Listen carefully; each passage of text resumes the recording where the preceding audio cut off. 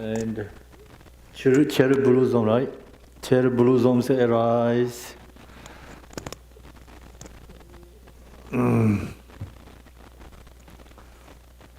So now we're going to do the opening prayer together.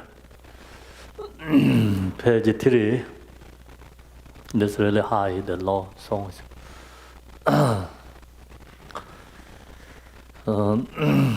We chant the first one is 3 times, then other is just 1 time English together. The first section is chant twice English, once Tibetan. All mother sentient beings, especially those enemies who hate me, obstacles who harm me, and those who create obstacles on my path to liberation and damnation, may they experience happiness, be separate from suffering, and safely I will establish them in the state of unsurpassed, perfect, complete, and precious Buddhahood. O Mother Sentient Beings, especially those enemies who hate me, obstacles who harm me, and those who create obstacles on my path to liberation and damnation, may they experience happiness, be separate from suffering, and safely I will establish them in the state of unsurpassed, perfect, complete, and precious Buddhahood. Dalai Dhamma Sepe Dai Nobara Sepe Ge Taraba Dan Tham Jen Chembe Barada Jo Bara Sepa Tham Je Je So Sepe Manam Ga Dan Nyambe Sem Jen Dam Je Dewa Dan De Dongara Dan Ra Nyor De Lana Meba Yang Da Bara Zobe Zanjo Rumboje Tobara Sa. Thus, until I achieve enlightenment, I perform virtuous deeds with the body, speech, and the mind. Until death, I perform virtuous deeds with the body, speech, and the mind. From now until this time tomorrow, I perform virtuous deeds with the body, speech, and the mind. Next page. We take refuge in the kind Ru Lama and the lineage Lamas. We take refuge in the deity of the mandalas of the Yadams. We take refuge in all the exalted Buddhas. We take refuge in the perfect Dharma. We take refuge in the excellent order of the Sangha. We take refuge in all the noble Dhakas and Dakinis and the Dhamma garden, possessors of the eye of wisdom. Page 5. Until I attain the heart of enlightenment, I take refuge in all the Buddhas. I take refuge in the Dharma and likewise in the example of the Bodhisattvas, as the previous Buddhas embodied the enlightened mind and the progress on the Bodhisattva's path are true for the benefit of all sentient beings giving birth to the Bodhicitta, and apply myself to complete stage of the path in the Buddha, the Dhamma, and the Sangha most excellent. I take refuge until enlightenment is reached. By the merit of generosity and other good deeds, may I attain Buddhahood for the sake of all sentient beings. May all Mother sentient beings, boundless as the sky, have happiness and the causes of happiness. May they be liberated from suffering and the cause of suffering. May they never be separate from the happiness that is free from sorrow. May they rest in equanimity, free from attachment and aversion. I bow down respectfully with my body, speech, and faithful mind to all Tathagatas in the 10 directions. Those who have already reached the Tathagata state, those who are reaching it at present, and those Tathagata still to come. Through the power of Samdup prayer, may all Buddhas manifest vividly in my mind. I posted to them, multiplying my body as many times as there are atoms of the earth. In each atom I visualize as many Buddhas as there are atoms, surrounded by countless Bodhisattvas. Thus all space is filled with Buddhas and Bodhisattvas. I praise all Buddhas through manifesting, chanting, expressing the great ocean of the excellent qualities. To all Buddhas, I make offerings of various pure flowers, flower garlands of music, honoring oils, manifesting light, and fragrant incense. Make offerings to them of fine garments, perfume, and purple, filled high as moon meru, and orange in the most beautiful way. Visualize the highest and most extensive offerings and offer them with great faith to all Buddhas. Prostrate to Buddhas and make offerings to them following the deeds of the great Buddhist Samdup. I confess to you, Buddhas, whatever negative actions I have committed due to the power of anger, desire, and ignorance. I rejoice in the merit of all the Buddhas and the 10 directions, of great Bodhisattva and the Pakika Buddhas, those who have attained Aharaship, those who have entered the path of Aharaship and all other beings. I request to all great protectors and Buddhas to turn the highest will of Dharma, as like dispelling the darkness of beings in the 10 directions, and leading them gradually to the enlightened state. I supplicate those Buddhas intending to pass into Parinirvana to live long for us many eons as they are thrones of the earth, in order to benefit all beings. Whatever merit I have gathered through prostrations, offerings, confession, rejoicing, beseeching, and praying, for the sake of the enlightenment of all sentient beings, all this I dedicate. The ground is sprinkled with scented water and strewed with flowers. It is adorned with Meru, the spring mountain, the four continents, and the sun and the moon. As Buddha fear, I offer it. May all sentient beings attain the happiness of Buddha fear. To the lamas who possess the three kayas, I offer the altar, inner and the secret offerings. With my body, word, and all that is visible, please grant me the supreme realization, enlightenment. Whatever merit I have gathered through prostrations, offerings, confession, rejoicing, beseeching, and praying, for the sake of the enlightenment of all sentient beings, all this I dedicate. Om Guru Rena Mandala Punzamang Samandra Savarana Samaye Aho. I call refuge, ornament of the world. Your fame provides the 3,000 worlds. You are the victor, Vajradhara. I bow at the feet of Father and Jigten Sangha. Continually I think of no one but you. Compassionate one, grant your blessing. Dispel the darkness that surrounds my heart. Please bless me so that I can realize unlimited nature of mind. Please turn the way of Dharma of the true wakers and their combination according to the disposition and likewise the mental capacity of sentient beings. So now, today I want to share the Tara and supplication to Tara.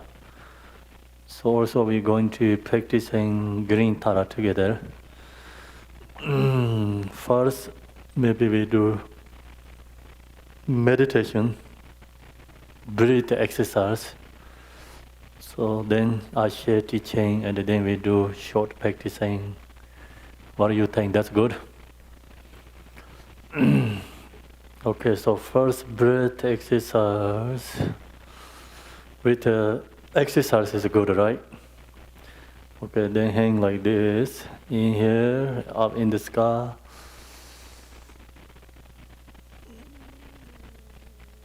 Exhale. So actually we have to follow very slow mind, resting with breath and this our movement. The body's movement. Then inhale again.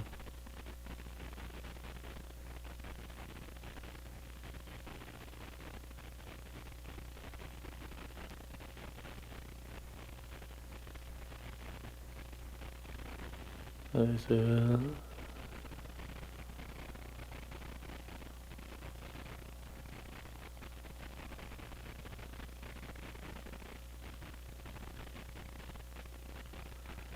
Inhale.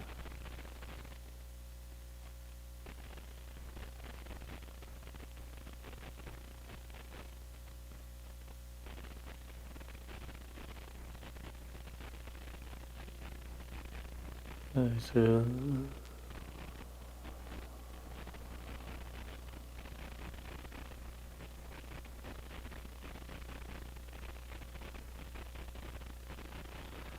So now inhale again.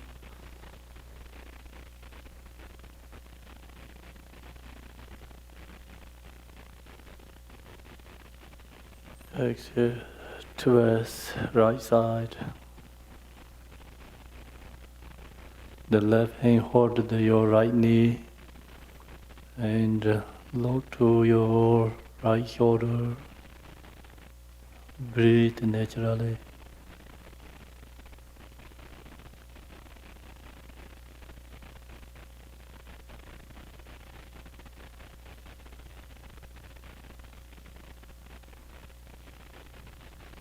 Inhale,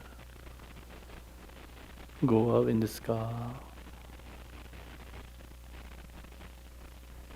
reaching. Exhale, twist left side. Hold the right hand, hold the left knee.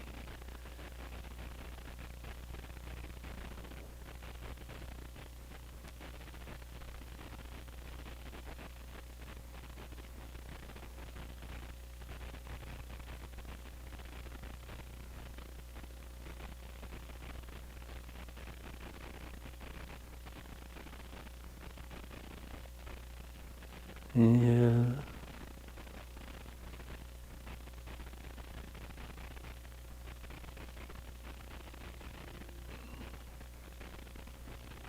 Exhale, twist right side.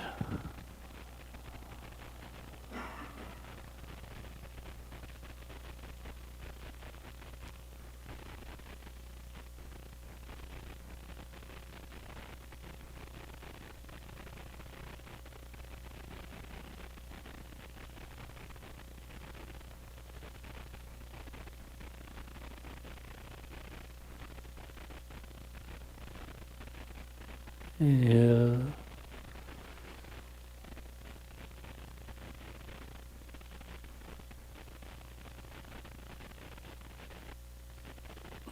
Towards the left side.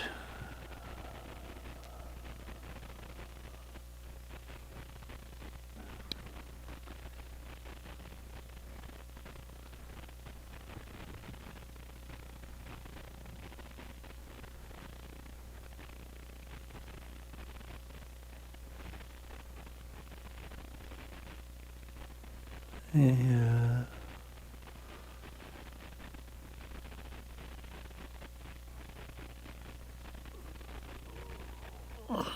Towards right side.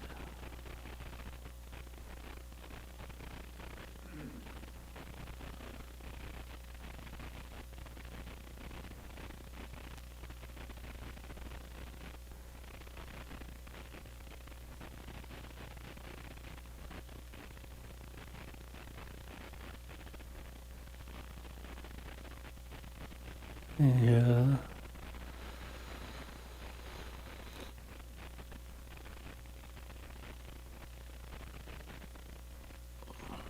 Exhale, twist left side.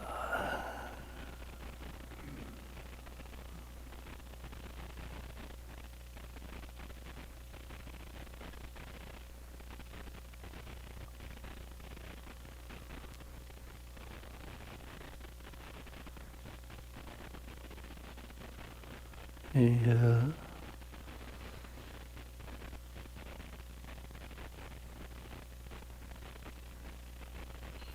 Exhale.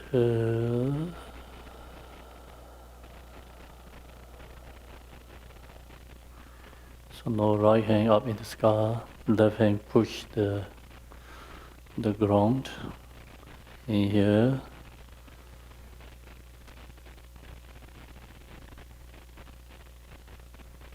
Press down left hand, right hand over the reach in the sky.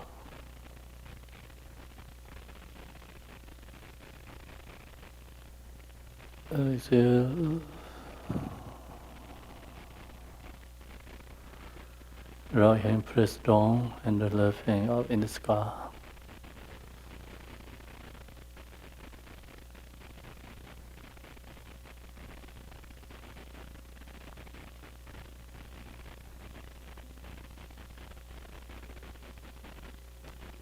Exhale.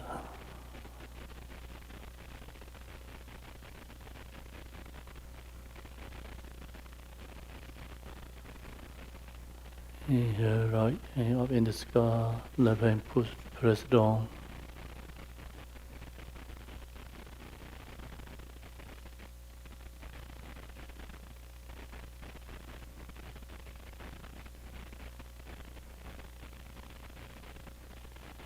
Exhale.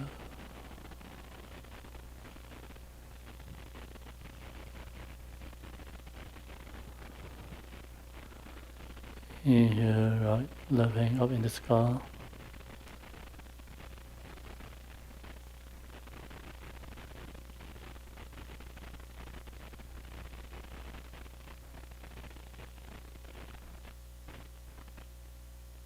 Exhale.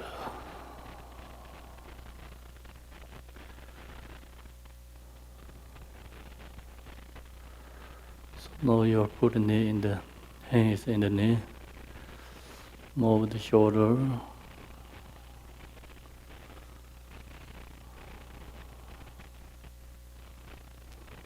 Other direction to the toes.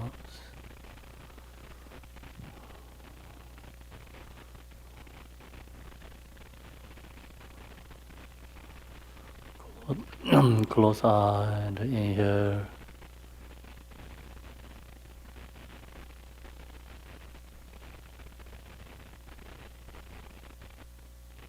Exhale.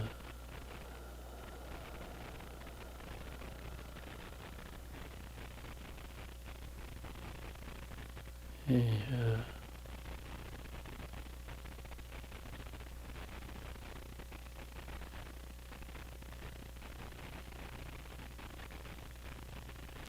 Exhale.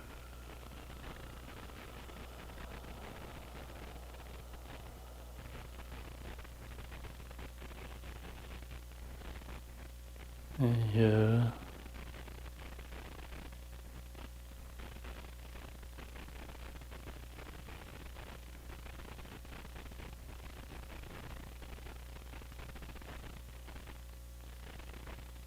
Exhale from the mouth.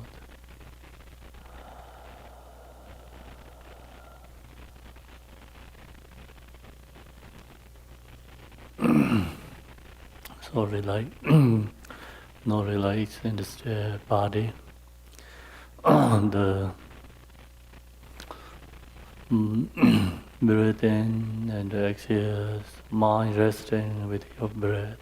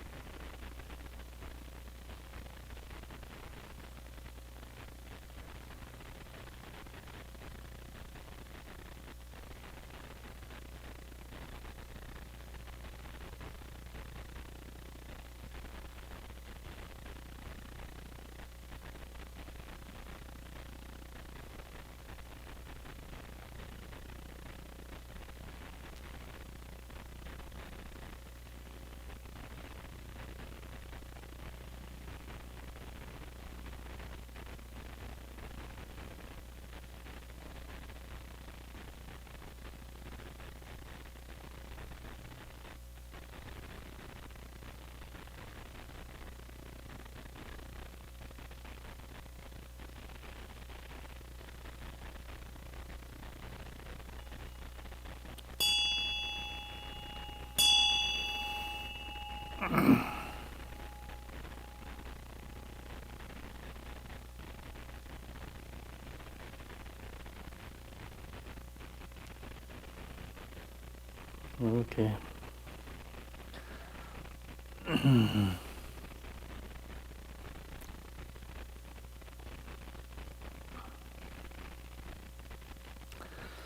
So now we go to the Green Tara Sadhana first.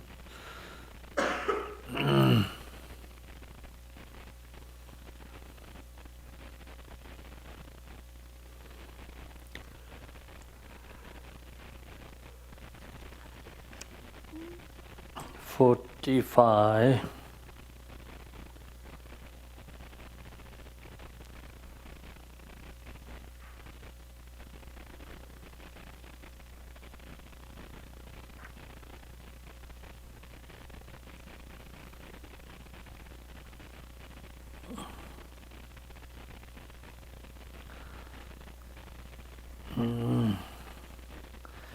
So this sadhana 46 actually starting. 46 is introduction. Introduction is talk about the introducing white green Tara. I think this is very good. So I'll share with you this together first. So Chinrezek is in emanation of Buddha Amitabha's compassion, and the Tara is emanation of the wisdom. Chinrezek cultivated indomitable courage to benefit all sentient beings until samsara was emptied for limitless kapas. He benefited the sentient beings by bringing them to the state of liberation. However, the total number of sentient beings did not decrease. One day he became exhausted, and tears came to his eyes, being overwhelmed by the suffering of sentient beings. These two tears become Tara and Bikutu. What is a Bikutu?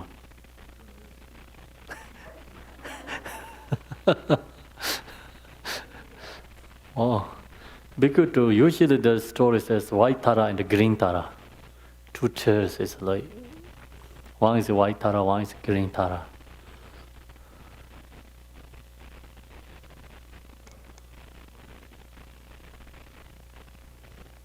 I heard it said that Bikuti was a Hindu god. I heard that. King or goddess. I don't know anything Bikuta. And I've also heard that it's a very dark blue, almost black, semi-wrathful looking. Really? Yes.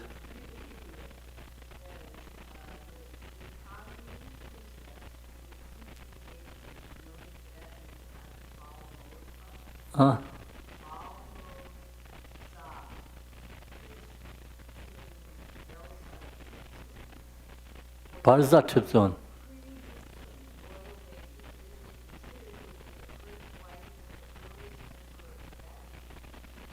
Barza Tipson.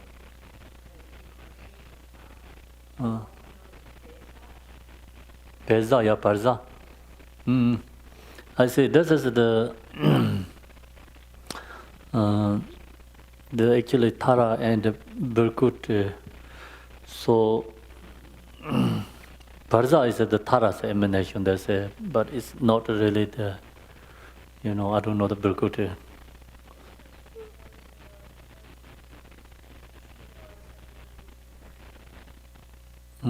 Yeah, the Barza is one princess, Nepal's princess. She married with King Tusongdepchen. So King Tusongdepchen is the starting Dharma during his time in Tibet. So no sort of King Tusongdepchen, King Songtsin Gampo. King Songtsin Gampo, first one. So So he is the reincarnation Chinrezek. But this one is, she is the emanation Tara, but not really this, come the terrorist, the Tara. See, the become, he says, and tears come to his eye, being overwhelmed. The true tears become Tara, and usually they say white Tara and the green Tara. But maybe this is wrong, okay? Tara said to him, I will protect those who fear the suffering of samsara. Don't worry, I will protect them. Thus she walks together with Chinrezek to benefit sentient beings. So Chinrezek and this Tara actually both is a manifestation Buddha Amitabha. And we chant the Buddha Amitabha's pure line, long prayer. They talk about right side, leg radiates, Chinrezek's. No, Buddha Amitabha's Chinrezek was born. Left leg radiates, and green Tara or white Tara, just Tara, was born. And heart leg radiates, Pema Sambhava. So that's always the Buddha Amitabha's manifestation. The green Tara, white Tara, or Chinrezek, Pema Sambhava, this all. So now the green Tara is specifically we practicing when we have, fear and suffering. So that time, you supplication to green Tara, and she say, I will protect those who fear the suffering of samsara. Don't worry, I will protect them. So that's she promised, right? Thus she walks together with Chinrezek benefit sentient beings. Buddha Vairochana made the 21 verses of praise to Tara. And talked many Tara Tantra teachings. She has countless manifestations with a different number of faces and hands. Acharya Ashokosha said, the body of Tara manifests in many forms, such as Brahma, Vishnu, Shiva, Wrath 4 forms, Peace 4 forms, Oma Deva, and so forth. Mamaka, Tara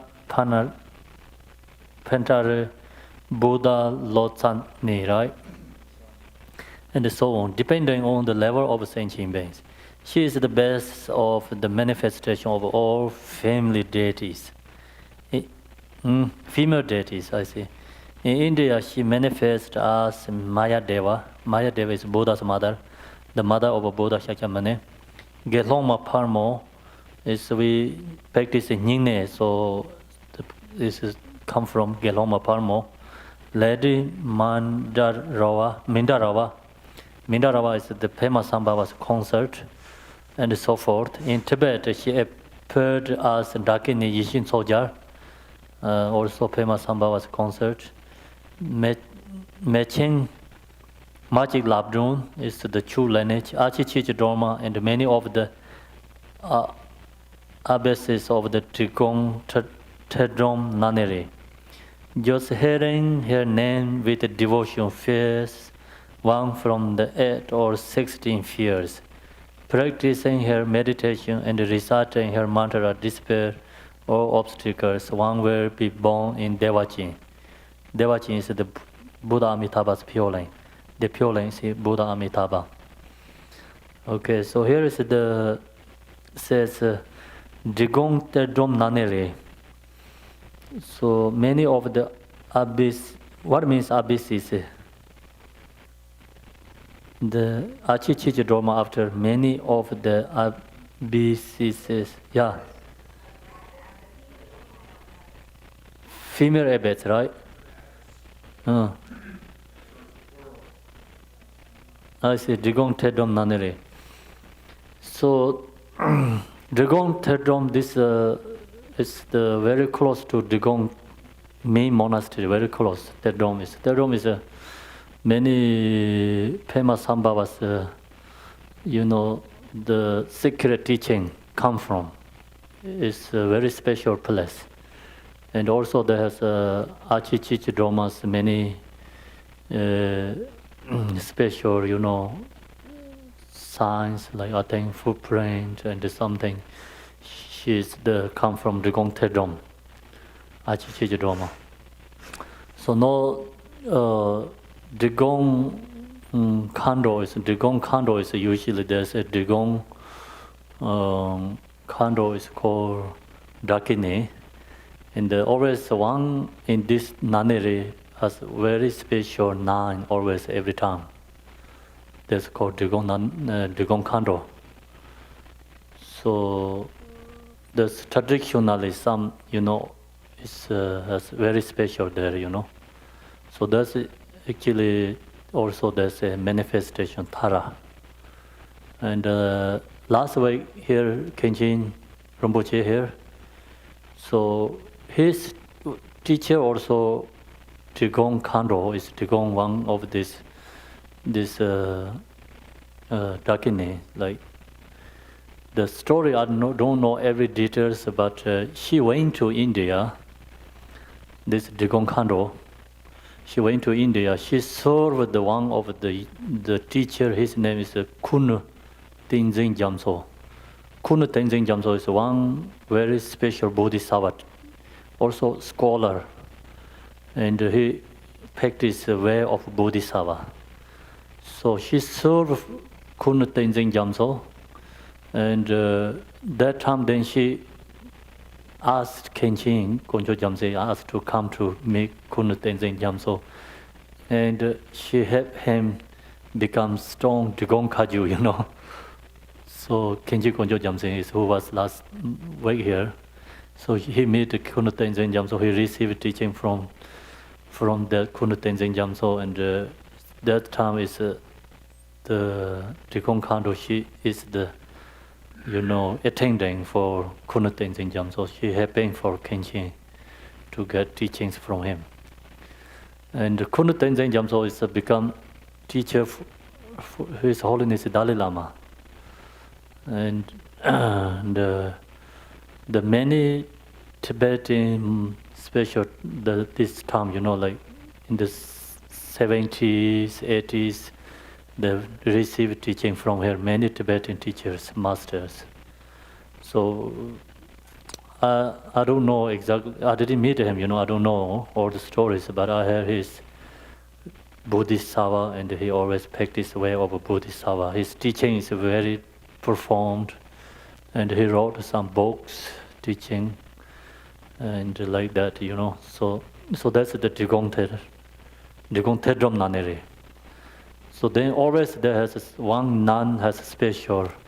So that is traditionally. So continue, unbroken lineage holder. So that's the recognized is actually Tara's manifestation anyway. Like that, right? Okay, so now we're going to practice Green Tara here. As Green Tara is what is it? The Jarkentilne. Okay, of the three terms, the supreme object of hope for the beings of these degenerate terms. The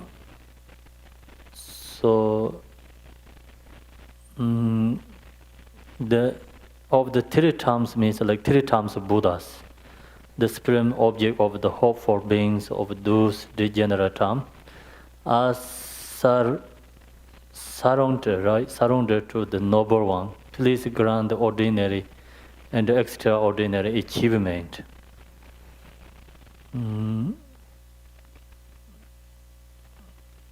So she is the embodiment, I live here, is the embodiment of all the victors one's activities. Tara is representative of all the Buddha's activity. So we have different kind of bodhisattvas. Chinese is all the Buddha's compassion, and Manjushri is wisdom, Vajrapana is power. So Tara is activities. the great mother of the Buddhas. The great mother of Buddhas of the three times means like past, present, future, or the Buddha's mother of the Tara. Tara is the mother. So that's called the Panjaparimita. It's going up to the absolute truth. Not talking about the relative truth, the form body of Tara. So talking about the essence of the Tara. Essence of Tara is actually perfection of wisdom. Perfection of wisdom is all the mother of Buddhas. Where the Buddhas come from, all the Buddhas come from perfection, wisdom. That's why they call mother. Mother, Tibetan call Yom Chemo means it's like perfection, wisdom is like mother. The whose mother? All the Buddha's mother. The meaning is all the Buddhas realize perfection of wisdom, then they become Buddha. So that's the reason they call the here is the great mother of the Buddhas of the three times. The supreme object of hope for the beings of those three general terms. So then also the absolute truth, perfection, wisdom is the form body manifestation to the Tara.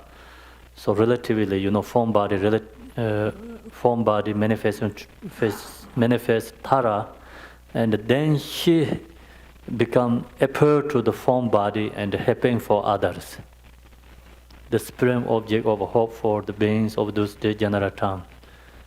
I surrender to the Noble One. Please grant the ordinary and extraordinary achievement.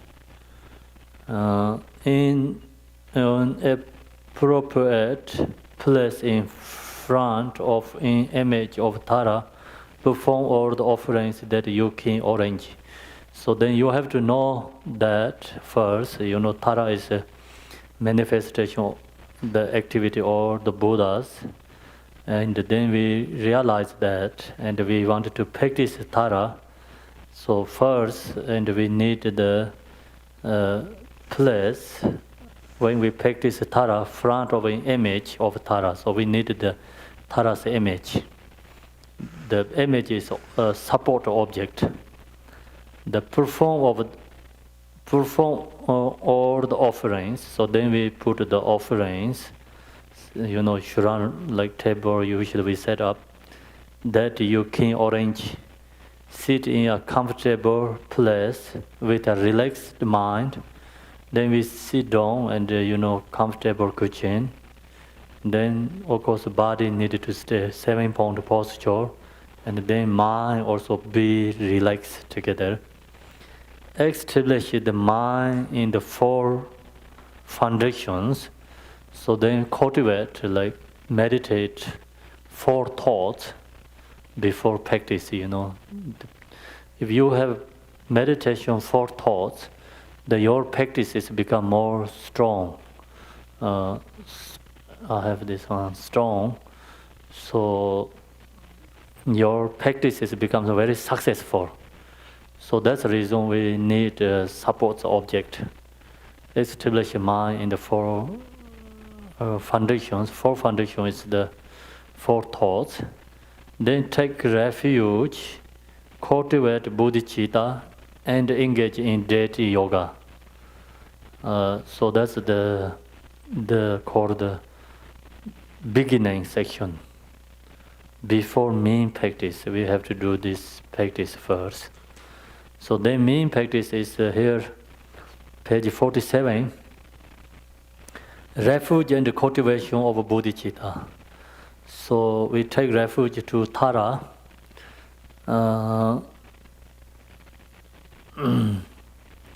Then also we cultivate bodhicitta.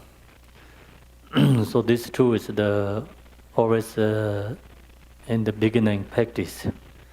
So refuge is today we're going to take refuge to Green Tara. Here is this subject, the practicing. green Tara, and green Tara is Buddha. Then Dharma is in this sadhana, is Dharma, refuge to Dharma means practicing this sadhana. Then refuge is Sangha, is usually, Sangha is a refuge object. Sangha must have to have like realized Bodhisattvas. So ordinary Sangha and the special Sanghas. So we are right now here is ordinary Sangha. But refuge Sangha is like someone must have to have a high realized. So that is a refuge Sangha. And then generally we say Sangha, we are not refuge Sangha, but we are ordinary practitioner Sangha, together. So there are two different Sanghas. Then take refuge in Buddha Dhamma Sangha. After that, we have to cultivate. So, in order to protect all sentient beings from the fears of samsara, so I cultivate two types of bodhicittas. We wanted to practice this Tara. The reason is we wanted to protect all other sentient beings from the fears of samsara. So that's the main point, bodhicitta. Bodhicitta means like we have to think about other beings. So that's the reason all sentient beings. We wanted to help them. So cultivate the two types of bodhicitta, and that chant 3 times. Then after that, Om Shine Tanjanam Benza Sobawa Ema Koham. So that's the Sanskrit. The Tibetan is all the phenomena of aspiring and fixation to dissolve into emptiness. The West protection manifests from that. So now, before the visualize Tara, so we think about this, everything is become transformed to the emptiness. So the reason is we visualize Tara, we cannot, visualize like impure object. So you have impure perceptions, impure thoughts.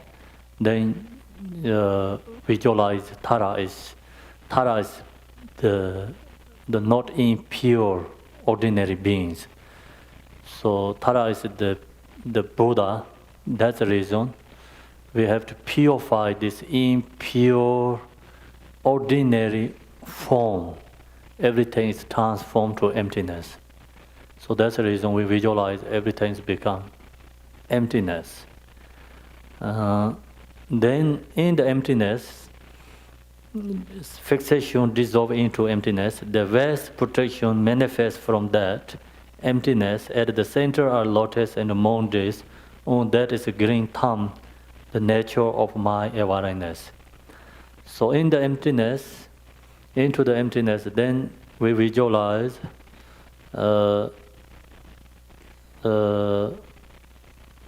so all the protection means like Songkor with the West protection manifests from that. So in the emptiness, we visualize protection. Something, like circle, like rainbow lake or something. And then inside there we visualize the lotus, and then lotus top is moon disk. Then on that is a green thumb. So the moon disk top there visualize a thumb syllable, green thumb syllable, the nature of awareness. So that is the representative our mind nature. Light radiates and purify the obscuration of all sentient beings. So then that thumb syllable light radiates, the light radiates go to the 6 realms, purify all other beings' obscurations, sentient beings, and make offering to all the Buddhas and returns.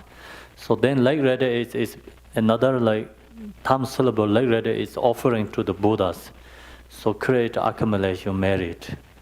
And one like that is go to all the 6 realms, purify all the 6 realm beings suffering. So then the like red is dissolved to the become thumb syllable.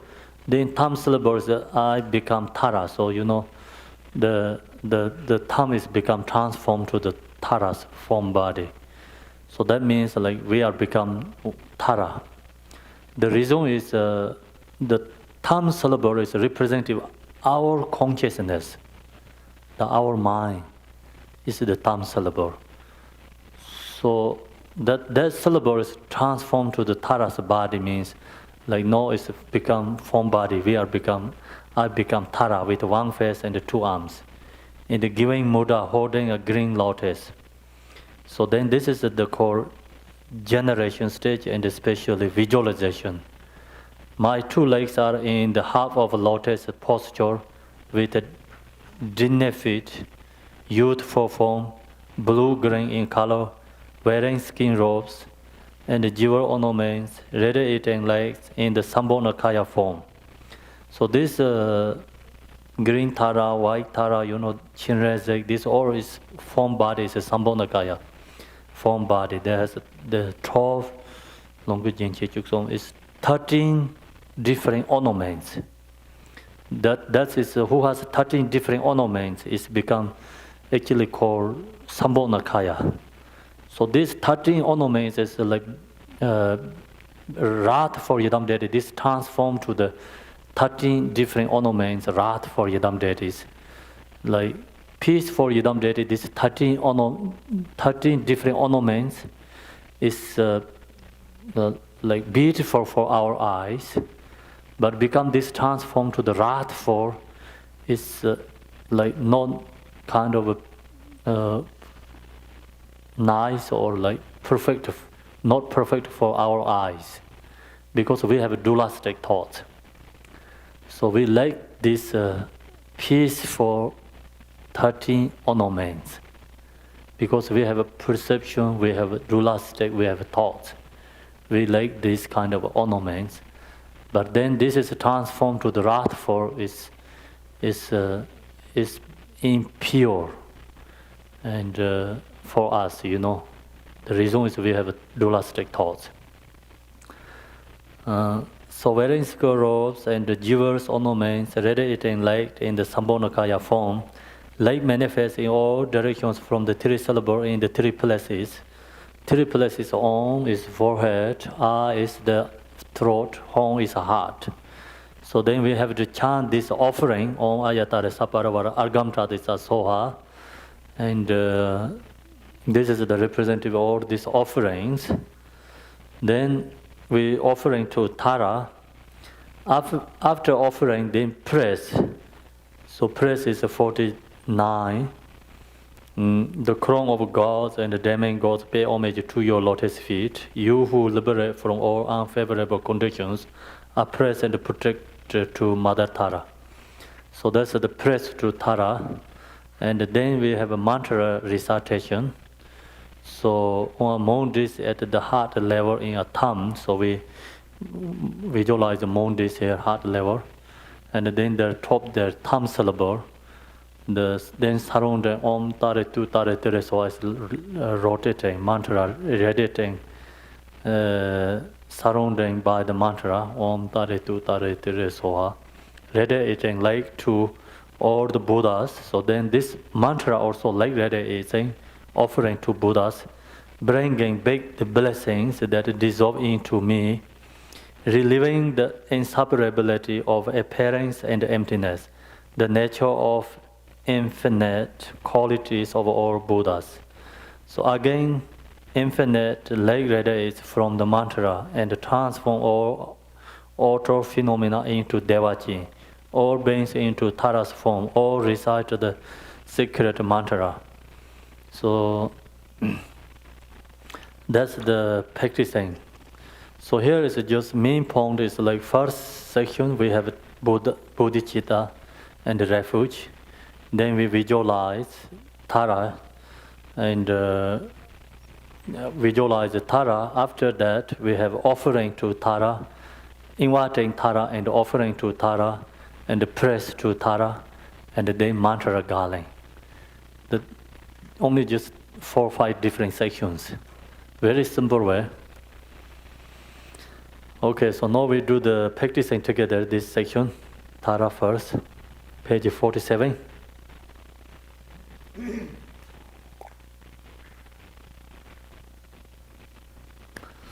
To the assembly of the Bhagavata deity, the embodiment of the Tepe Gem, and others take refuges and enlightenment in order to protect all sentient beings from the fears of samsara. I cultivate the two types of bodhicitta. To the assembly of the Bhagavata deity, the embodiment of Tepe Gem, and others take refuge and enlightenment in order to protect all sentient beings from the fear of samsara. I cultivate the two types of bodhicitta.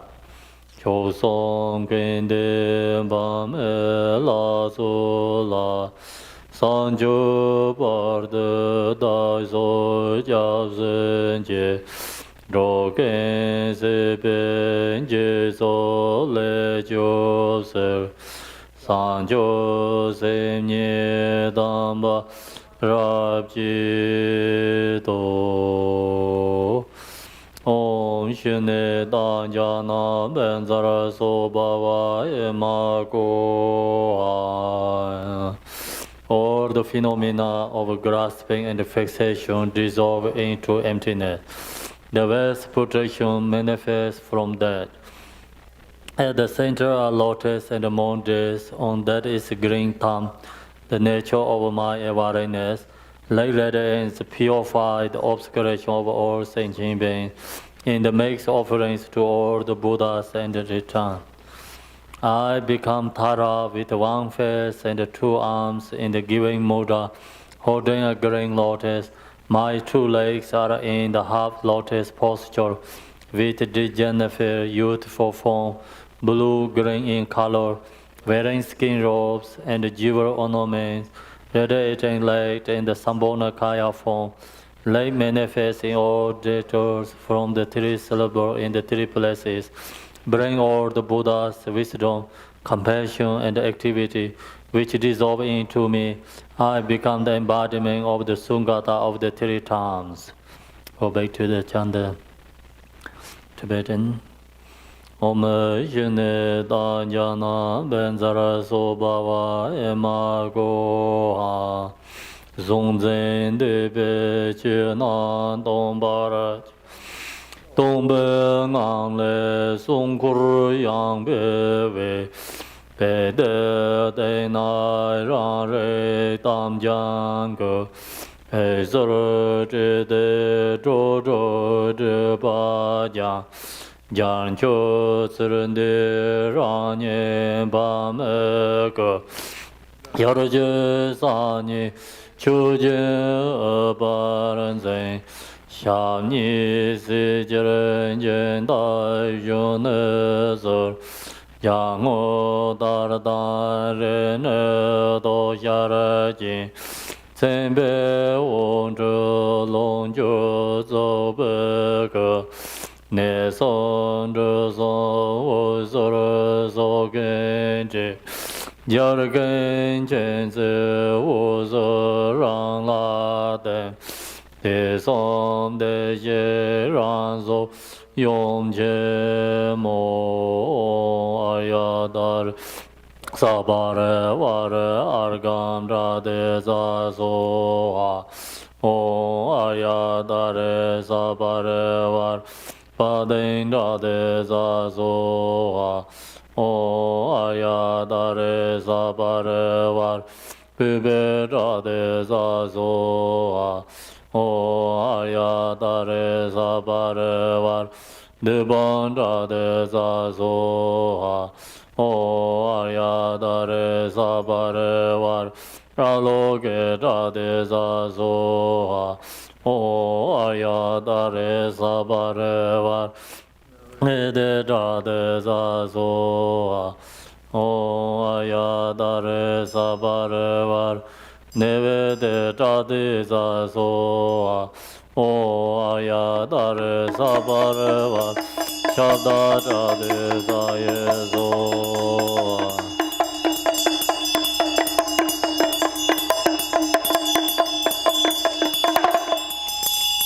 The crown of gods and the demigods pay homage to your lotus feet. You who will liberate from all unfavorable conditions are praised to the protector to Mother Tara. Tibetan. La da la men ju bin ju sha je pe mo la do ne pong ba gen le don ze ma do me yong la san da do.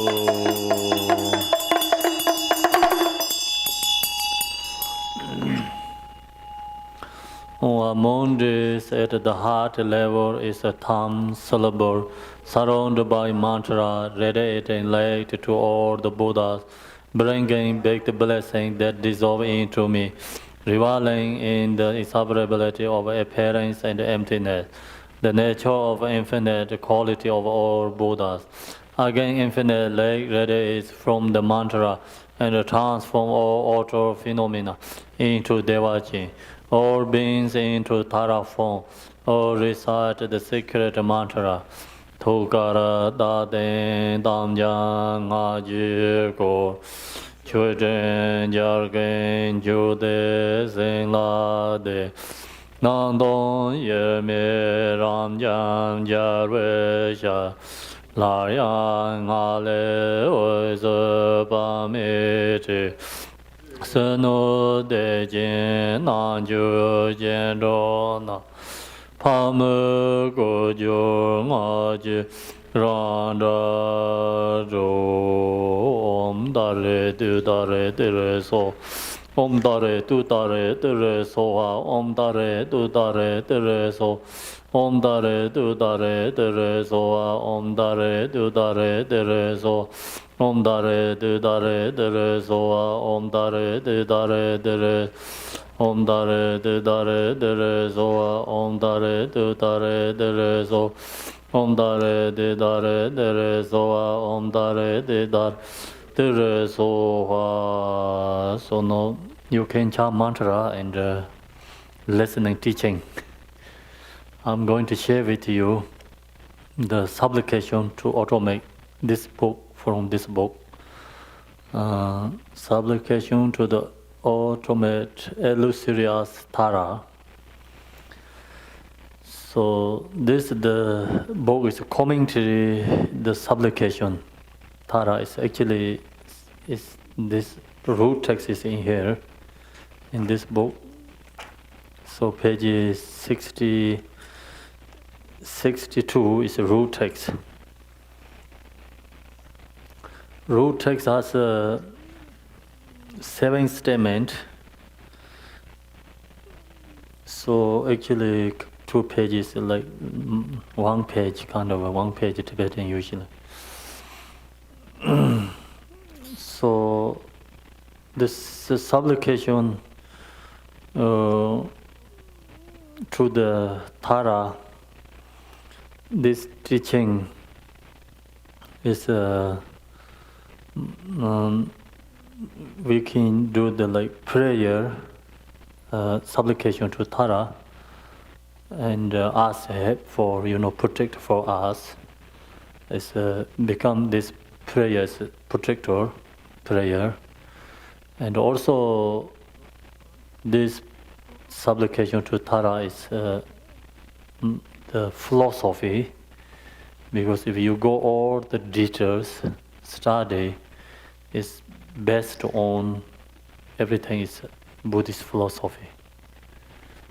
And also, if you want to meditate, this supplication to Tara is Mahamudra. So depending, how you can use this practice prayer. It's very short, but it's very powerful and profound teaching. So Jigten Sunggung, the who's the lineage holder, first one, he created the Tigong Kagyu lineage. This supplication Tara is his first teaching. He's become enlightened. First, his teaching is this one. Also, Jigten Sunggung, he didn't have a specifically like commentary and something like for Buddhist philosophies. So then we use this supplication Tara and go take to the is Jigten Sunggung's philosophy view. So the Tibetan tradition has 4 different major lineages. They also have Kagyu has many different branches. So these lineages all go back to like main point teaching is going to get from India and follow the Nagarjuna's teaching and the Asanga and the Shantideva, Chandrakirti, all this followed by the 17 scholars. So this 17 scholar all has Buddha's teaching has commentary. 17 scholar all has teachings book they wrote. So there has many scholars, but they only count 17.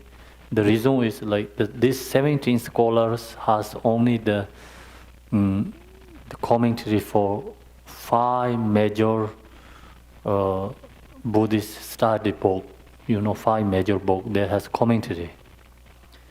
So our lineage here, actually, Naropa is also Nalanda University. He also is scholar, but he didn't have a commentary for these 5 major texts. So that's why he didn't count in the 17 scholar. Who wrote the commentary, the 5 major texts.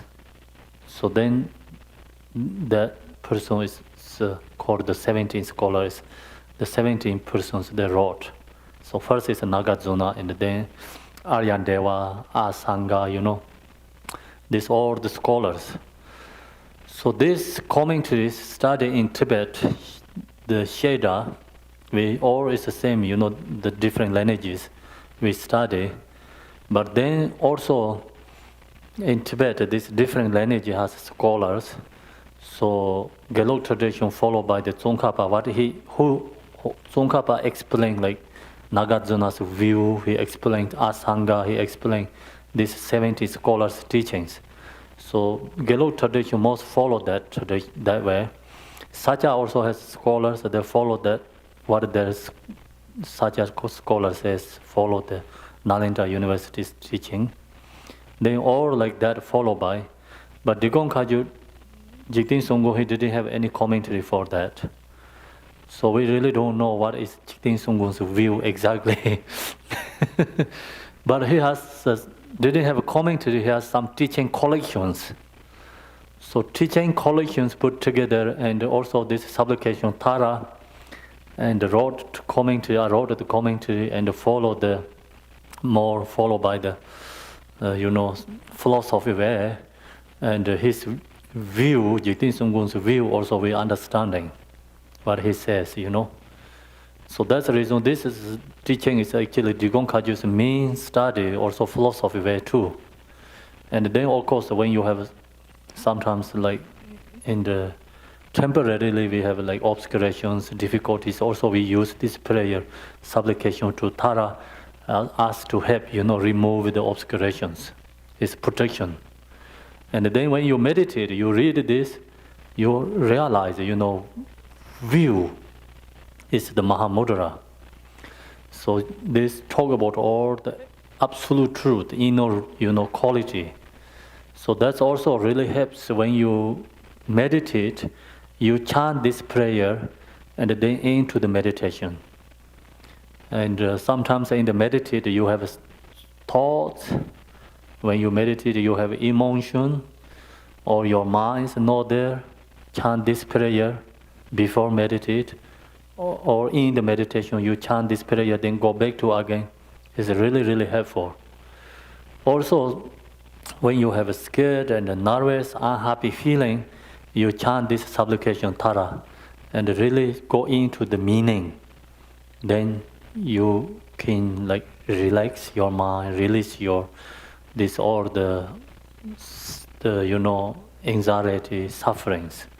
So this prayer is a very powerful prayer and protection and special for the Gonkaju lineage. So then here today we chant the Green Tara prayer beginning their introduction. The Green Tara, he said he going to help for Chenreza, all the time like benefit together, other beings. So that's the reason the Achichich Roma is a manifestation Tara, Jiktin Sungong is manifestation Chenreza, So the benefit other beings. Same is the Pema Sambhava and the Yishi Soja and the Mindarava and the Buddha Shakyamuni and also that time many darkness. So that's all the Tara is always a manifestation showing the like some special person also benefiting other beings. So Tara is together activity helping for benefit other beings. So then Jiktin Sunggo also when he become enlightened, he chant this supplication. This supplication is not he write, use the paper and thinking about thoughts. So it comes naturally his own, it comes out naturally out. It's called promodally. Yes. It's called something. Spontaneously arise this teaching, yeah. So not that someone thinking about writing like same as the beautiful poetry is not like that. So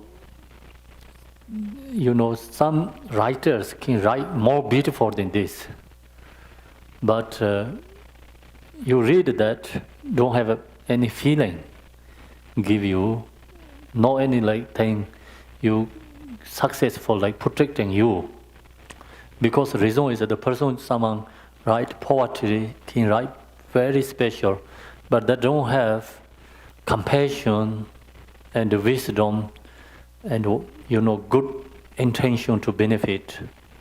So that's the reason this kind of prayer is not really beautiful like same poetry writer, but who has come from the special teacher. Is called they already actually has a power of aspiration. So they do something aspiration has a power to benefit others. So that's reason this Jiktin Sungong, he has already completely become Buddha, he is enlightened, and his aspiration. So his aspiration has power to benefit other beings.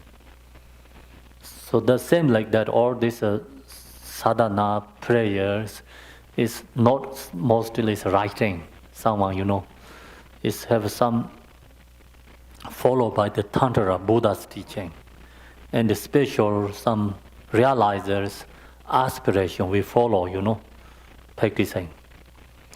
So now I want to share with you this first, maybe page 6 here, letter by His Eminence Garchen Rinpoche. So he also introduced this short way, Jiktin Sungong's. This prayer to Tara is in extremely blessed text. It was spoken from the expanse of the wisdom mind of Drigong Chopa and Jiktin Sungong. See, this is called from the expanse of the wisdom mind, comes naturally. A Buddha praised by the victors in many sutras and tantras who upon seeing the face of the noble mother of the victors, at the time of his enlightenment, attained victory over the four maras. So Jigten Songgon has become enlightened. He subdued the four maras. He is victorious. So she, noble mother of the victors at the time of his enlightenment, the victory over the four maras. That time he chant this one. And since I practice Tara gradually, and since my students also are practicing noble Tara and other deities.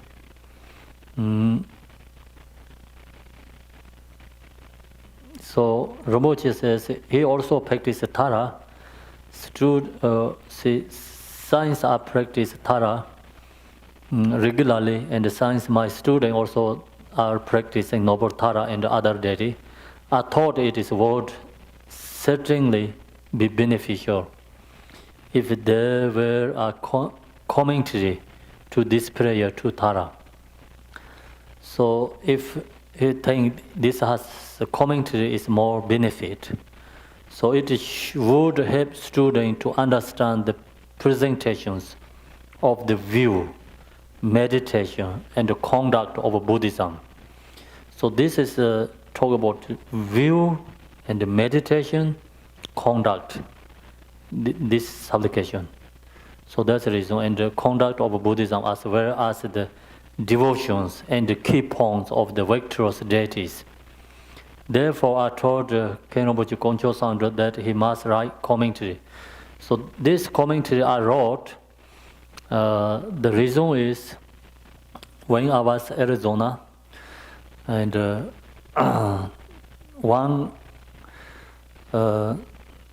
one day is actually Rinpoche's room, and I live the room, small room there. It's very close, next door each other. So he come to my room and he asked me, give me back my commentary. So I said, which commentary? He said, Tara supplication, Tara commentary. I have Tara supplication, Tara's commentary. You borrow me. I didn't have. So I said, I didn't borrow. I didn't borrow from you, and I don't have. So he said, yes, I borrow you. So then I told him, I don't borrow from you any supplication. Tara, I never see Tara supplication commentary before. I told him, he said, okay. So then we need the supplication commentary. So you Khenpo, so you have to write. So then I say, okay. So then I think about, it's very hard to write for this commentary. The reason is I don't have usually we write commentary. Example, one subject, they have so many different commentaries. You can log all these commentaries, and then you can, pick up that part. In Tibetan tradition, we don't have a copyright. Okay? So that's a good thing, right? Buddha's teaching, no copyrights. So you can copy, but sometimes we say this person said that, So like Tsongkhapa said this, or Jigten Songgon said that, and we put it in the court. But you can copy and you can write different words and the same exactly meaning also okay. Similar, So then you can also have something special you put in there. Easy to put commentary too sometimes. But this one hard. The reason is I don't have any commentary others. I read this root text. Looks like easy, but then you really go think about which good direction you're going to write. You're going to philosophy way, or you're going to write Mahamudra direction, or supplication, just prayer, or you're just thinking about what relative truth, Tara, or going into the absolute truth, So then the words is prayer, but no same is philosophy, like levels, direction, words follow like that way. It's some words is, okay, it's philosophy very good. Next words, you have to follow that same direction, but they already kind of Mahamudra. So hard to put together. So that's the reason, take long time, I put this together. So anyway, still I'm sure this one has mistakes, but it's better than nothing.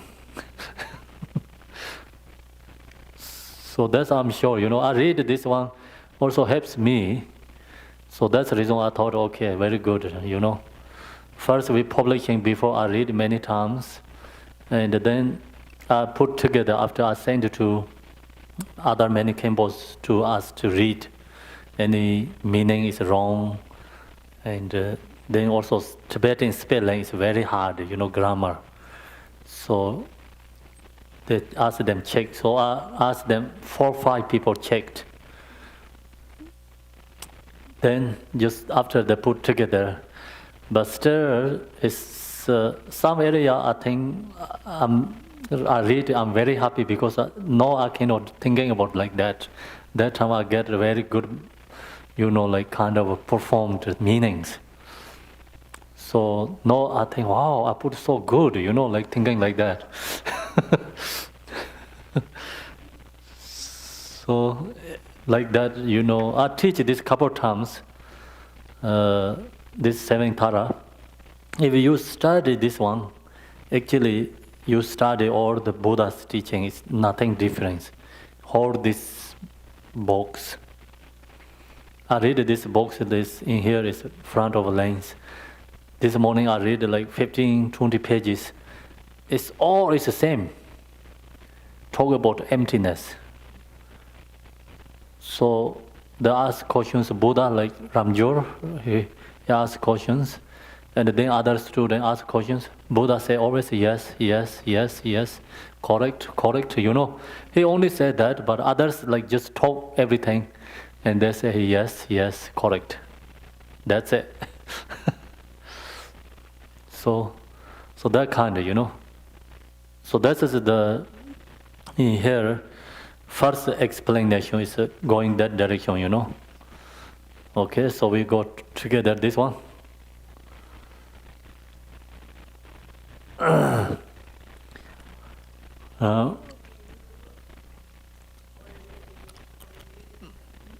He's reading the same thing that's here. Yeah. Both guys are commentary. It's on page 62 and 63. No, I follow the root text, but it's root text. Mostly it's commentary. See, one like so many pages become. It's only this is one page. It's become like almost 100 pages. We need a commentary. It's good if you have commentary.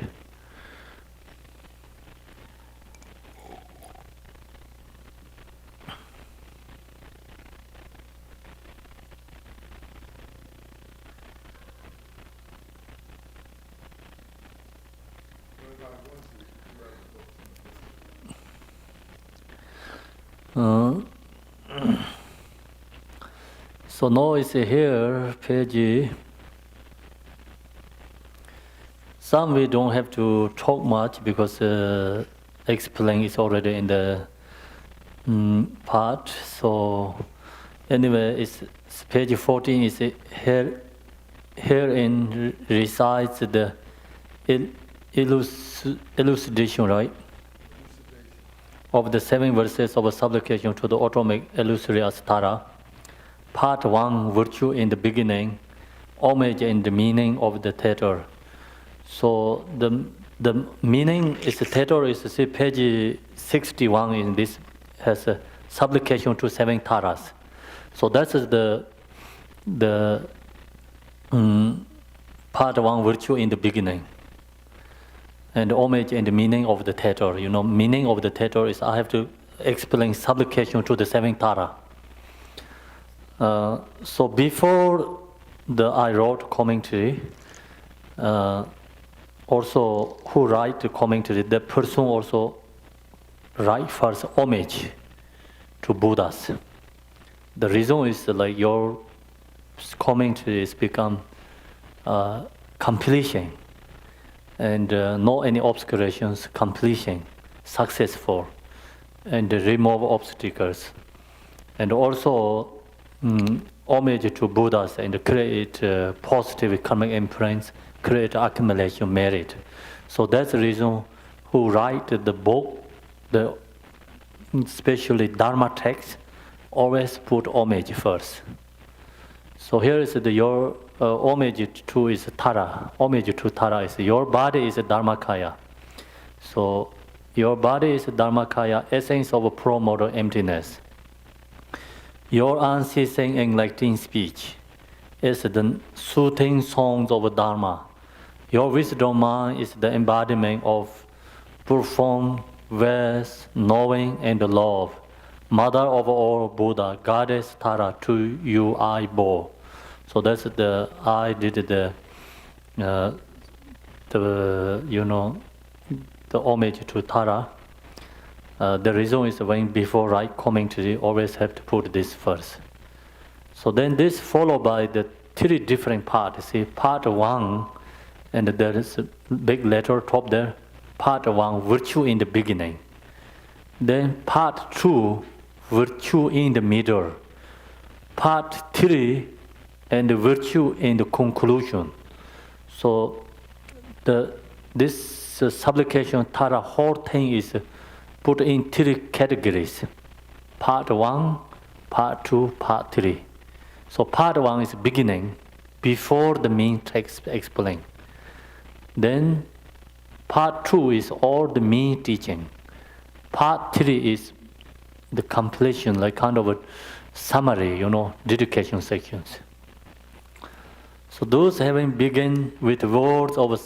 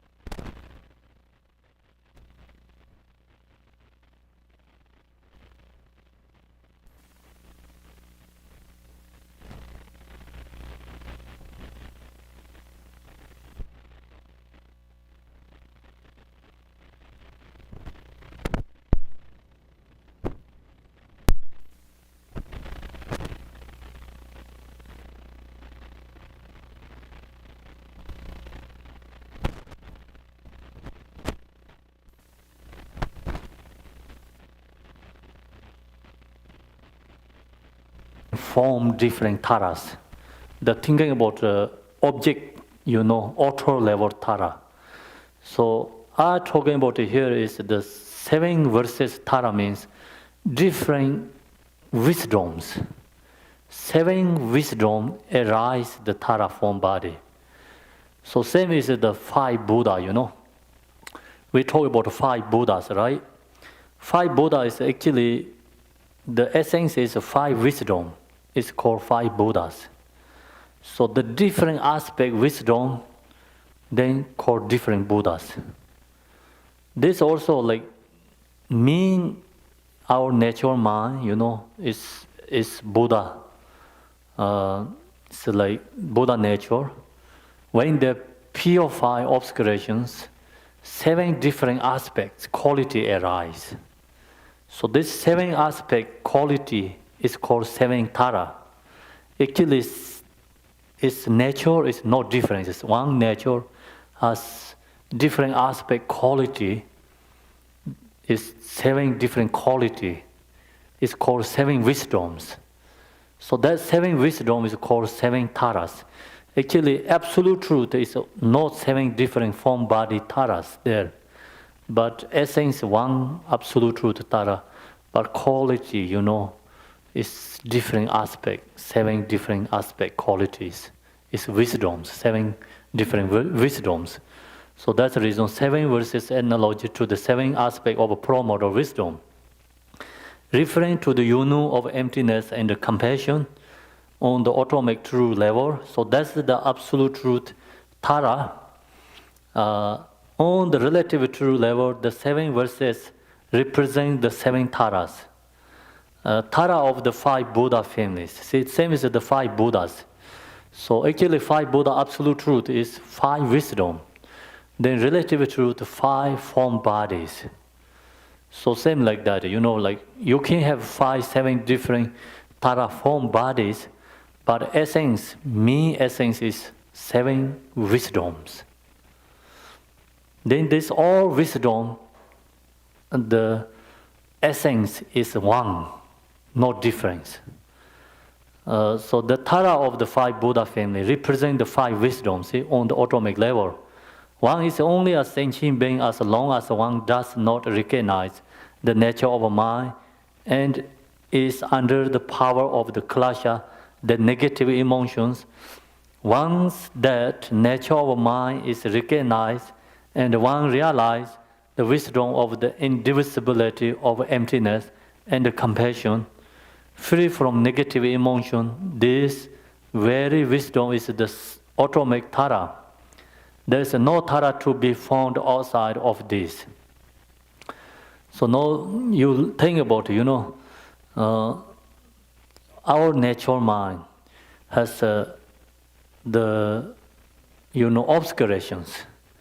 We didn't realize our natural mind. So that time we are regular being, ordinary being, So then we realize our mind and we purify our natural mind, obscurations, karmic imprints. So then, that time, so we realize our natural mind is empty, and the emptiness and the clarity is inseparable. So that is called wisdom. So that's the reason is that here it says wisdom is atomic tara. There is no tara. Sorry about it. Here's the wisdom of the indivisibility of emptiness and the compassion. So that is the atomic tara. That's actually we have that nature. The nature is not somewhere outside we have to find. This nature is we have to find our own mind. In this present moment, mind that is emptiness and compassion inseparable. So that is atomic tara. So the meaning is I'm beginningless time until now actually we are absolute truth tara, but we didn't realize that. We have obscurations, we have emotions. That's the reason we have become ordinary being, ordinary people. So now we realize that, then that is the absolute truth, Tara. Then you cannot find any Tara other than that. This is the wisdom, is the autonomic Tara. There's no Tara to be found outside of this. It is stated in the text, meditation and recitation of Amitabha. Here the words Amitabha is replaced with Tara. So one of the, we have Amitabha prayer, puja here. That text has this, no, I'm going to read, this one, in these words. So this words is changed to all the Yadam deities. We can change it to other all the Yadam deities. Amitabha, Tara, Chenrezig, all these different Yadam deities. All these Yadam deities actually our natural mind. So that's the reason we can do this. Here, I replace the Buddha Amitabhas to Tara to behold intrinsic awareness. Intrinsic awareness is our mind, natural mind. So the form of Tara, so that is the Buddha, mother of the Buddha, that is the mother of a Buddha. So then your natural mind is the mother of Tara. How to you can realize that? Look at mind. You look yourself, you look your mind. You look at mind means actually they don't have two mind, but your awareness can watch your mind. Your awareness watch your own mind. Look at mind. Free from subject, object grasping. So your awareness see your mind is free from subject, is like we're thinking about the permanent, inherently exists something, our mind, you can see that it also not exist there. Mind is not, you can see nothing is permanently, inherently exists something. That reason you see no subject, no object. You see no subject, you don't have a mind, then you don't have object permanently anything. No subject, no object. Because this is two related to each other, You have a subject, then you have object. You have an object, then you have a subject. But you don't have a subject, then no possible object. So that's the reason, free from subject and object. Then you free from subject, object, you no grasping to anything, because nothing is grasping to object. Who going to grasping? No mind. Permanently, inherently exist. No subject also exists. You cannot grasping anything, object. So that reason, subject, object, grasping. There is no Tara to be found anywhere else. You realize that. No subject, no object, nothing to grasping anything. So free from subject, free from object, free from grasping. That the pure natural mind. That pure natural mind is Tara. That mind is Buddha. So we cannot find any place Buddha any located, So we have to realize that. The Dharmakaya of innate awareness. So that is called Dharmakaya. Dharmakaya means free from subject, free from object, free from grasping. Nothing is like fixation to anything. So that is called Dharmakaya. Dharmakaya is like free from all the extreme views. Innate awareness, how incredible, see, how incredible. You see that is incredible, right? We have this all nature, but we don't realize. So that is nothing incredible than that. So that is the Tara. So no, thus, pro-moral wisdom is not found anywhere outside of the nature of one's own mind. So we cannot find any place that nature. So that nature is all sentient beings has. But other sentient beings, no one recognizes that incredible nature we have, but we don't recognize. We didn't look into that. So mind always focus on object. Long as you have object, you have a subject, I, and then object, then you have these two grasping. That is not the mind nature. That is called temporary obscuration, you know. So no, mind nature is free from that. So that is the mind nature. That mind nature always we have, but we don't recognize that we have. So then, that's the part one. I explain in this one. You know the supplication to the seven Tara. So now you know what means supplication to seven Tara. The Tara is mean Tara essence is our natural mind. So that's the reason we can become Tara. So that is called mother of all the Buddhas. You realize, you know, free from these all the extremes is called wisdom. All the Buddhas come from realized wisdom. Make sense or no? Okay, so no part two, we go to part two. Yes?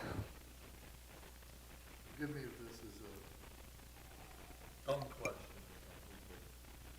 Is the point of the primordial wisdom is not found anywhere outside of one's own mind? So that implies to me that that is a unique mind. My unique mind.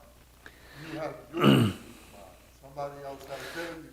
But the way I've always viewed it is that mind is the Buddha mind. It's not unique. Not unique mind, nothing there. Is that correct? Yeah, it's a example. Ice, water is become ice. Right. So you can put one ice there, I can put one ice here. They all is merged to water put together. There is nothing difference. Right. It's become one. So my point is. Yes. So then they don't have a unique. When it says here, one's own mind. Own mind means like every being has this. Well, it's a different meaning. This is your own mind here. This is the Buddha mind. Is that correct? No.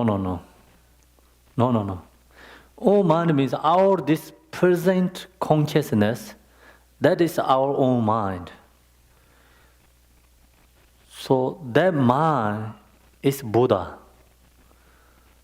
Own mind means like, right now we're going to practice Tara, right?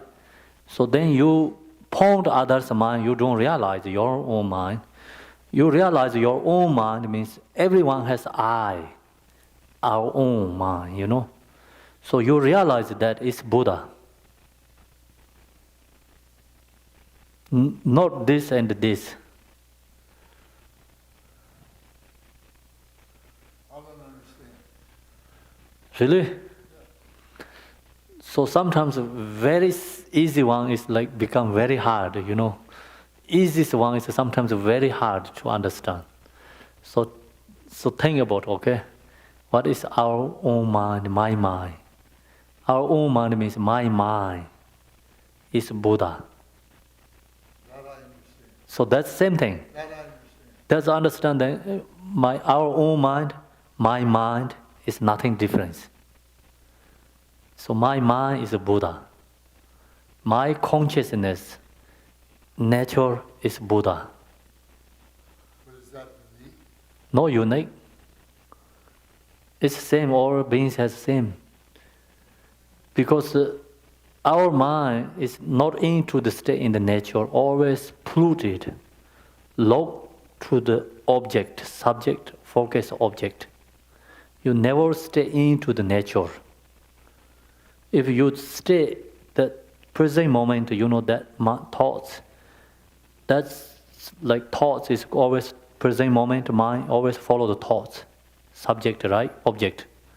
But you don't follow that, you into that, log into that nature, that is your own mind, that is the Buddha. You cannot find any other than that. Then what do you call this mind? That is wrong pointing. You know? This mind thinks it is the mind.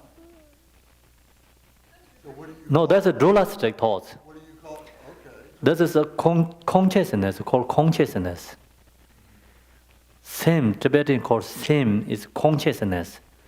It's your mind is already follow the subject and the object, not going into the nature. Your mind is follow the object, that's called consciousness. Then that time is your not water. Your mind is the same as ice. Ice block, you know. So you call this consciousness. Yeah. What about intellect? You call it intellect?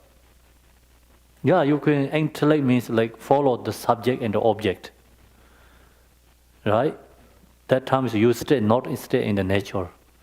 Nature has no intellectual. Right. Free from intellectual.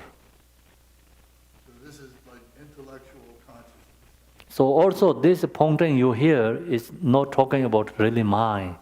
It's you talking about the brain. Well, I understand that. Yeah. I'm trying to make that distinction. I'm trying to understand. Yeah. So you're not really going into the electricity. You're pointing the light bulb. Okay? See, because for me, when we grow up, when we're learning, Yeah. we call this mind. Yeah, but this is a light. Yeah. You're pointing the light bulb. Yeah. But light bulb is not electricity. Electricity is the same as the mind. This is the brain is the same as the light bulb, you know. So light bulb has a problem. Then electricity doesn't work, but it's there. So your brain has problem, your consciousness cannot go and the subject and the object to working. But still nature is there, you know.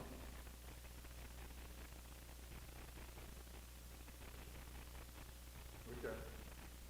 So, make sense or no? Well, in those terms, I can understand. Okay. Okay, so now generally depiction of Dharma Dharma.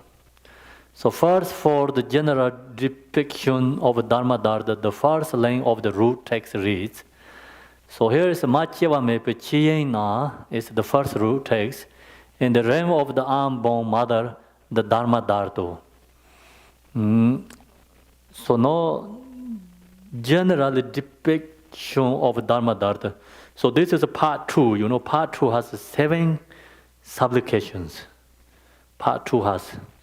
So this part 2 is the first 4 sentence, first 4 statement is called, you know, generation depiction of Dharma Dharma. It's talk about it generally. Then other is go more specific. So actually this first section include all other teachings.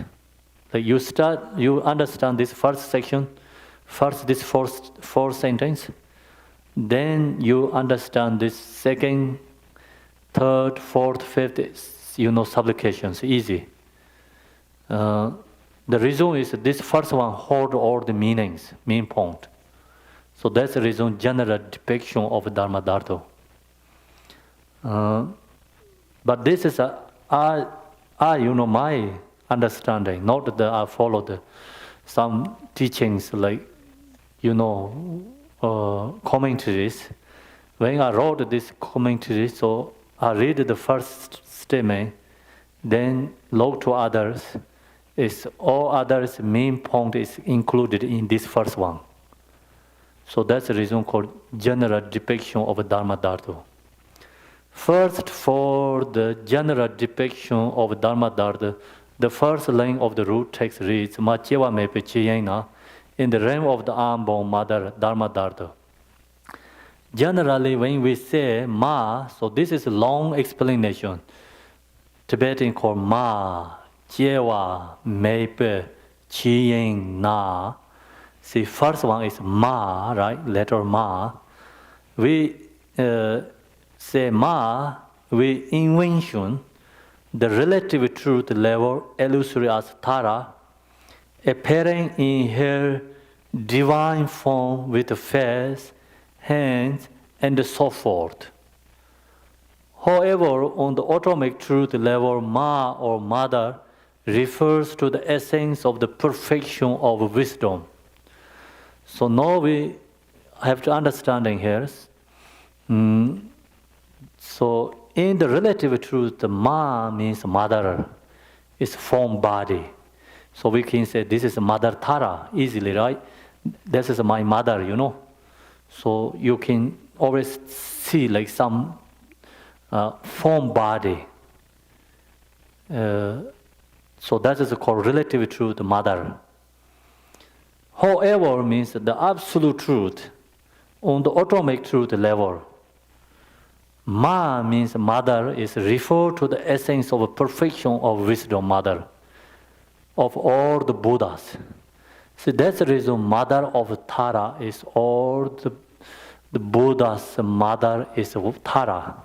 We say that, but we don't know really why is all the Buddha's mother is Tara. Then people say, I don't know, right? So that time you're thinking about Tara is just one like form body, relative truth. You're thinking about like this form body Tara exists. Then how can she is mother or the Buddhas? So you have so many thoughts. You cannot get any answer. But you think about this absolute truth. Mother refers to the essence of the perfection of wisdom.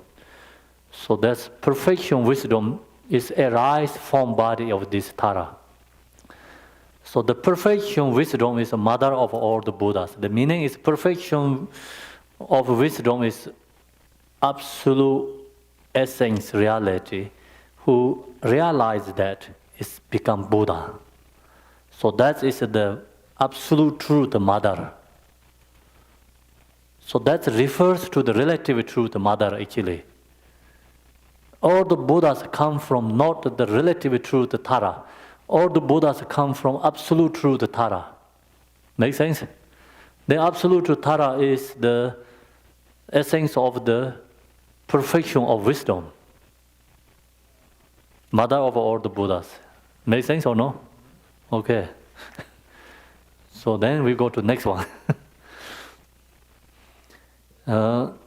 Appearing as the manifestation of illusory as Tara. So now then, absolute truth Tara is refers to the essence of the perfection of wisdom mother. So wisdom mother is relative to the appearing, appearing as the manifestation of illusory as Tara. Then form body become form body. So that's the reason we have to know absolute truth and the relative truth. So if you don't know this truth, then always confused. You don't really understand the Dharma. If you know the absolute truth and the relative truth, then you understand all the Yadam deities easily. Oh yeah, this essence, absolute truth, all these different Yadam deities, different forms, is same essence, same nature, is same thing, no difference. But relative truth, these have so many different forms. The reasons appearing as manifestation of benefit for other beings. So also it is from practicing atomic Tara, no other than perfection of wisdom. See? So you practice absolute truth Tara, then you don't have any other than that perfection of wisdom. That perfection of wisdom is the absolute truth Buddha. That all of the illusory as beings have a present, have a arising, right? Arising. So that all of the illusory as beings have arising.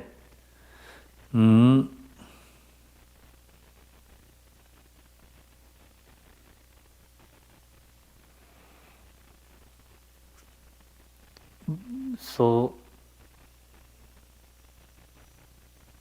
see okay, so now see here is talking about perfection of Tara is no other than the perfection of wisdom. That all of the illusory as beings have a reason is where these illusory beings come from. They come from the practice perfection of wisdom. Then illusory as beings have arisen. they come from, right? So that's the reason is the old mother of Buddhas means. From the illusory as beings come the teachings. So then the illusory as beings come to the teachings on what to accept and what to reject, which bring benefit for incalculable sentient beings. So then they benefit all other beings. For that reason, the mother perfection of wisdom is known as she who gives birth to all the illusory as ones. See, mother perfection, wisdom, give birth to all the Buddhas. And also, she who brings forth all intrinsic activity to benefit others. Then also these Buddhas benefit other beings, also come from perfection of wisdom. So that's perfection of wisdom is a Tara. So now they talk about two different, right? Two benefits. One benefit is like you practice perfection of wisdom, become your Buddha. Second benefit is you have become Buddha, you benefit many other beings. So you have become Buddha, you benefit many other beings. Where these two qualities come from? See here says, she who brings means she is referred to actually perfection of wisdom. So perfection wisdom who brings forth all altruistic activity to benefit others. These two understandings for the exalted mother are seen in several treatises on the perfection of wisdom. The meaning of expression Jeva-mi, Ambon is explained in the section of veneration in the Mula Madhyamaka root text of middle way by Nagarjuna as follows. So this is the root text Nagarjuna wrote. So now we're talking about Ma is like finish, okay? Root text says Ma. So now you look the Tibetan, like text say Ma, that is finish. Then Jeva-mi, so we're going to explain that section. Jeva-mi. So this meaning of the expression, sir, Jeva-mi, Ambon. Jeva-mi is like English is Ambon. Jeva-mi is explained in the section of veneration in the. So this explained in this text, Nagarjuna's text. What Nagarjuna says, whatever is dependently arising is unceasing and unborn. So whatever is dependently arising is not independently arising. Is independently arising is emptiness. Dependently arising is nothing inherently exist, permanently not exist. It's unceasing and unborn. So that's the reason whatever is dependently arising is unceasing and not born. Not born means like not really. Jeva-mi is unborn, is not really birth. In the dream, you have born the son or children. When you wake up, you look that. Actually, it's delusion. Nothing exists inherently, permanently, born anything there. So when you wake up, right? In the dream, you have birth, or you born the son or children, you have birth, there has mother, there has father, there has birth in the dream. When you wake up, it's always delusion. The reason is whatever is dependently arising, this all dependently bound, So many conditions comes together, dependently then arising this delusion. So when you wake up, you see that is nothing exists. Same thing, right now we think we are born, but actually you look, investigate, use logic, cannot find how you born. Where we come from, where we born, how do you born, where we come from? We come from mother, or we come from father, or we come from like where? You look all the details, go all through those details, nothing you can pinpoint it one permanently inherently exists come from. Everything is like comes together arising. But actually you look into that, investigate, nothing is permanently inherently exist. That means like emptiness. So not permanently born. We have a relative truth born, but absolute truth investigate. Use logic, investigate, not born, unborn. Neither void nor internal. So then neither void, chepa meba, ta meba, nor internal, nor exist internal. Without coming and without going, not disparate and not one, the peaceful nature free from all conceptual trappings. I posted to this sublime truth taught in the teachings of the perfectly waking Buddha. So the main point here talk about 8 extremes. 8 different extremes not exist. So who taught this? Buddha taught that. So that's the reason Nagarjuna said, I posted to Buddha Shakyamuni. The reason is no one taught this before. It's interdependent. Interdependent taught teaching is only Buddha. What this showing interdependently means no one permanent gods controlled. No one is like high. No one is always low permanently. This all is interdependent, Actually, it's always like our thoughts and perceptions created. Nothing inherently objectively exists. The all is like people create thoughts, mind, created beings. So that's the reason he said it's the peaceful nature free from all conceptual trappings are positive to sublime truth. That is the essence of Dharma, emptiness, taught in the teachings of the perfection awakening Buddha. So that's the main teaching, Madhyamaka is like middleway teaching.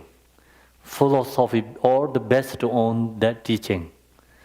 Just Nagarjuna talked.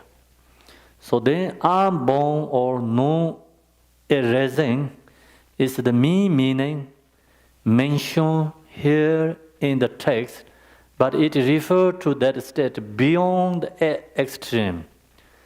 Because once we understand what is meant by unborn, the rest is easy to understand. To quote again. So the Nagarjuna share 8 extremes. So he said that this talked by Buddha, free from 8 extremes. So now here is talking about, unborn is no erasing. So that mention the text is 8 extremes. So now we don't have to know all 8 of this. We have to know first one. First one is unborn. Unborn, Unborn is no erasing. So we know that, then you understand 8 of them very easily. If you don't know this first one, 8 of them you don't understand. If you know this first one, no reason, no reason, then you understand other all is naturally. So this quote is come from Chandakirti. Chandakirti is the Nagarjuna's disciple, but they didn't meet face to face. So Nagarjuna's disciple is Aryan Deva. He always give teaching for Aryan Deva. Then this one is Chandakirti. Chandakirti supplication to Nagarjuna, and he always think his true guru is Nagarjuna, Chandakirti. So then he, some say he not face to face. He has kind of like appeared to Nagarjuna for him, or some said they face to meet him, but they're always debating. We don't know 100% he really meet Nagarjuna or not. But anyway, he supplication all the time Nagarjuna, and Nagarjuna, appeared to him, so that is mostly accepted. So then he wrote commentary Nagarjuna's mean teaching Mayamika root text. The Chandakirti wrote commentary middle way path. So middle way path, there's all the different levels chapter is called wisdom chapter, the hardest one. Wisdom chapter, so he explained first this one. He going to explain Nagarjuna's, main teaching. So explain that. That's the reason he shared this. And then Chandakirti, he said, follow the Nagarjuna. The reason is Nagarjuna, he only understand perfection, wisdom.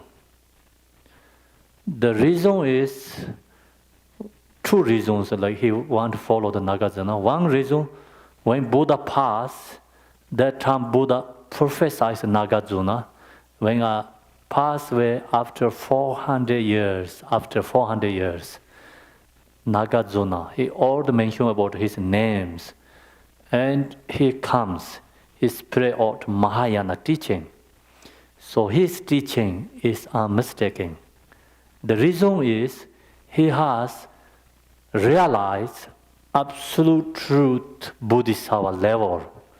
So the absolute truth Bodhisattva level first is called first pimi. First pimi state. Nagarjuna Buddha said his realized is first pimi Bodhisattva. So when you are reach first pimi Bodhisattva level, you have realized emptiness. So that's the reason Nagarjuna teaching is unmistaken. He has realized. And Chandakirti said that's the reason he's going to follow the Nagarjuna. And so then he explained this. Not arising from itself, not from another, not from both, not without a cause. All this, whatever they are, have never arising at all. So this is really hard, So not arising from itself. You born yourself? No, right? Not possible. So the reason is here is debating is also sometimes we confused. These Buddhas never say just delusion birth. We have delusion birth, but this talking about not permanent birth, not permanently inherently exist birth. We have a delusion birth. Then this teaching is debating with other non-Buddhist, many scholars. There are some non-Buddhist teaching scholars, non-Buddhist, there are many different their names. One is called the, I don't know how to say the Sanskrit, the Tibetan called Serjapa, Tanjinpa, like the 21 something, that point is exists permanently. 21 something. So when we study this Mayamika, we have to study all this, what there says, everything. So then there said, everything comes from Om. So arising from itself. There said, arising from itself. Permanently arising from itself. So Chandrakirti, no Nagarjuna, they're debating with them. Not arising from itself. Permanently arising from itself, then you don't need a father, you don't need a mother. You don't need to do anything. Farmers don't have to work for farms. Because you put one rice, one rice, then another bird, another rice, they birth another rice. So permanently, arising from itself, then you don't have to put this in the ground. You don't need the farm, you don't need the water, you don't need this or the warm things, anything. This comes from this, then it's endless, One day the whole world is become rice. Or the permanent rice. Then you cannot eat because it's a permanent, See, think about it. Never possible, arising, permanently arising from itself. Why then this is not permanently arising from itself? It is interdependently arising. Interdependently arising is emptiness, not permanent. Make sense? So that is the essence of teaching, Know from another. So then another philosophy, no Buddhist group said, no, everything comes from others, not from you, arising from itself. Everything comes from another. Then another also that point, permanently, inherently arising from others, arising from another, So then, Buddha said that this is Nagarjuna and the Chandrakirti said, not possible. Permanently arising from another means, okay, so I have a candy here. So then, candy can come this arising. This is candy, and this is different, right? Another each other. This is candy, okay, so this is the Vajra. This two is different, right? Another, right? So, this candy can arising for this Vajra? No, right? See, that's the reason, cannot be arising from another. Otherwise, so candy can create this Vajra. Vajra can create this bear. This bear can create in this deer. Then this deer create me. I can create you, like that. Because we are all is another. Not one, right? Another.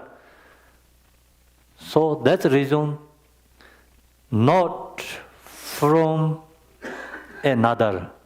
Not arising from another. Make sense? Then how come like they say, okay, I have my father and mother.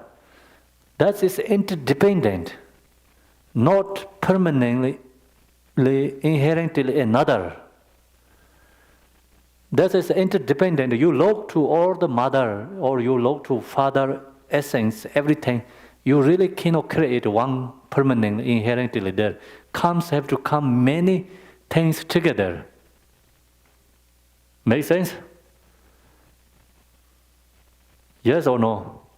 See, this is the intellectual and investigation. Then this is like, today we cannot do much here, but actually Tibetan tradition, there has like debating, and then follow the, like 3 different point debating. You don't see like why like this, but there who said this, they must have to 3 different point. One word need 3 different points. If you don't, you missing one, and the other who give answer, he said he not give you answer. That means you don't know how to debate. The one he doing something like this, ask like this. 3 points have to come. Follow the direction. And say like, okay, there is a fire. The reason is I see the smoke. Then you can say, okay, you see the smoke, then you can point to fire, investigate. You investigate fire. It's correct. You see, oh, I saw the deer that has fire. It's wrong word, wrong. No connection. So that's why you have connections, 3 different points. Make sense? Debating, follow the debating.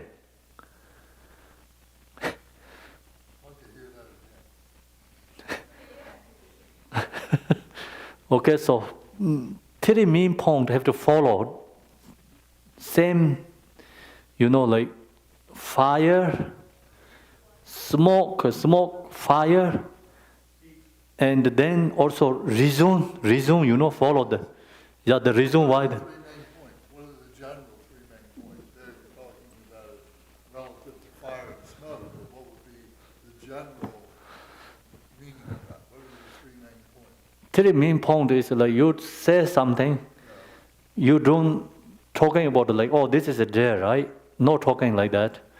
And you see something small, then you wanted to say there has a fire. So there has a fire, I saw this deer is there. That never give you there has a fire. Because your reason is deer, I saw the deer, that's the reason there has a fire. So is the deer one of the 3 points? No, that is a wrong reason. Okay, and what's the other 2 points? So you say smoke and fire. What would be another point? Another point, in this area, like I say, okay, you see somewhere or the far away somewhere, in that area must have the fire. So that is your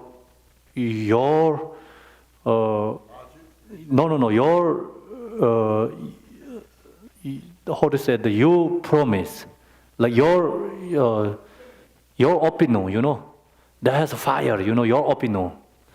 So your opinion is wrong or right? Okay, your opinion. The reason I saw their car is coming, that has many deers, so that logic is wrong, incorrect. So then you say, I saw the smoke in there. That has a fire. I saw the smoke. Yeah. To defend them. First is your opinion. Yeah. Then second is like your reason. Third is your reason has followed your main point. See, the smoke is followed it's fire, because smoke is come from fire, right? You saw the smoke, you don't see the fire there, but say there has a fire. The reason is I saw the smoke. Then this all is follows. Third thing is your opinion. Yeah. Reason. Then also it's like your point. Main point is follow the reason. So the main point should come first, then the opinion, then the reason? Opinion is come first.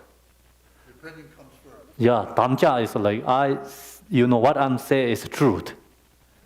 What I'm saying is truth. That is the first. Then you support it with the reason. Then talk about the reason. Then the reason It takes to the main point, follow that. It's, The fire's smoke? yes. So you defend what? Yeah, then you say, okay, there has a water.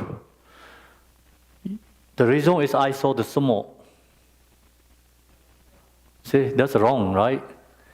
It's wrong. So like that way, you have followed the main point. So would this be called 3 points of logic or something like that? Yeah, 3-point logic. Yeah. So debate has followed like that. Follow the logic have followed 3 point. Otherwise, you're debating like, oh, I saw oh, there is fire. The reason is I saw the smoke. Say, other one say, okay, because it's this correct. He's saying it's going to follow the right direction. So someone say, okay, there has a fire. I saw the water. Say, your reason is wrong. Other one say, your reason is wrong. Yeah, water cannot be proving the fire. So then that way, even you don't see something, you point something like, okay, you realize. We don't see some bodhisattvas like quality, but we see the author sun, that seeing the inner quality. Okay, so no, anyway. So here is another is cannot born, right? So not arising from itself, nor from another, not from both. If this not arising from itself, not from another, then put together, not possible. Because this rice not going to birth themselves, then you put this cannot create each other, so then you put together also not both. Both is not possible. Same is one saint cannot create oil, put 2 saints, same thing, you cannot create oil. Right? Saint, saint in the Saint. saint in the beach. Right. 1 saint cannot create the oil. Then you put 2 saints together. Same thing, cannot create oil. So that's the reason not from both. Okay, not without cause. So then what is not without cause? Then this everything, whatever comes, arising without cause. Some say no need cause. The who said this one is no need cause. There's some in the religion tradition that no except future life. No previous life, no future life. Only this. They say no cause, no cause. So then Nagarjuna said no cause also wrong. Without cause. So everything has cause. All things, whatever they are, however, never arising at all. All things, whatever they are, however, never arising at all. Actually, permanently, inherently, nothing have never arising at all. Everything is interdependently arising. Make sense or no? So there's 4 different no birth, then no birth. No arising from itself, not from another, not from both, not without cause. So these 4 different investigations. You cannot find birth. Then you don't have a birth. So that's the reason saying, I'm born. Not really birth. Thus using logic and reasoning by refuting the 4 extremes, we can establish that birth and the other lack true existence. Other is so then Nagarjuna shares already here. Top there is page 20 is whatever is dependently arising, is unceasing and unborn, neither void nor internal, without coming and without going, not depending, not disparate, and not one. The peaceful nature free from all conceptual graspings.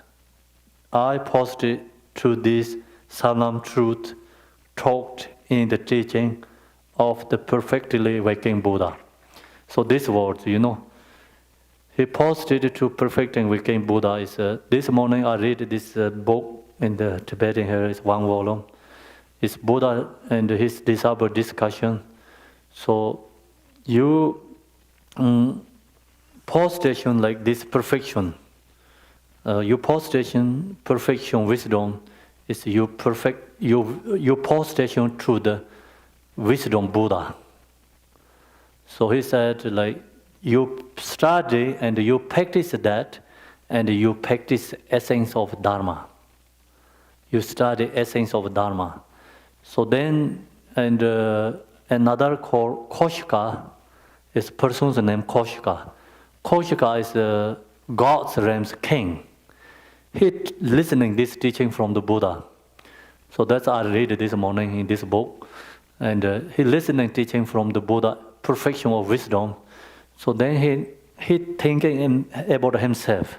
He think, oh, this perfection wisdom, teaching, emptiness, is the absolute truth teaching, essence of the Dharma.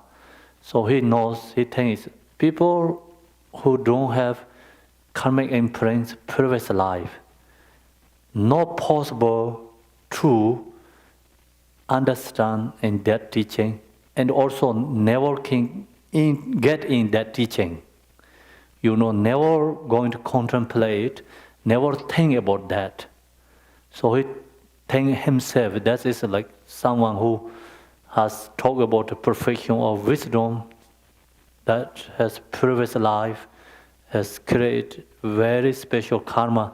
Then this life they can talk about, analyze and study, and even you have a doubt, what is that emptiness? What means perfection, wisdom? Thinking about that who think that person has previous life, has created accumulation, merit. That's the reason you connecting, you can have this profound teaching to keep listening.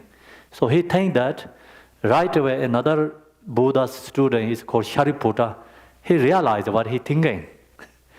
The king of the gods, he think that. He realized that another Buddha's disciple, Shariputra, he realized what others thinking.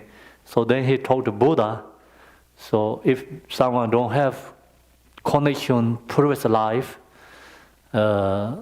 create accumulation merit, that can connecting like perfection, wisdom, teaching. Buddha said, no, never ever. So who has previous life create good karma, that person only can, connection to perfection of wisdom. Buddha said, perfection, wisdom is Buddha's wisdom. Who study perfection of wisdom, that study Buddha's wisdom. Who perfection wisdom, read, chant, think about that, they're practicing perfection of Buddha's wisdom, Buddha said that is the absolute truth of Buddha.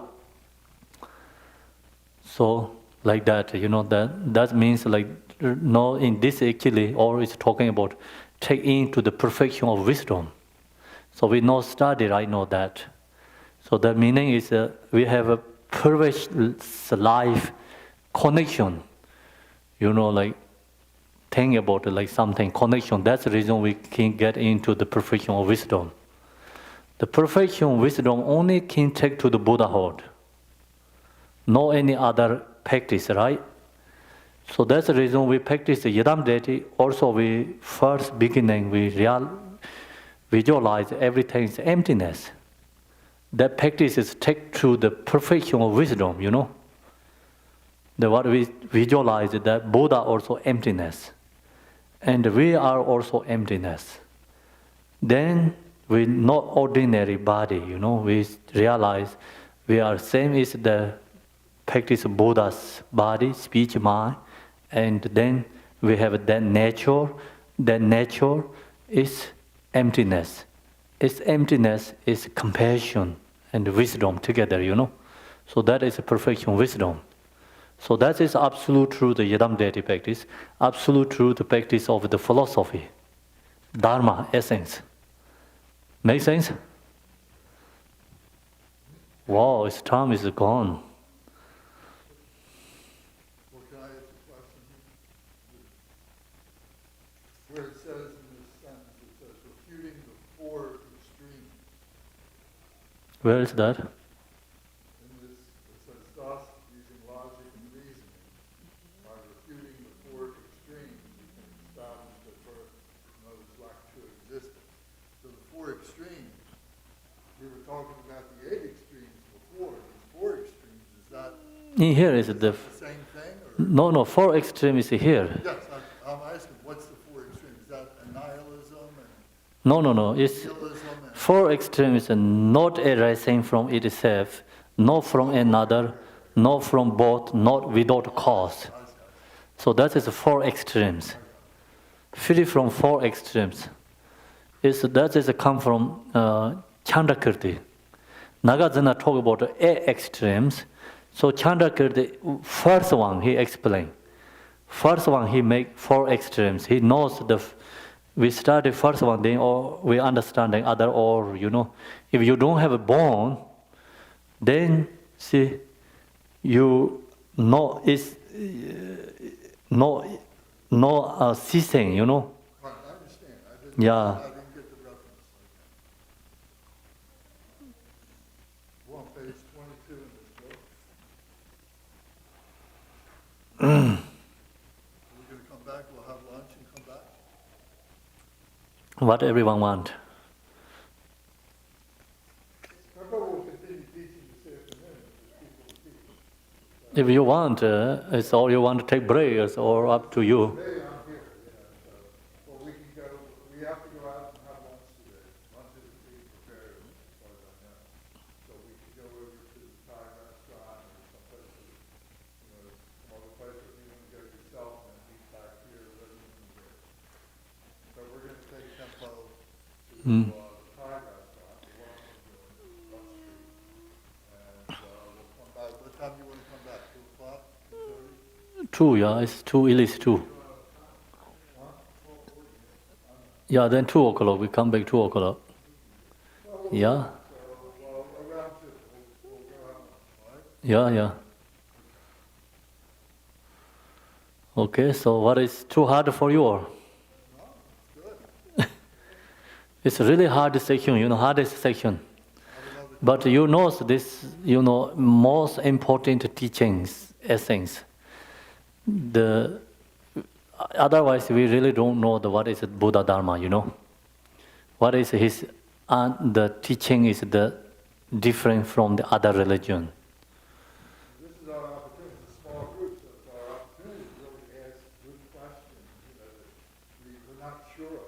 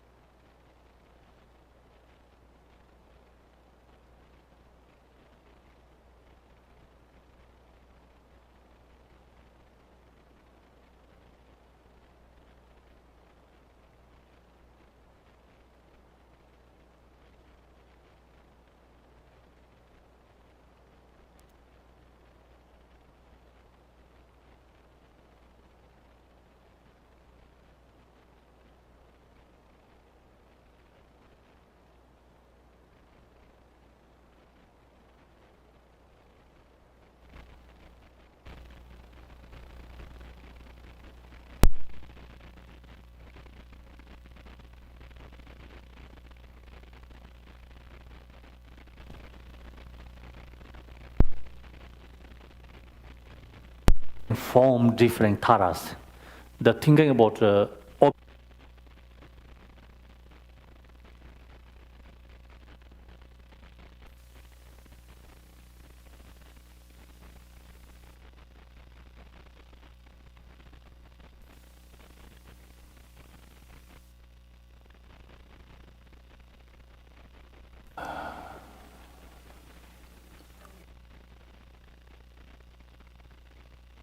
It's not well.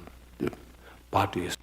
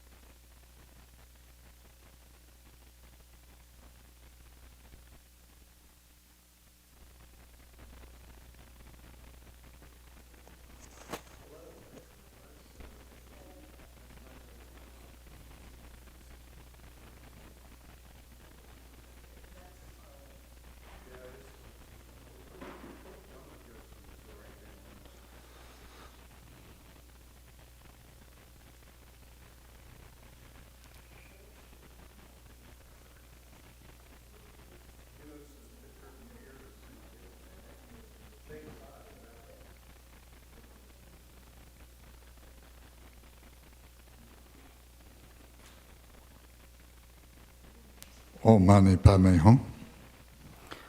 Om Mani Padme Hum. So we are page 22, please.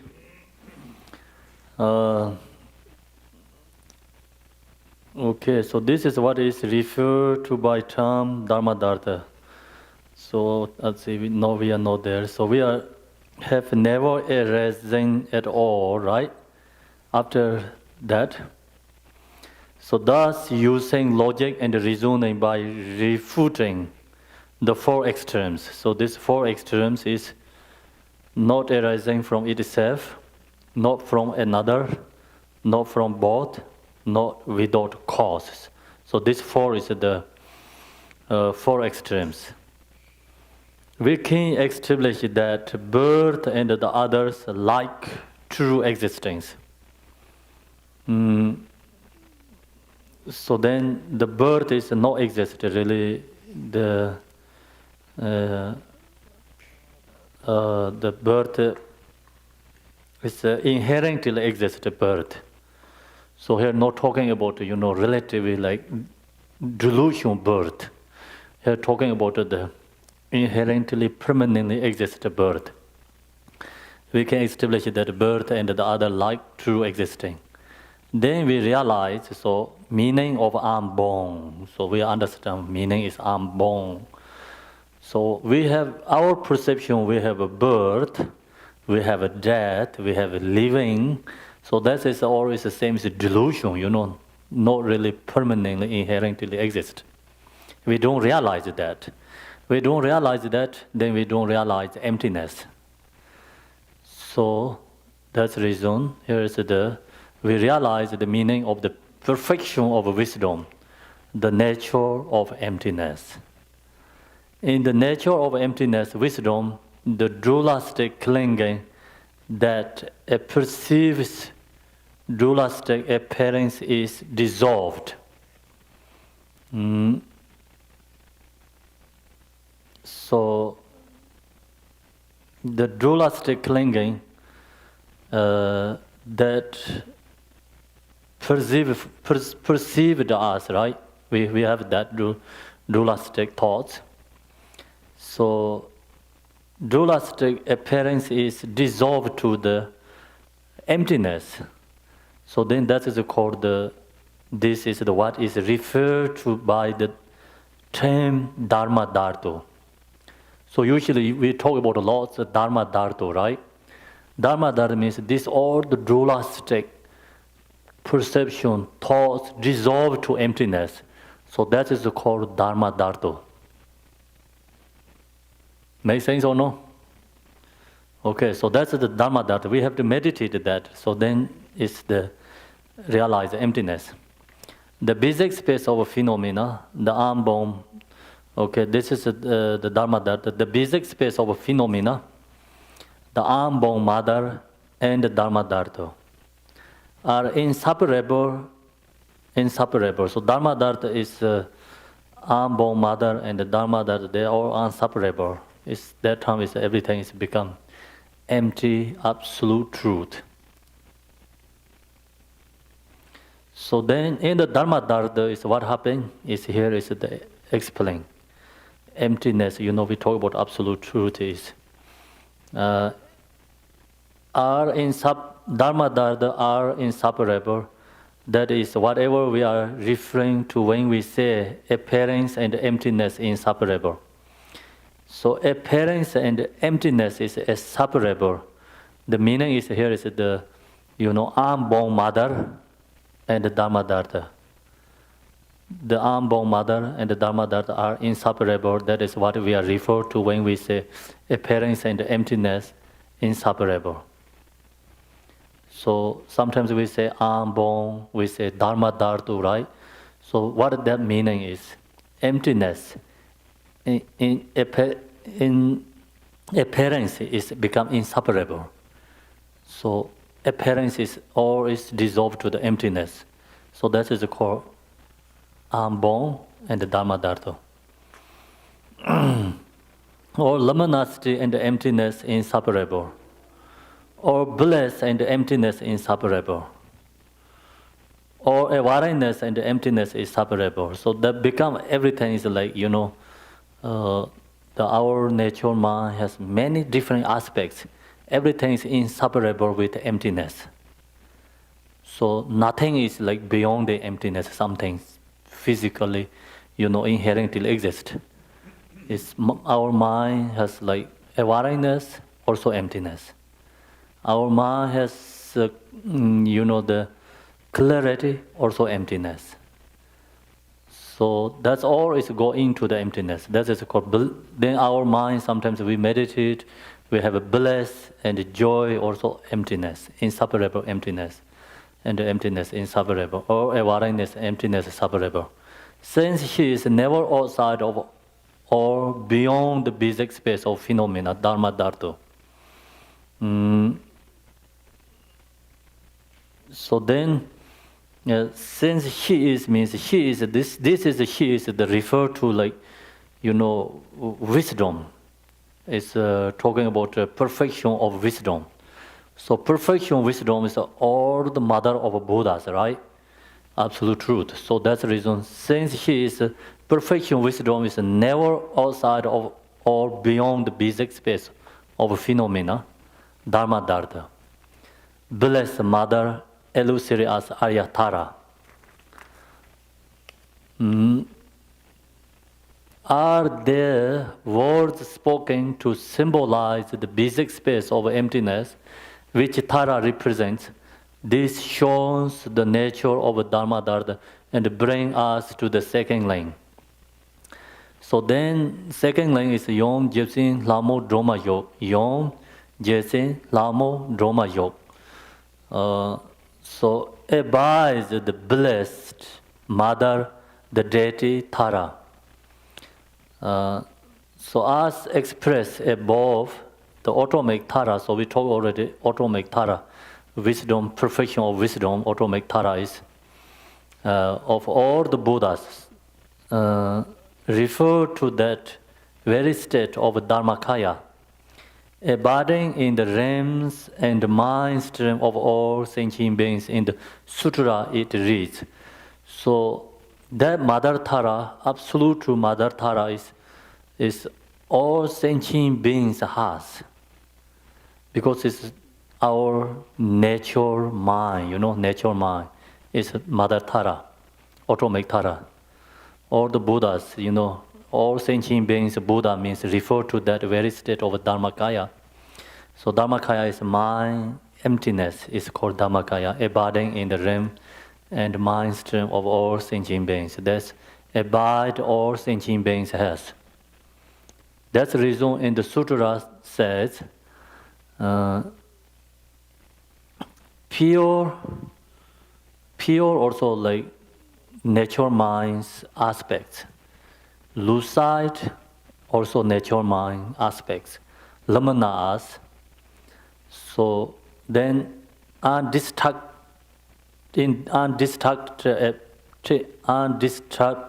right?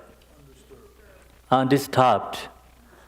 So undisturbed is that natural mind is always there, Our emotions never can destroy our natural mind. So that's the reason undisturbed. Unconditioned true nature. So that is not the physical, compound of a phenomena. So that's the reason unconditioned true nature. This is the Buddha nature, Sungatangarbha. Sungatangarbha is a Sanskrit. So English is Buddha nature. The Dharmata always pro-modally present. Always sentient beings has that nature, never lost. Even you sleeping, you eating, you walking, doesn't matter. That nature is always there. But we don't recognize that. Also here says, always pro-modally present is not only our human beings, all sentient beings has always that pro-modally present, okay? So that's it. Then, in the Gonchik singular wisdom mind, it is said, so Gonchik also said the same thing like this. The Gonchik is also injecting some Gong's text. And actually Jitin Sunggung he himself didn't wrote the Gongchek, but his talk teachings and his disciple collected, the main point. He asked questions to him, and he give answer, and when he gives some unique teachings, so then his one disciple, he collected all together. It's called Gongchek. And all the Buddhas have always been present in the mind stream of the sentient beings. See, the mind stream is the Buddha, the mind stream of the sentient beings. Thus, it has been taught that in the mind stream of all sentient beings, Buddha has always already abides as the nature of primordially Buddhahood. This nature is the basic space of emptiness, the wisdom of omniscience, awakening mind, which is the Dharmakaya.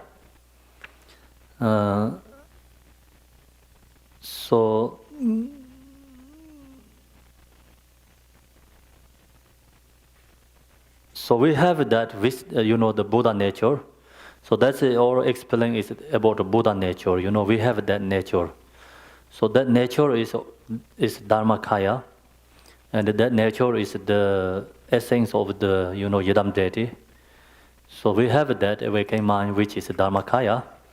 Khenpo, the root text that's on that page 24, Yes. is that from Shantikoti? Shantikoti means? Yeah, Shantikoti, the quote, is that a continuation of the quote from Shantikoti? No, Chandrakirti. This is the sutra. See, here top there says sutra. Yeah. Sutra said, and the sutra means Buddha's teaching. No, not the, not from the commentary scholars. It's directly from Buddha. And so now we have that nature, but we don't realize how to we going to recognize that. So now it's here talking about.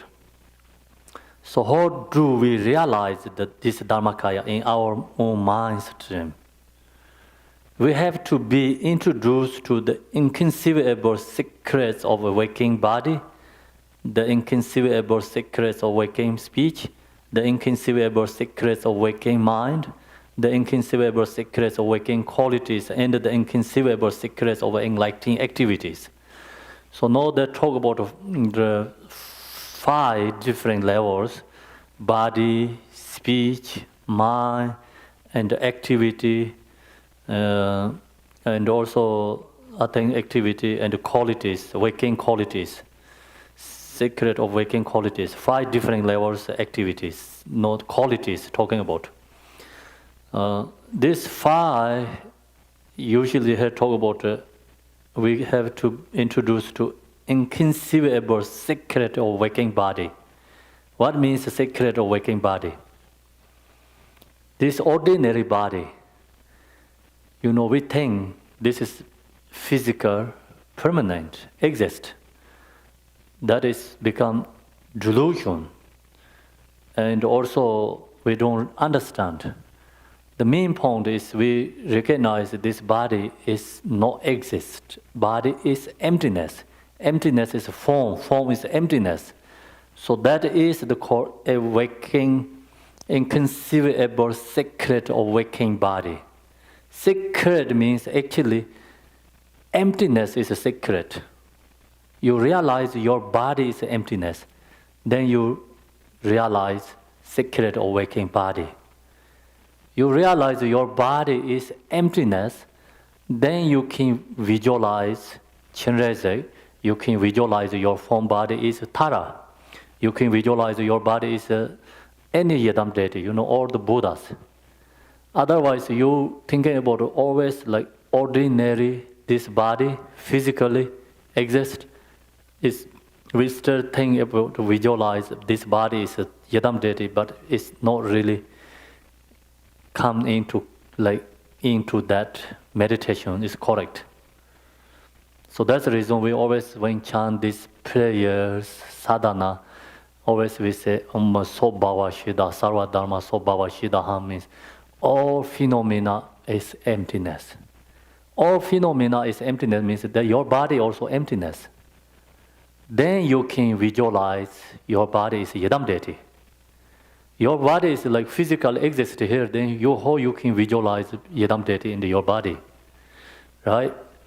So that's the reason awakening body, the inconceivable secrets of waking speech. So speech also, our speech and song, speech is empty, empty is sound. Song is no other than emptiness, emptiness is no other than sound. So speech is we recognize is emptiness. We have realized emptiness. Then we are no grasping to the words. Long as we no grasping to the words, other people press to you, and other people blame you, and tell you harsh words. Never disturb your mind. Because you no grasping to the words, you recognize words is emptiness. So that is called secrets of waking speech. Make sense? Okay, so then in the inconceivable secret of waking mind, so that's also like secret waking mind is like no dualistic, no dualistic. If you don't have dualistic, you don't have fixation, you don't have grasping. So that is called waking secret of waking mind. Then our mind is empty, empty is mind is emptiness. So we already many aspects our mind has. That's all is emptiness. Emptiness has that's all the aspect qualities. So that's we have to understand. You know that, then you know the inconceivable secret of waking mind, the inconceivable secret of waking qualities. Then all the quality, whatever like we talk about bodhicitta, compassion, love, that's all also emptiness. Emptiness is compassion, emptiness is love, emptiness is bodhicitta. So you recognize that is the inconceivable secret of waking quality, enlightening qualities, and the conceivable secret of enlightening activities. They all activity is like emptiness, nothing exists permanently. So you realize that, and then your enlightening activity, secrets of enlightening activity. In this way, when we say basic space of emptiness, we understand this to mean the inconceivable secret awakening qualities. This inconceivable secret awakening quality can be understood as the four manifestations of great bliss, namely union of appearance and emptiness. So now they're going to more, details.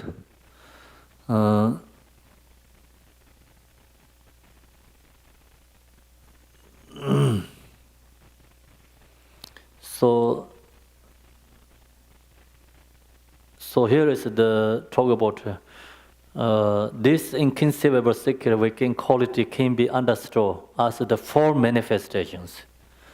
So four manifestation is the like one our natural mind has these four manifestations. Understand as the four manifestations of great bliss. Our natural mind has great bliss. So that is called. Actually, I think it's going to explain the down below there. Bliss, namely union of appearance, emptiness. So bliss is emptiness. Emptiness is bliss. Bliss and emptiness is inseparable. It's called union of appearance and emptiness. So then, union of luminosity. So that is called luminosity. Sartong Songjo is whatever you. Luminosity is clarity, right? Clarity. Luminosity is clarity, right? Same thing. Clarity. See, my natural clarity aspect is emptiness. Emptiness is clarity and emptiness. See, so that's why union of luminosity and emptiness. union of bliss and emptiness, and the union of awareness and emptiness. It is through these four unions that we are introduced to the true autonomic Mother Tara. So this, our mind nature has these four qualities. Here actually says four, here says four manifestations, right? Yeah. It's this inconceivable secret waking quality can be understood as the four manifestations of great bliss. So this is four manifestations, but actually four aspects, four different aspects our mind nature has.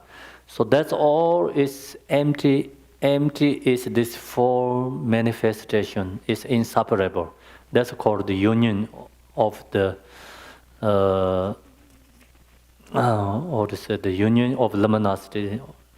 So basic nature, just it is referred to union of a basic space and wisdom, the nature of emptiness, Dharmakaya.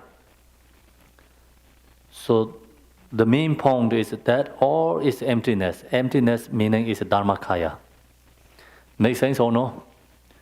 Okay, so that's the explanation for, here's the root text says, abides the bliss, Mother, the deity Tara. So we all beings has a Buddha nature. We all beings has nature of a Tara. But we don't recognize that. Then what means nature of a Tara? And body, speech, mind, enlightening activity, and qualities, that's all is introduced to the Buddha. Our body is introduced to Buddha, our speech is introduced to the Buddha, our mind is introduced to the Buddha. Then our nature mind has four different aspects, four different qualities, also emptiness. The emptiness is the Dharmakaya. That Dharmakaya is always with us. So that's the abides the blessed Mother, the deity Tara. So Tibetans say Yom, Gypsy. Yom is like Mother, Gypsy is Droma, Lamo is the Tara, Droma. Yog means is there. Yom, Gypsy, Lamo, Droma, Yom. The Tara is always in there with you, means, or mind is always Buddha. So now we go to the next line. Yes, sir.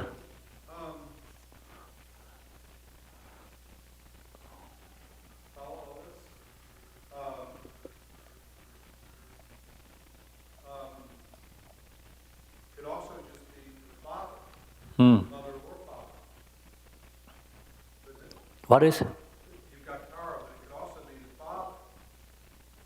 Father? Who is the father? I don't know. You could conceive of it. So you're going to talk about equal right?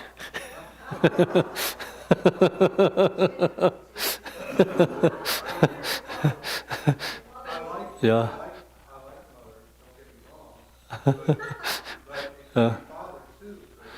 I say all sentient beings. Father is a sentient beings or no? Okay? Okay, then that's good. You try very good. Otherwise, not included you there, Then not included length. So, so we want you all included here, okay? Don't worry. That's a good try, you fight for equal right.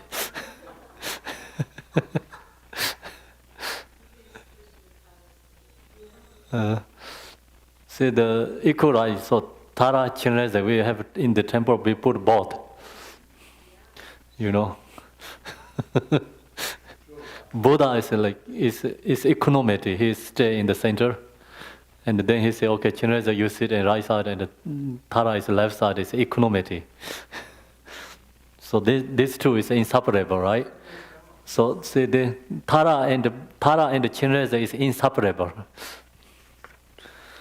Now we go to the Te semjin kengla determa. So no, te semjin kengla determa is that he bestows happiness to all sentient beings. The Tara bestow happiness for all other sentient beings. So this line refers to the enlightening activity of the Buddhas. So then, actually, more the first just talked is like absolute truth. You know, all sentient beings has the same nature of the Tara. So this is talking about more for relative truth. Relative truth, where this is refers to enlightening activity. You know, he bestow happiness all sentient beings means like he protecting all beings and help them. You know, make happiness. So this line refers to enlightening activity of the Buddhas, who are imbued with skillful means and great compassion. Who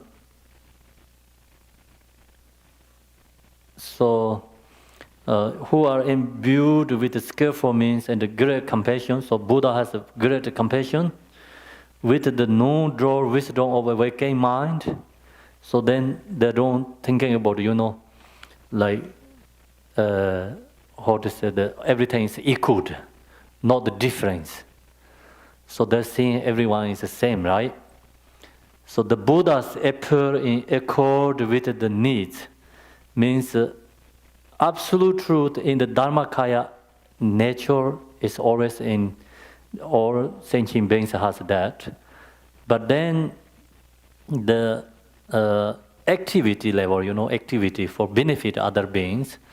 So who is already awakening Buddhas, who has realized their Buddhas, then with the known or wisdom awakening mind, the Buddha appear in accord with the needs, means how to need to help them. Not always show the like some spiritual, not always show special beings, you know. Accord with the needs means appear in accord with the needs means what their needs. Buddha is appear to like that exactly, what their needs. So that then so inclinations and the capacities of sentient beings in order to charm them in whatever ways are necessary. So there one thing is the capacity of sentient beings. So then also in order to charm them in whatever ways are necessary, how to can be make benefit to them, how can subdue them, you know, benefit to exactly that way to appear to Buddhas, to benefit others. So like not always Buddhist teachers, you know, some like other religion teachers and appear to Buddha's manifestation. They teach for them what they need, how can help them, you know. Not the way of the my way. Is the way is like how Buddhas can benefit to them. So then Buddha talked exactly that way for them to benefit. So beings in order to charm when in whatever ways are necessary. Even sometimes in the form of those belonging to the extreme views of internalism, nihilism, and so forth. So then sometimes the Buddha is appear to nihilism teacher, some is internalism teacher to benefit to them. So the reason is because he is equanimity all beings. His love is equanimity, compassion is all beings. So that's the reason Buddha's manifestation always comes like how to benefit to them. This is because by the power of previous aspirations. So Buddha, he can do that. The reason is his aspiration. Previous life, many lifetimes, his aspiration is complete. Enlightened beings have many lifetimes, like on the path, have aspirations, already accomplished that as aspiration. That's the reason they have a power to do that, benefit others. So sometimes we see something wrong, but the person can be, you know, Bodhisattva and the Buddha's manifestations. So we don't know, we cannot criticize anyone actually.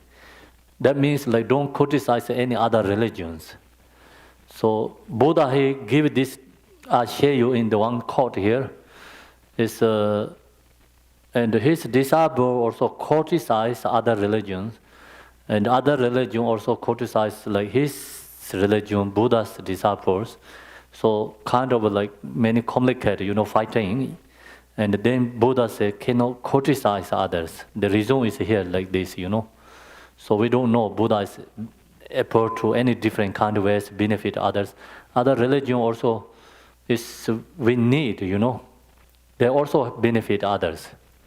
Some people need Buddhist religion, some people need Christian religion, some people need Muslim religion. They suit for that. Also, then you go in there, some Buddhist hours, Buddhas can talk to karma cause and effect, the good conduct, morality, and some teachings, wisdoms. But always that looks like it's Muslim or other religion, doesn't matter. The teach is essence of Dharma. Your Dharma is main point, but not the appearance is a main point. Right? So that's the reason, so forth. This is because by the power of previous aspirations, the Buddhas were manifest in any and every possible way if it is of benefit for taming sentient beings. So this is illustrated in the Nirvana Sutra as follows. The Sutra says this is Buddha's words, not blind, right? Blind, not blind. Is blind is L-A, must be L-A, right? This is L-I, is blind, right? Okay, blind, not blind, yet appearing as though blind.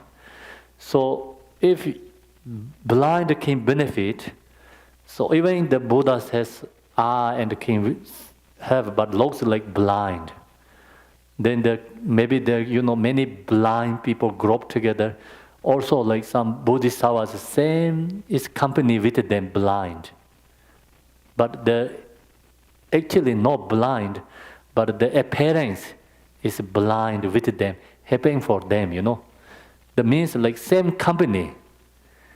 If you know same opinion, same company, you cannot help them, You say, all have absolute realized. Then other is like the suffering there, you cannot have anything. So you must be same company together. And then you can make something change them, Do you understand? Like Buddha's like maybe not alcoholic, but he can be looks like alcoholic with them, And transform them to helping something. So then like what is kind of like we have so many problems in the society. So many problems like is Buddha's like manifestations, not that anything like kind of problems, but he looks like same problem, their company together and helping them together, So that's showing is he not 100% saying he's go always in the blind.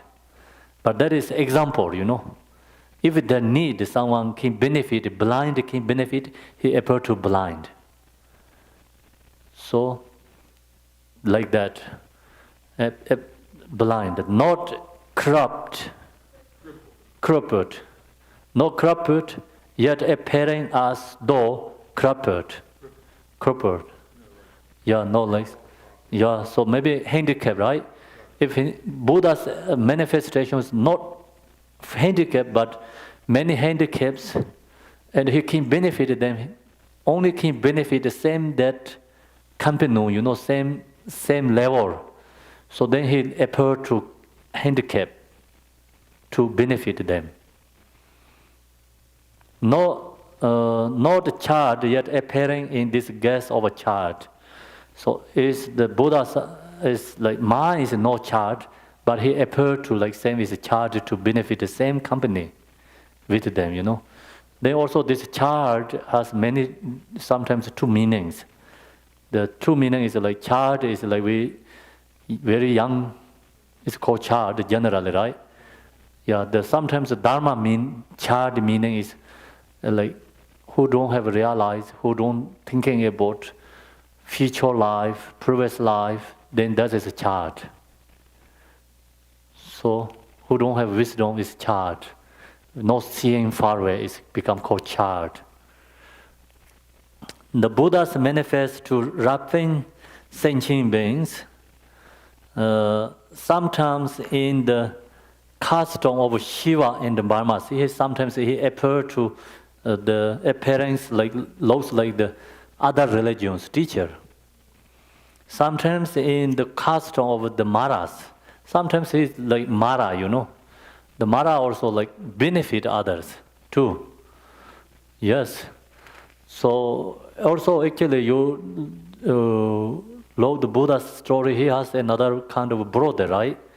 He's Mara, so he always disturbing and does things. He make the Buddha. He create Buddha. So he is, for us is Mara. What he does is Mara, but actually he is maybe Buddha, because he make this Buddha as he create. He always make difficulties, many lifetimes, not only one lifetime. So without him, this Buddha Shakyamuni is not enlightened, right? So that's the reason, we don't know. Sometimes like people, we have enemies, but can be taken to the enlightenment. Malarepa, his uncle and auntie is disturbing him, create problems. That actually give him the enlightenment. So that's the reason, we have to open mind of the Maras. The way that enlightened ones innate benefit for sentient beings cannot be fathomed by ordinary people of the world. So that's we just regular people, we don't have any wisdom, we cannot understand, we don't understand, we cannot blame others, what that does wrong things, we don't know. So that reason cannot be fathomed by ordinary people of the world. The reason is that these Buddhas have many different ways, activities. There comes many different ways, manifestations appearing, appear to many manifestations to benefit others. The reason the awakened ones bring about the benefit of sentient beings through a multitude of skillful means is this. When they are on the path of attaining, they recognize the wisdom of Panja Paramita. See? The Dharmakaya, the devil within themselves, and their practice based upon this understanding, gaining realization. Once they attain the state of in illusory as one, but the power of great compassion and bodhicitta, intention they do not just stay.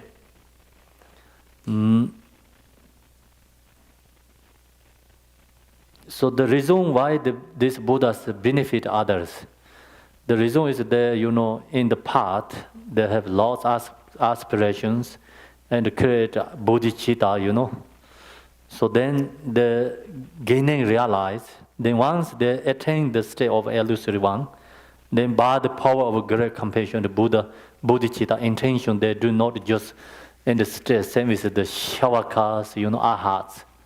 Because compassion, reason they're not stuck in the nirvana.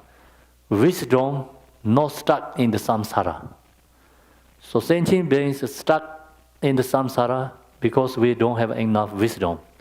Shavaka, Pakika Buddhas stuck in nirvana because they don't have enough compassion. So Buddha has wisdom, not stuck in the samsara. Buddha has wisdom, not stuck in the samsara. Buddha has compassion, not stuck in the nirvana. Make sense? The fixed in the pacified state of nirvana, he don't stay there, but rather as the singular cause of benefit and happiness for countless sentient beings.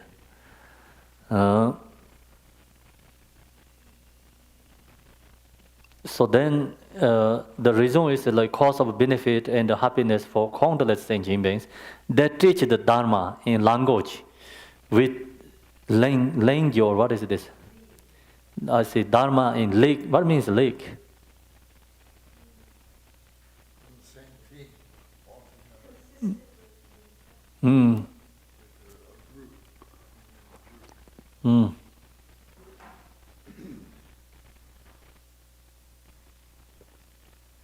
Link with beings, constitutions, faculties, and inclinations. So this also when Buddha taught the teaching is follow the faculties, capacities. If they don't have a capacity like Vajrayana, he don't teach Vajrayana. They don't have a capacity and Mahayana, they don't teach Mahayana. If someone is like capacity is Vajrayana, he don't teach the first basic levels, So that's he has wisdoms. And also Buddha has power. See here, like maybe example, like different level students, they hear what their levels exactly they hear like that.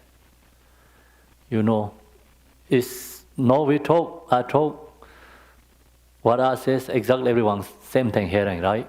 No difference. And when Buddha talked, he has a power, so he has many levels of capacity beings. So then Theravada capacities, they heard Theravada teachings. Mahayana capacity student, they heard Mahayana teachings. Vajrayana students capacity, they heard Vajrayana teachings. So that is the Buddha's power to benefit others. So no same is the regular, beings. And also when Buddha taught, there are many different kind of beings, they hear their own language. No need a translator. Okay? Very easy, right? So then, to beings who do not know what to accept and what to reject, who due to ignorance create only the cause of more samsara and thus stay stuck there, the Buddhas give teachings with great love and compassion on how to become free from suffering. They show the path to achieve temporary and ultimate happiness. Thus they engage in the benefit and happiness of sentient beings, revealing skillful means through great compassion, recognizing the indivisible nature of skillful means and wisdom, that themselves become free from fear and they bring others to that state of fearlessness. Okay, so no.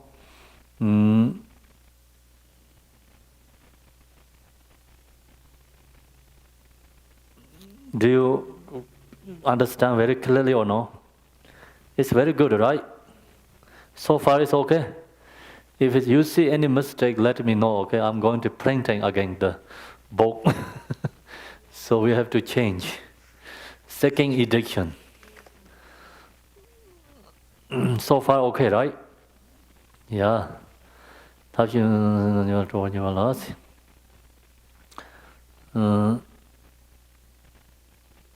So now we're going to the third link, fearlessness. Da jipa king le chapter source, da jipa king le chapter source Tibetan. So I pray to you, protect us from all kinds of fears. So now is a pray to Tara, please protect fears, kinds of fears. Protect us from all kinds of fears. So now this explanation is talk about refuge. Refuge. So if oneself and all infinite sentient beings can recognize that promoter, we have always been the ultimate Tara, then as it is says in scripture. So if oneself and infinite. So now what is talking about here?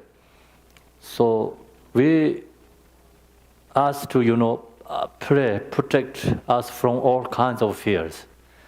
So the keen, like absolute truth protecting fears, relative truth protecting fears. Two different levels.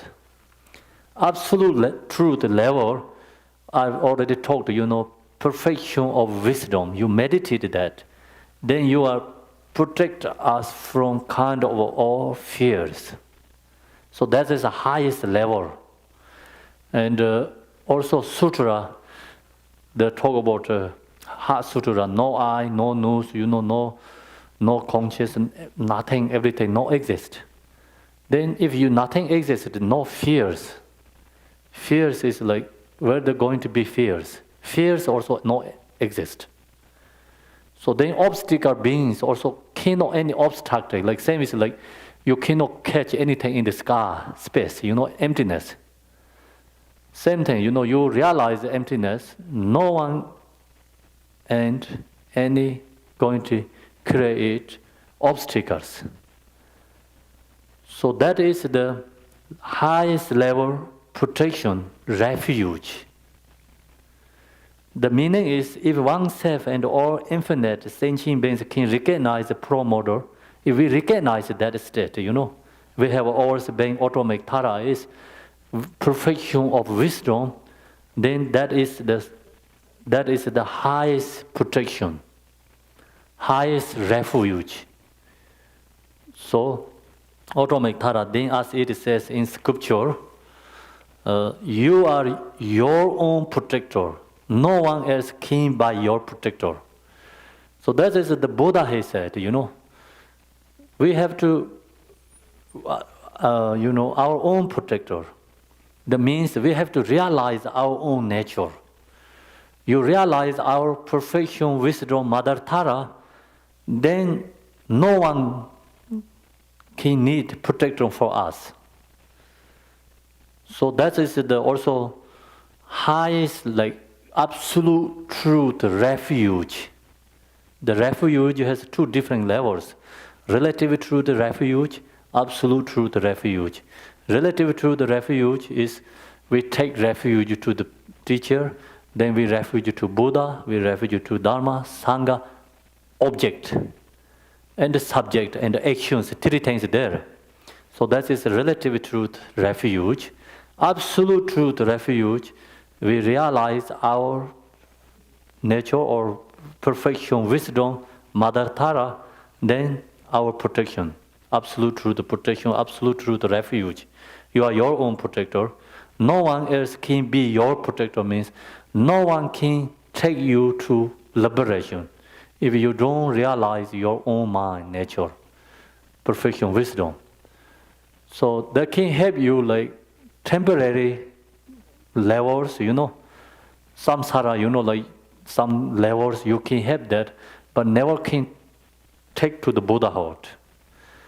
The Buddha is come from perfection of wisdom that you have, no one can give it to you. Right? So this is logically, you think about.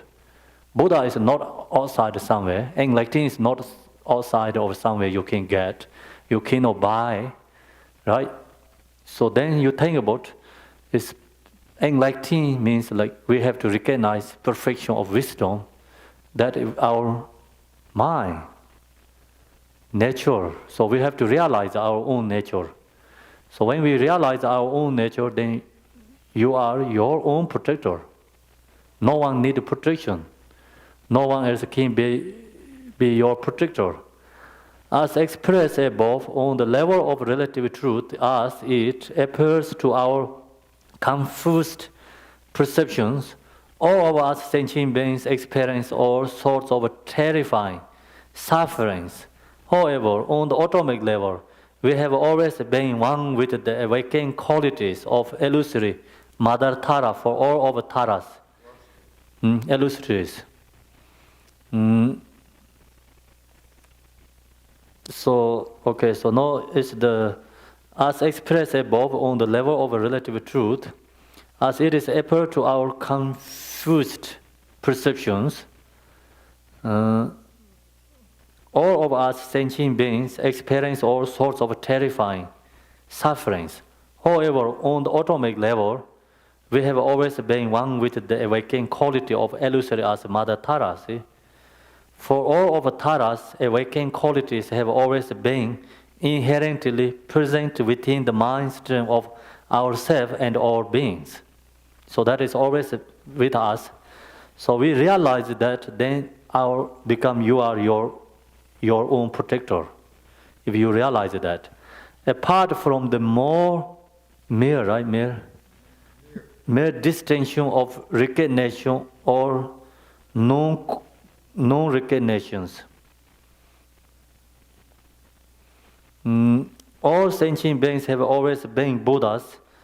If we go for refuge from the understanding, that is the atomic refuge. From the perspective of the relative level, as it appears to our confused perceptions and sentient beings, because of not recognizing, or rather not realizing, or the true nature. See, this is only the difference is realized or not realized. If you realize, then our mind is Buddha, so then you are your own protector. If you don't realize, then it becomes sentient beings because of not recognizing, or rather not realizing.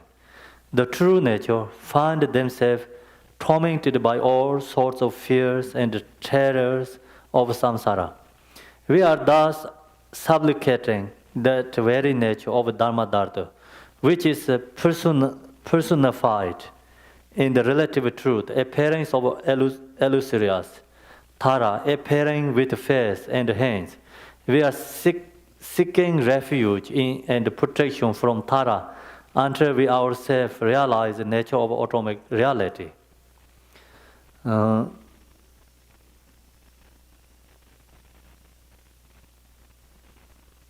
So, what do you think there?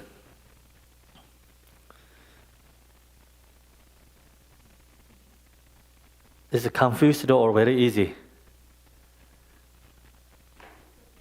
It's okay only?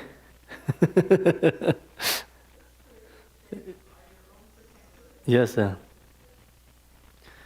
See, that's if we go for refuge from this, understand that is the atomic refuge, right? So we understanding, like we have nature of the Tara, and then you realize that, meditate. So that is the atomic refuge from the perspective of the relative level as it appears to our confused perception, sentient beings, because of not recognizing. So we have confused, we don't recognize. So then, or rather not realizing the true nature, so we don't realize the true nature, find themselves, then the sentient beings, tormented by all sorts of fears. We have all fears and the terrors of samsara, right? So everyone has this problem, suffering. So then we are thus supplicating the very nature of Dharmadharta. Then we supplication to relative truth. Tara is like Tara, like kind of appear to the form body. We visualize and pray to them, ask to help, which is a personified in the relative truth, appearance of illusory as Tara. Appearing with the face, so that Tara is then comes like face and hands.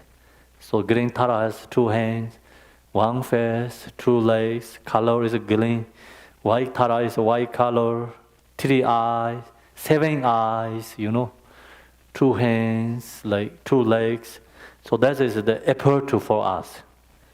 So long as we don't realize absolute truth, Tara, then we have to practice relative truth.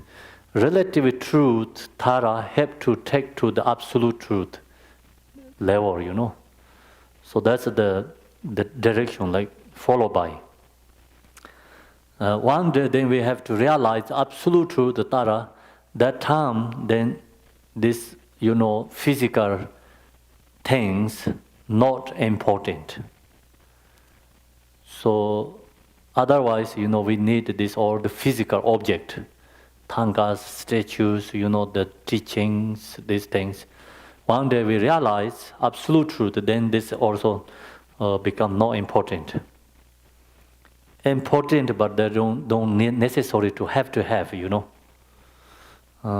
which is personified, Tara appearing with the face and the hands.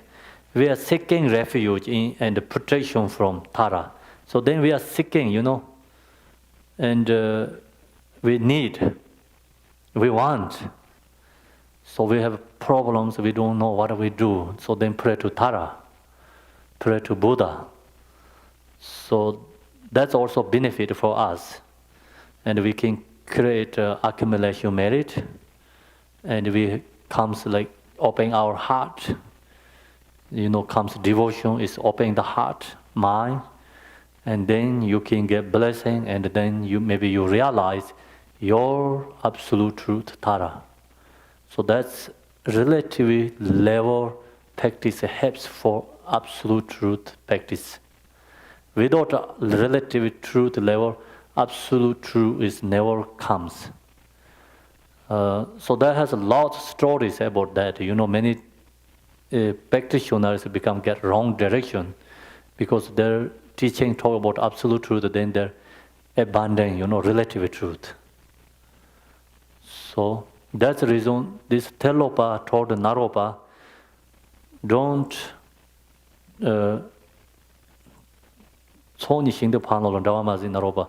never separate true accumulation merit. Means like you don't to falling to like one part. It's like Telopa told Naropa, it's Peter instruction. He said you have to follow true accumulation merit all the time. Actually, Naropa is a realized teacher, but he also still follow the relative truth. And the meaning is like true accumulation. It's accumulation merit, accumulation wisdom merit. Accumulation wisdom merit is absolute truth merit. Accumulation merit is a relative truth with merit, So that's the reason he said follow these two truth and create accumulation merit. Realize there's automate reality. So no, see, this is the 1 minute. So here is I'm talking about 7 different levels Tara. So this first one is Tara appearance with the face and the hands. We are seeking refuge in and protection from Tara until we ourselves realize the nature of automate reality. So this is the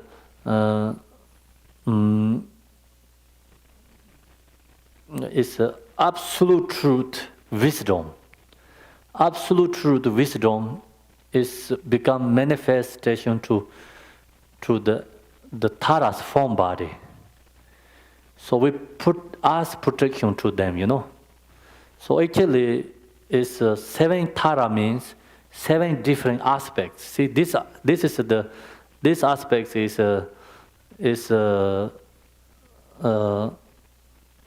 so automatic truth level, The nature of automated reality. The nature of automatic reality is effort to form body, benefit others. So this is the wisdom of automatic reality. Automatic reality wisdom is one nature, mind, our essence of the mind nature. It's Dhammakaya, it's become called Tara, one aspect. Make sense or no? So the 5 Buddhas. 5 Buddhas like different aspects, wisdom, mirror-like wisdom, econometric wisdom, right? So what is then Dharma Dharma wisdom. So this is the same as the Dharma Dharma wisdom.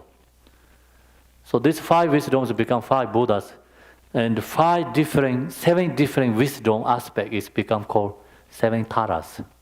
Actually, they don't have really form, body, different persons. 7 taras. So with supplication to 7 different wisdom aspect is called 7 taras. This is a dharma dharma aspect. It's nature of mind. So that's the reason it's called, when we starting this teaching, and I have a parts 2, virtue the middle, so the general aspect of dharma dharma. See, dharma dharma, right? The page 18, general aspect of dharma dharma. So the wisdom of dharma dharma, this is part of wisdom dharma dharma. It's called Tara, first one. So that is the main dharma dharma, Other is all is this aspect. Essence of dharma dharma aspects. So that's the reason 7 different taras. Okay, now your question, please. I was going to ask, would it be correct Mm. to say that when we talk about Buddha teaching in many ways in order to be accessible to people of different cognitive capacities and all sorts of things, Mm. people need a different kind of teaching. Yes. So is the body form of Tara, for those of us who are non-enlightened, a tool for us until Enlightened. the relative Mm. is a tool to get to, Enlightened. because that's what, yes, get to enlightenment, because that's what we can understand and do right now. Yes. Yeah. So what is your question? Oh, you know question. What is Debe's question? So we finished the one section. 7, of them is finished one section. So now we have 6. But this is the main point part. Just we shared, as I shared, it's like it's to talk about more perfection of wisdom, bone, dharma dharma. Yes?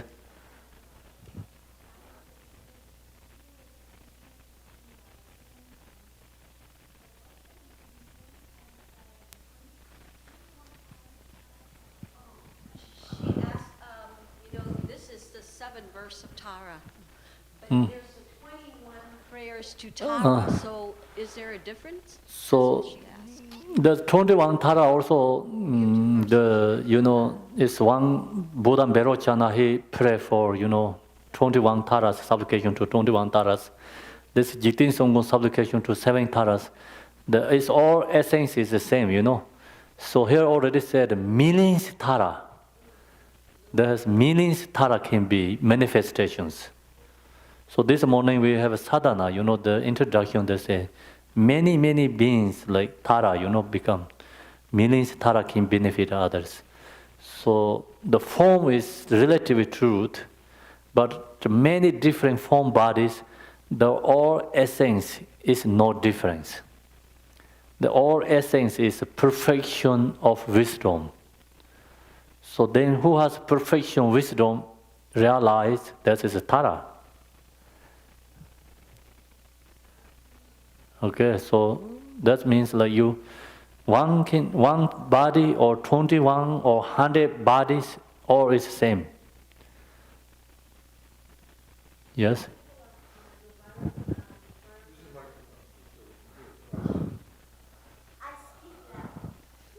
want to record it.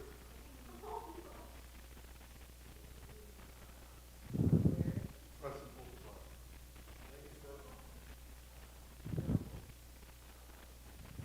Press and hold the button.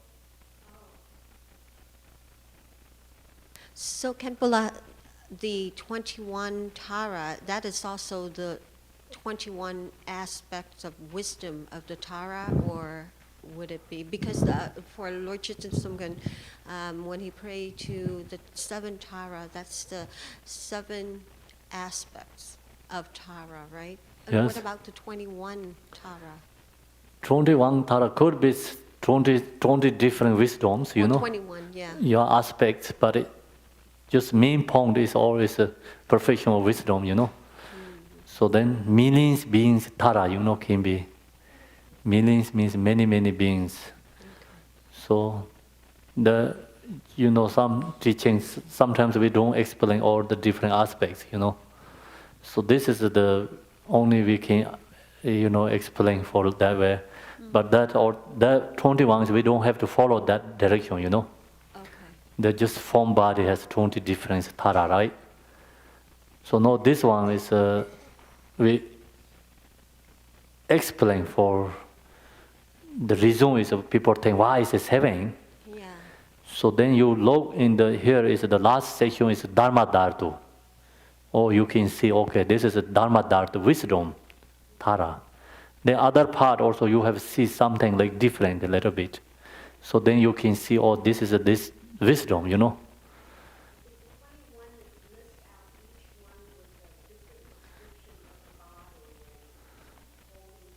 Yeah. Yeah.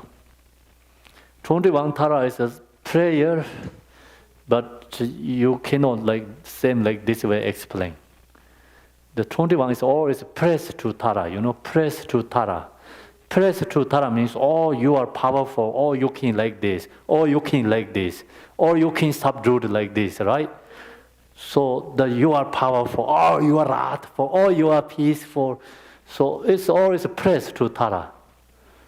This is the not press to Tara. This is the talking about the main point, essence of the Tara. So it's totally different. You know, this is all 21 Tara Tanga here is to follow the auto level. Everything is to follow auto level form body. Form body. This is to follow the inner level essence. Make sense or no? Okay. So no anything questions?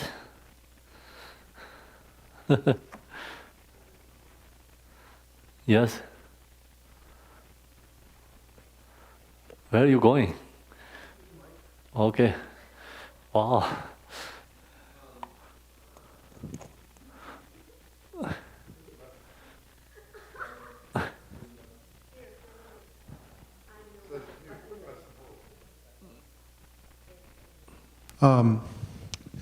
I just love this this excerpt from the Nirvana Sutra. It's just gorgeous. And when I was tinkering with my phone there while you were talking, I was sending it out to people because it speaks to a universality of the way in which the emptiness reaches out, expresses compassion. So that's just a way of explanation of why I was fiddling with my phone. But it really is gorgeous, and I just couldn't help from sharing it, thinking about other people and how, with a little translation, it could help them understand a larger sense of their own religion, particularly Christians, because it's very similar to, it really articulates a hidden Christ. But anyway, I just wanted to say how beautiful it was. I love that excerpt. The one about not blind, yet appearing Yeah, as though page blind. 28, I think, not blind, yet appearing as though blind. So he like Buddha as blind. Mm-hmm. I'm kidding, okay. Yeah. It's a gorgeous piece of literature. Yes. Thank you for selecting it. And actually what I said to people is, if you speaking to Christians, if you substitute Christ for the Buddha, you have a larger conception of Christ, that right. could manifest in many religions, yes. In different guises. Yeah. Christians have a little trouble being small and thinking it's only them, but right. a larger conception of Christ, and you've got yes. a more universal Christianity. Yeah. So I like you are your own protector. No one else can be your protector. That people doesn't want to hear that, but it's a truth. People thinking always, oh, he need to help me. So I'm not going to do anything. I'm going to offering. So you help me when I die. Right? So mostly Buddhist country, they didn't follow the Buddha's teaching, Buddhist country people. You know, so the Buddha is saying, and the Buddhist country the people follow is opposite actually. So Buddhist country people is follow the Christian's tradition. Yes. Christian country is actually Buddha's teaching follow, you know. See the Christian, they believe Christian, but then they does their, try to do their everything, you know. So they meditate, they study, they want to investigate, they look for which is the correct. And not only believe, right? So, work hard. They don't say, Buddha, please, I need money.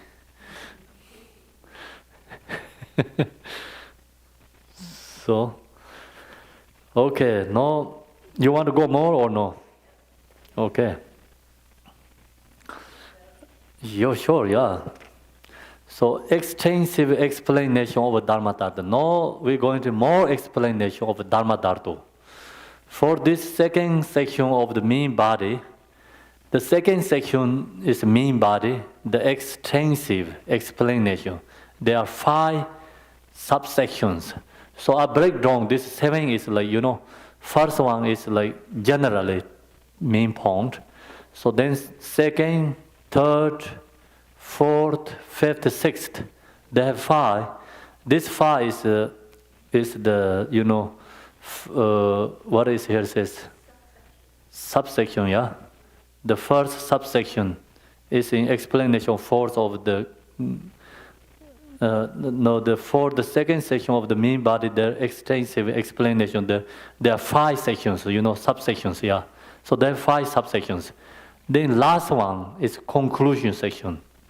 So see, that's the reason, you know, this 7, what is 7 statement? 7 statements break down 3 different levels. So this 7 statement actually is the main body of the main section of the teaching.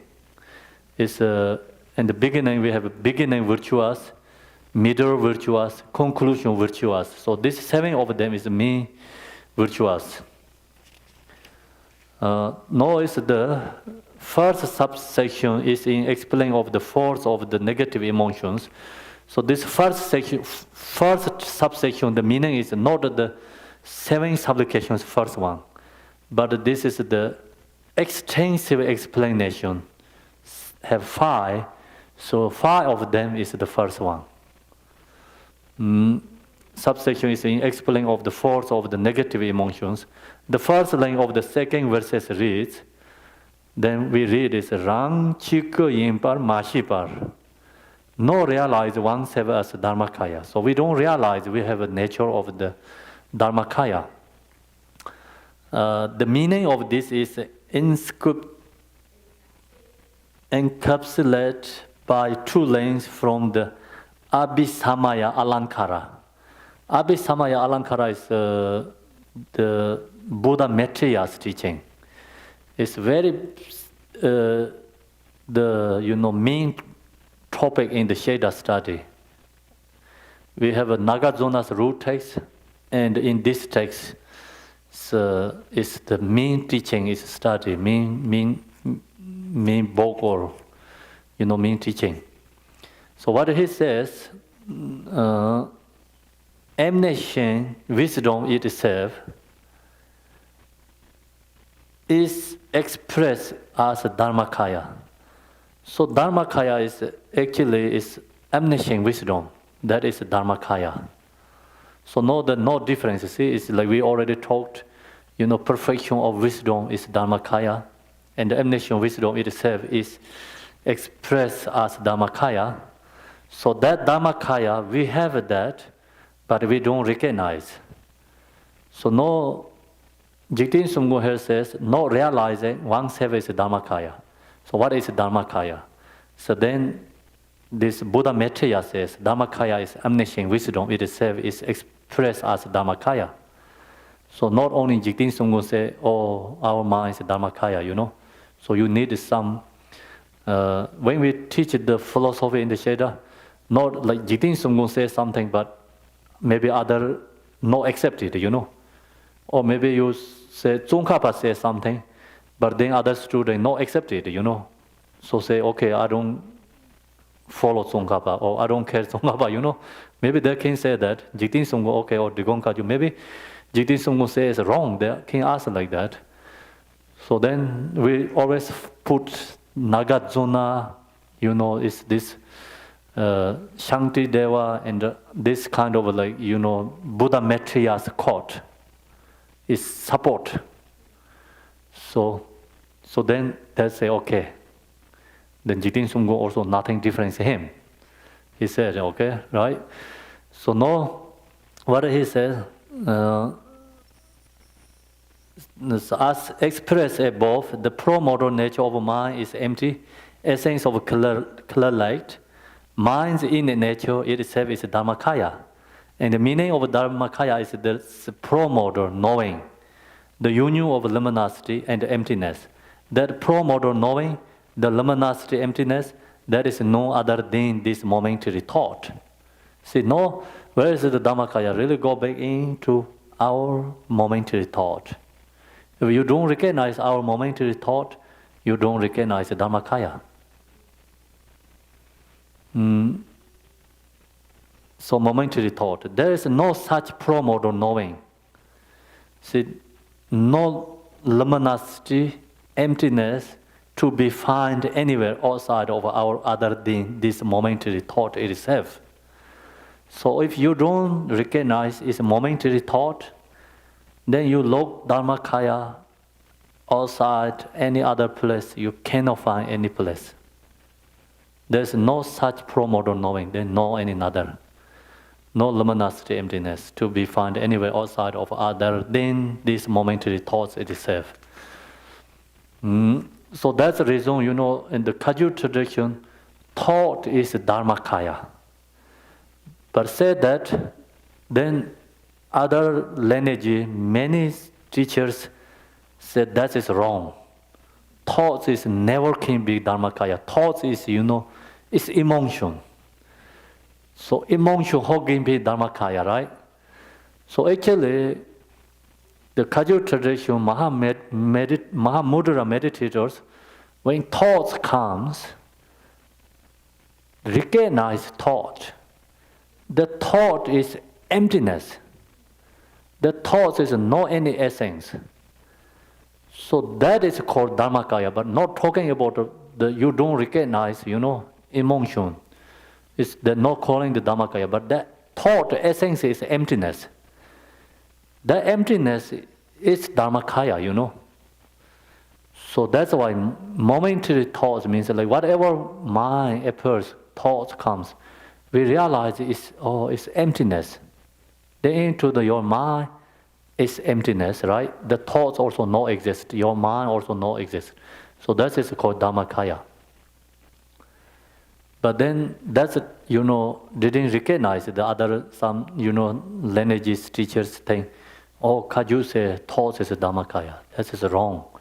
But actually, Kagyu never said thoughts is Dharmakaya. If you realize thoughts is Dharmakaya. If you don't realize it's thought, Well, would that other be Dzogchen, be Rigpa? And they say Rigpa because they say that is no thought.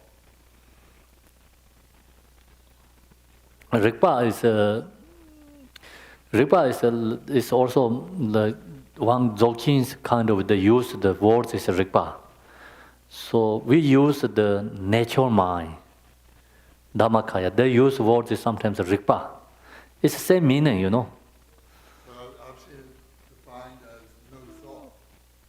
No thoughts is therefore you realize Rigpa. Right. Yeah. But Kagyu says thoughts is Dharmakaya. That whatever thoughts comes, that thoughts also emptiness. Right. So that is called Dharmakaya. And that's what you and I were having a conversation with a month or so ago. I don't remember. It's emptiness. It's gone. When I talk the teaching, then I talk truth. But usually, generally discussions, follow the people's mind, make them happy, you know. If I say something wrong that time, don't bring him in this place, okay?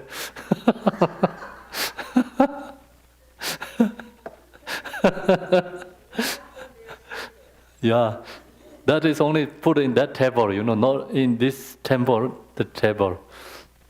So when I talk here, so I talk truth, essence of Dharma. It's out of here, then follow the people's mind. You know, make for them, put in the happy and the practice. That's why I surrendered.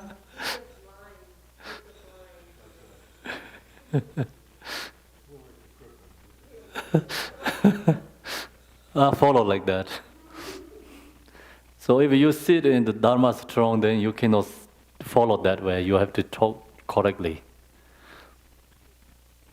So, okay, so that's, you think so? Thank you. Everyone support what I does. So now we go to the wisdom. So now we know, so you know, like this momentary thought is the Dhammakaya.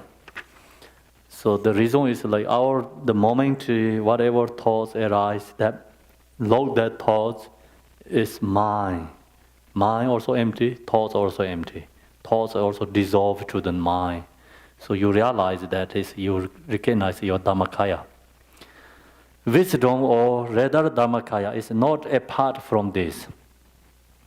This itself, the clear awareness of the present moment, is the true face of relative truth phenomena without altering. This, if you know this nature, this itself is automatic truth. So, right now, here is talking about the two truth levels, different ways. You know, talking about the nature mind. This itself means like right now our momentary thoughts. So that is called this itself. The clear awareness of the present moment is the true face of relative truth. So we don't really into the nature, but we know we have a present moment. You know, one another phase. So that is a relative truth phenomena. Then without altering is what is altering? Not changing, right? Without altering. Or actually, it is nature, you know. Machi is the machi. It's actually kind of not only changing without altering. It's not the, you know, polluted. Yeah, it's pure, you know, pure. Machiba is the, like, reality. It's, so it is reality, you know, it's pure. If you know this nature, this itself is automatic truth. So that is automatic truth. I don't know, this without altering is exactly explains on the main point, you know. Without altering this, what are you going to say this meaning?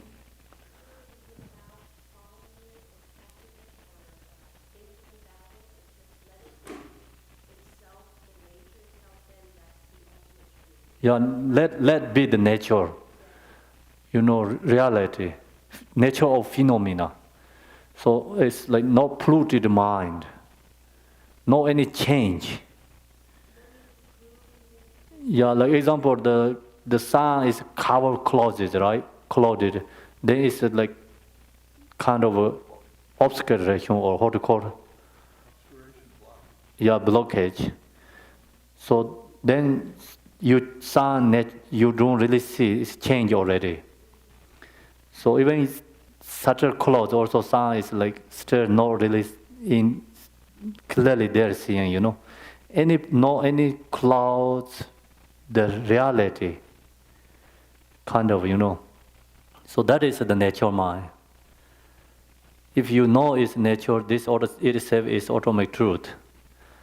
So now what is the explain is just as expressed in the above verse.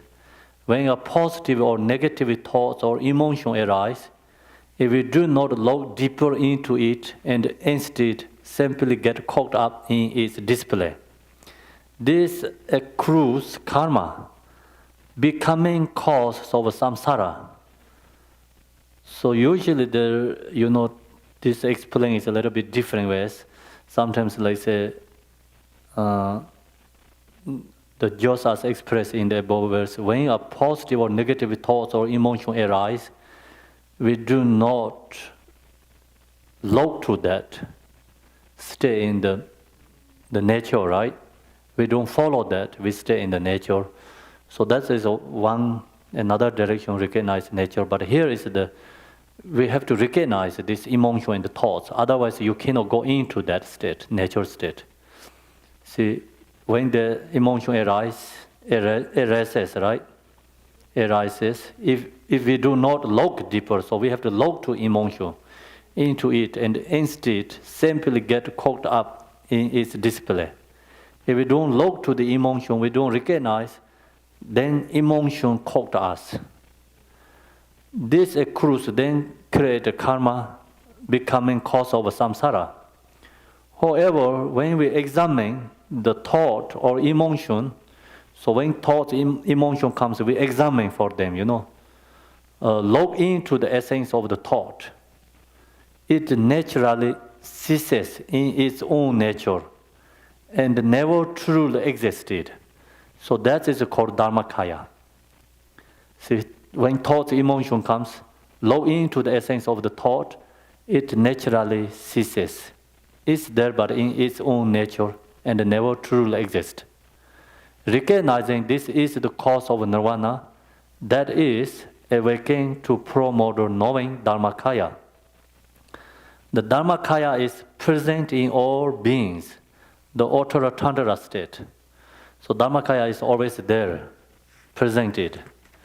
Since the perfectly awakened Buddha form is pervasive, since the suchness nature is inseparable, since beings are in the family of Buddha, all sentient beings are always imbued with the Buddha nature.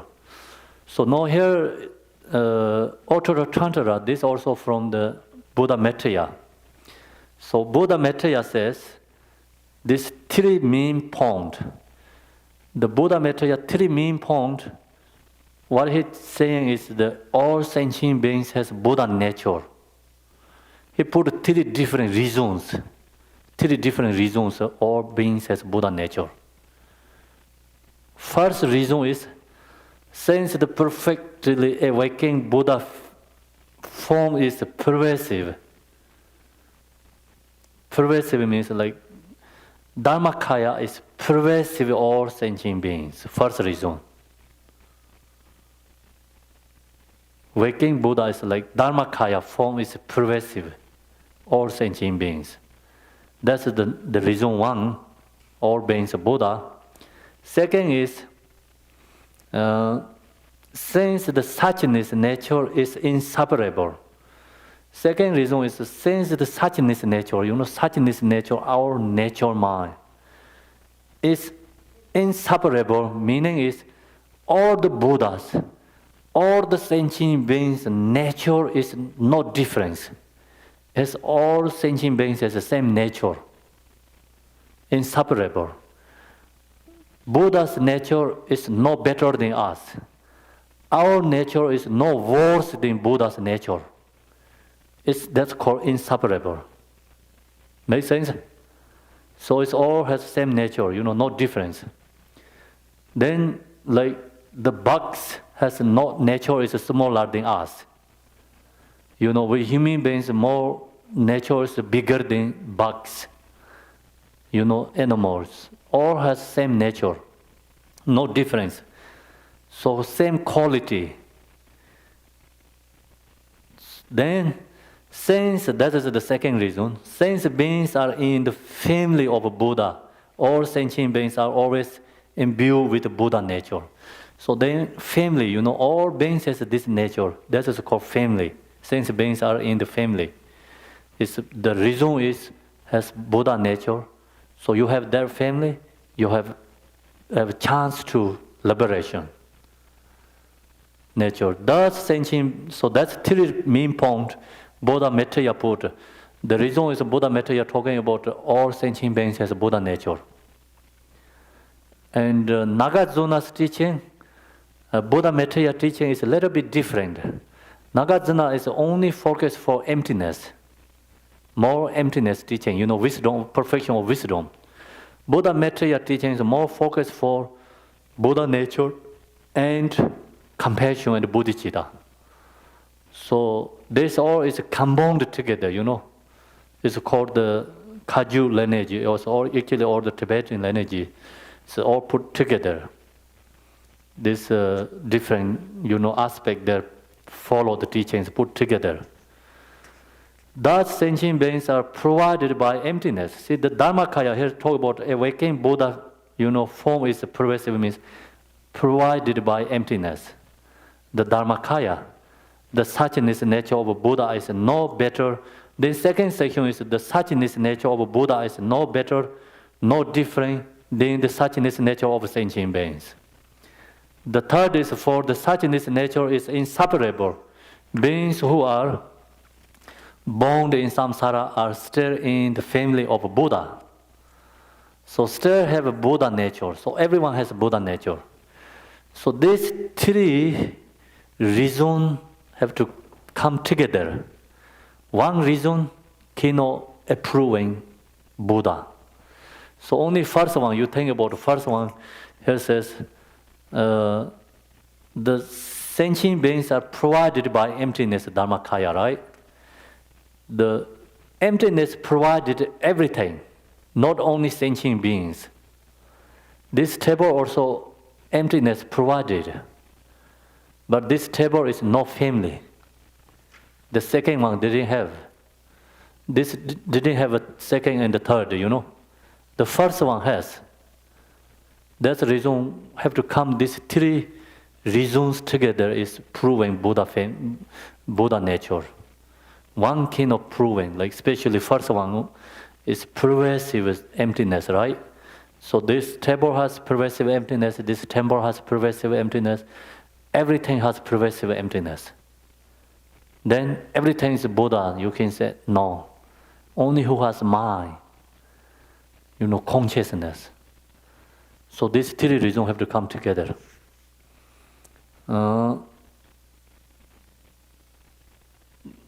There is the bond part, and Dharmakaya is there as the ground part, and the fruit present in everyone. So now it's talking about like ground, part, and fruit. It's all actually same. The example, sun is dark clouded covered, and that is the ground. And less cloud, the white color clouds a little bit, that is a part. It's 100% is, free from the clouds. Sun is a result. But actually sun is the same, ground part, result is no difference. Never change, right? So same like that. We have a Buddha nature. It's never is changing anything when we have become Buddha. Nature is always the same. It's empty, it's clarity, it's present, it's there. But we, removing the obscurations, remove the obscurations. And the ground has a thick obscurations. That time is we are regular being. And the part, less obscurations. That time we are called Bodhisattva. And the result is Buddha, no any obscurations. So actually that time nature is never changed, always the same. Understand, right? Then it's also Gonjek says the Gonjek singular wisdom mind state. The innately pure nature has the quality of innate awakening and re-awakening, right?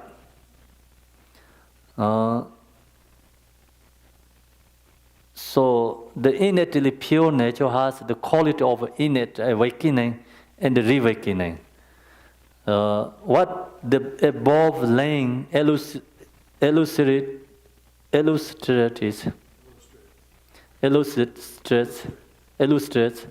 is that in the basic ground, the innately pure Buddha nature is always present in sentient beings, ground also.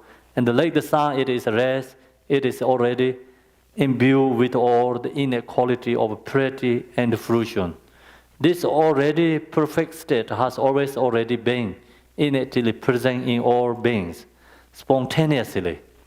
So, see, many people think, oh, that's not possible. The reason is like we are in the ground, we have emotions, we have problems, we have sufferings.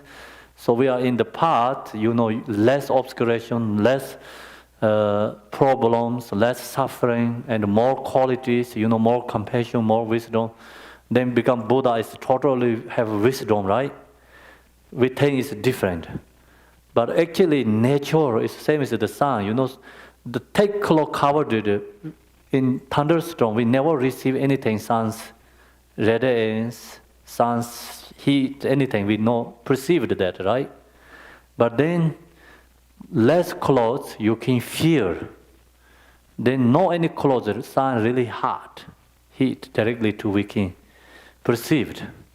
So same thing, our mind, nature Dhammakaya, is always same, never change, but we don't receive that nature, realize, because of obscurations. Less obscurations, you can feel more. But actually that nature is never going to better quality, increasing, decreasing, not like that, anything. Okay, so no Dhammakaya, it is innately perfect quality of purity and fruition. On the path through the two accumulations, we already talked, we can clear away the obscuration and directly actualize the state of Buddhahood, imbued with the true practice in and realized. All sentient beings are permitted by Dharmakaya, Buddha, but they do not know it. Acknowledges for this are given in the Uttara Tantra. So then also Uttara Tantra talk about we have this Dharmakaya nature, but we don't recognize. The reason is they have 9 different examples. 9 different examples given in the Uttara Tantra, like a Buddha in an ugly cloth lotus. So Buddha's statue put in the garbage, like kind of a very ugly cloth, live somewhere.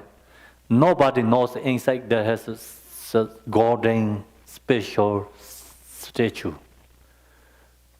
Because clothes, like honey amassed bees. The Lord's bees, you cannot see the honey.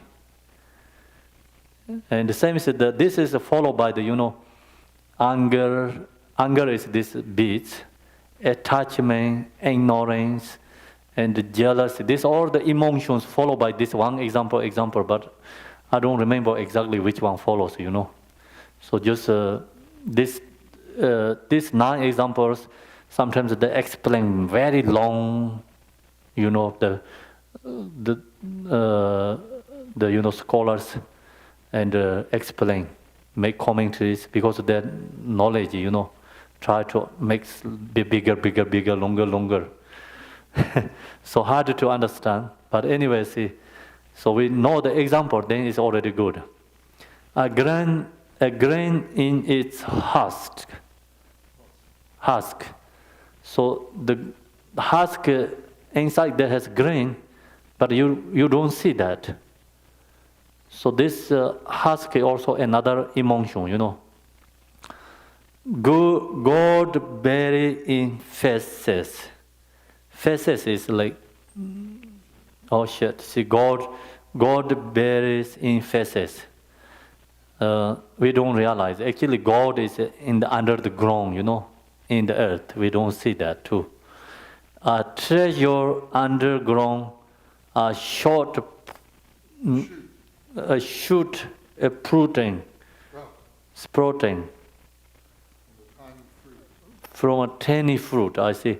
A treasure underground. So that means also something like treasure in under the ground, and not realize that hidden where. They have also have example. One person is extremely poor and poverty. He's under the house, has treasure. He don't realize that. Treasure never say, I'm here. So then the problem is, he don't recognize, treasure never say, I'm here. He is the extremely thirst and hunger and poorest in the world. But actually he is the richest in the world, but he don't realize. So same like that, sentient beings as a Buddha, but don't realize suffering in samsara. Stage of so fruit. I see. Then also a shoot, a fruiting, sprouting from a tiny fruit. This is which fruit? Sometimes you see a little green shoot coming out. Yes. Because the fruit is a seed. Inside the fruit is a seed. Uh, Sometimes it sprouts up. yeah. Put it in the ground. I see. Yeah. Fruit tree. Shoot, sprouting from a tiny fruit. A statue of a Buddha inside attracted cloth. So the same thing, before. A roller of me in the belly of a destitute woman. And a precious gem inside earth. The Buddha nature abides within all sentient beings. So thus as demonstrated by the above 9 knowledges, all sentient beings have the fruit of Dharmakaya, but they do not know it is there. The reason for this is stated in the second line of the second verse of the Tara supplication. So they don't recognize. It's these 9 examples. The why they don't recognize we, and then this second statement. The second statement says, Sem nyomon wangtu churpaya.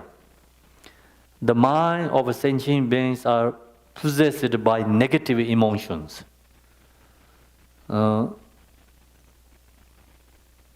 As explained above, all of us sentient beings, even though the Dharmakaya has always been innately present as our own minds, did not realize this. We are under the power of the negative emotions, as expressed in a sutra.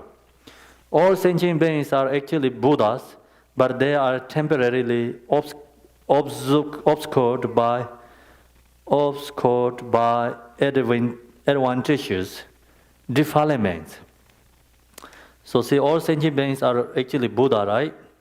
So this is also the Buddha's teaching in the sutra, but they are temporarily obscured by advantageous defilements. The advantageous obscuration described here are divided into 2 categories. As explained in the treatise, what is it?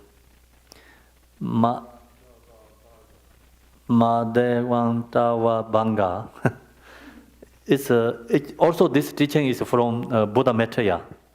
So Maitreya has 5 major teachings, 5 books. And Asanga received that teachings from him. Asanga is another scholar. And he received from Buddha Maitreya, and then Asanga spread out in the world. So Buddha Maitreya, we cannot see him, the regular beings.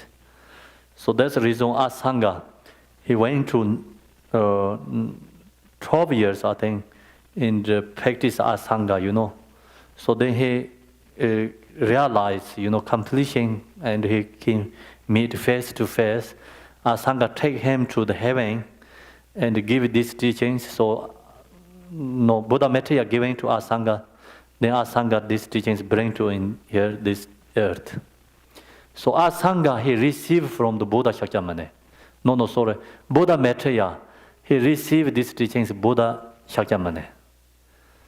So then he gave Asanga. Asanga, then all the lineages come from.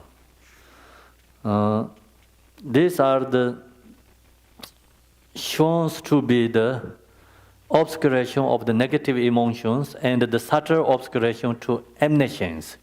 They have two obscurations. So these two obscurations, that's the reason we don't realize we have Buddha nature. So our Buddha nature is hidden, treasure hidden. We have that. So no, no is the are followed by the more philosophy way, you know. This section is very, very important for when we study Maya Minka and different lineages. All the lineage has different, you know, like following how to purify these obscurations path. So Gelug tradition, Satya tradition, all this has different levels. Nyingma follow the purifying obscurations. That they follow the scholars. The scholars follow the, you know, understanding Buddha Maitreya and this Nagajuna's teaching. So they create their own path. And Drigong Kagyu tradition in Jigten Songgo no any specific clearly. So no in this section follow the one way, you know, like what Jigten Songgo thinks. But I'm not 100% sure he really thinks or no, okay? So now what we do here is why you may ask are the obscurations classes, right? Classed into two definitive categories. The why two obscurations. So the highest goal, the reason is the highest goal to be attained by person or individual is twofold, namely the attainment of supreme liberation from samsara and the attainment of emanation Buddhahood. So we're talking about the two obscurations. Actually, they have so many obscurations, right? So many obscurations bring to two obscurations. Why we do two obscurations? Talk about. The reason is the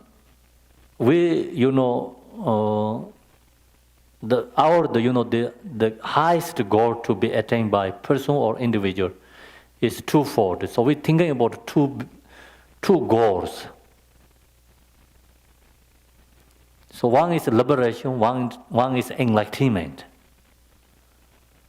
Liberation is aha level, Pakika Buddha's level is liberation. And enlightenment is Buddhahood.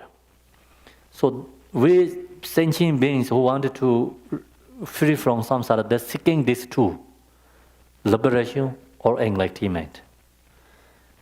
So then these obscurations, obscuration to the liberation, obscuration to the Buddhahood. So that's the reason we make the two obscurations.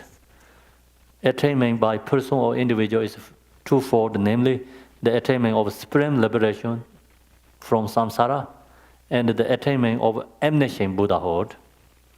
Out of these two attainments, see, what is it that obstructs our attainment of liberation from samsara?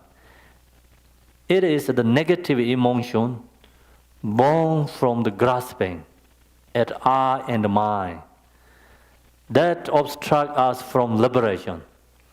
So now we're talking about, here is the,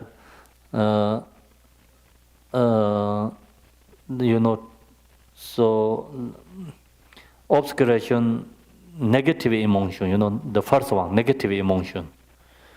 The negative emotion, where does it come from? Negative emotion come from? Negative emotions come from I and self-grasping. So long as you have I and self-grasping, then negative emotions arise.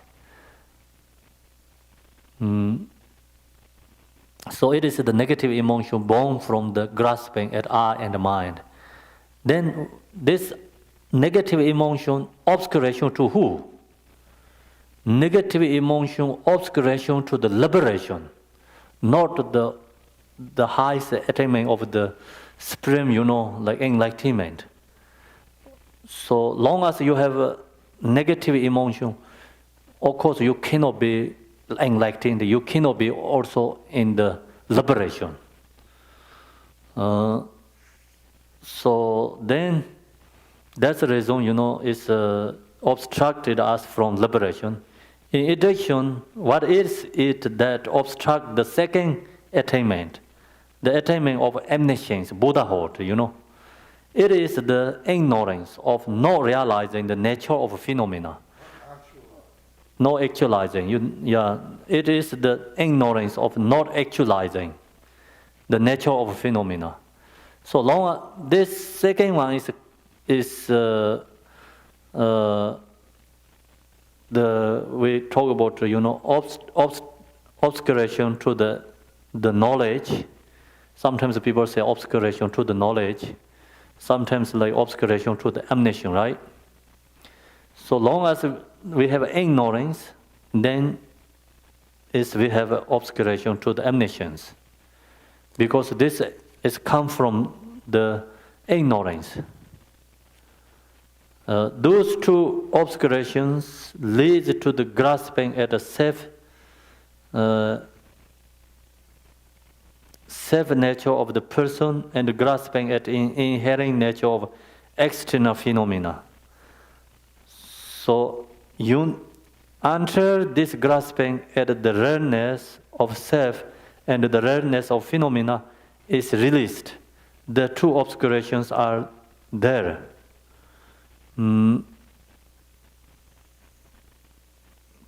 So long as we have selflessness of person, right? Long as we don't realize the selflessness of a person, and we don't realize the selflessness and phenomena, then these two obscurations are always there. So that's the reason.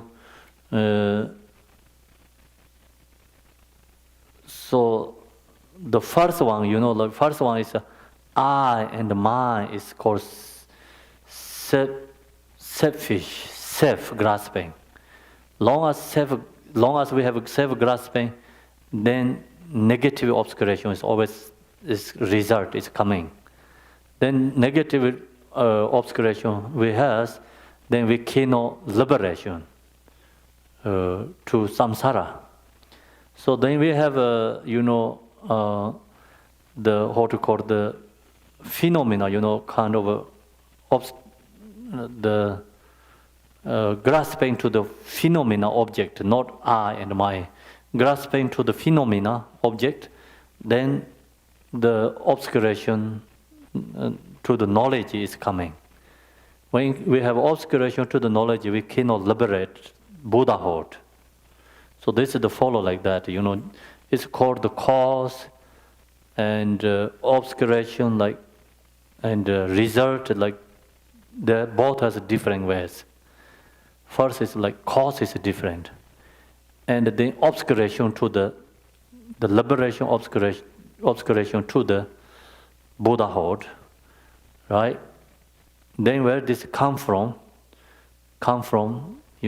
self-grasping, or the other one, what called? Ignorance, but it's called this one, phenomena, Enter this grasping at the rareness of self and the rareness of phenomena. Is that the same as saying that the multiplicity? Sometimes say the multiplicity? No, this is a different omniscience. It's a different omniscience. Yeah, multiplicity omniscience. But this is not talking about that. Yeah. The way I read this, you can't get one of the obscurations without getting rid of both of them. Ah. You can't get rid of one obscuration without getting rid of both of them. You can get rid of both together? The way I read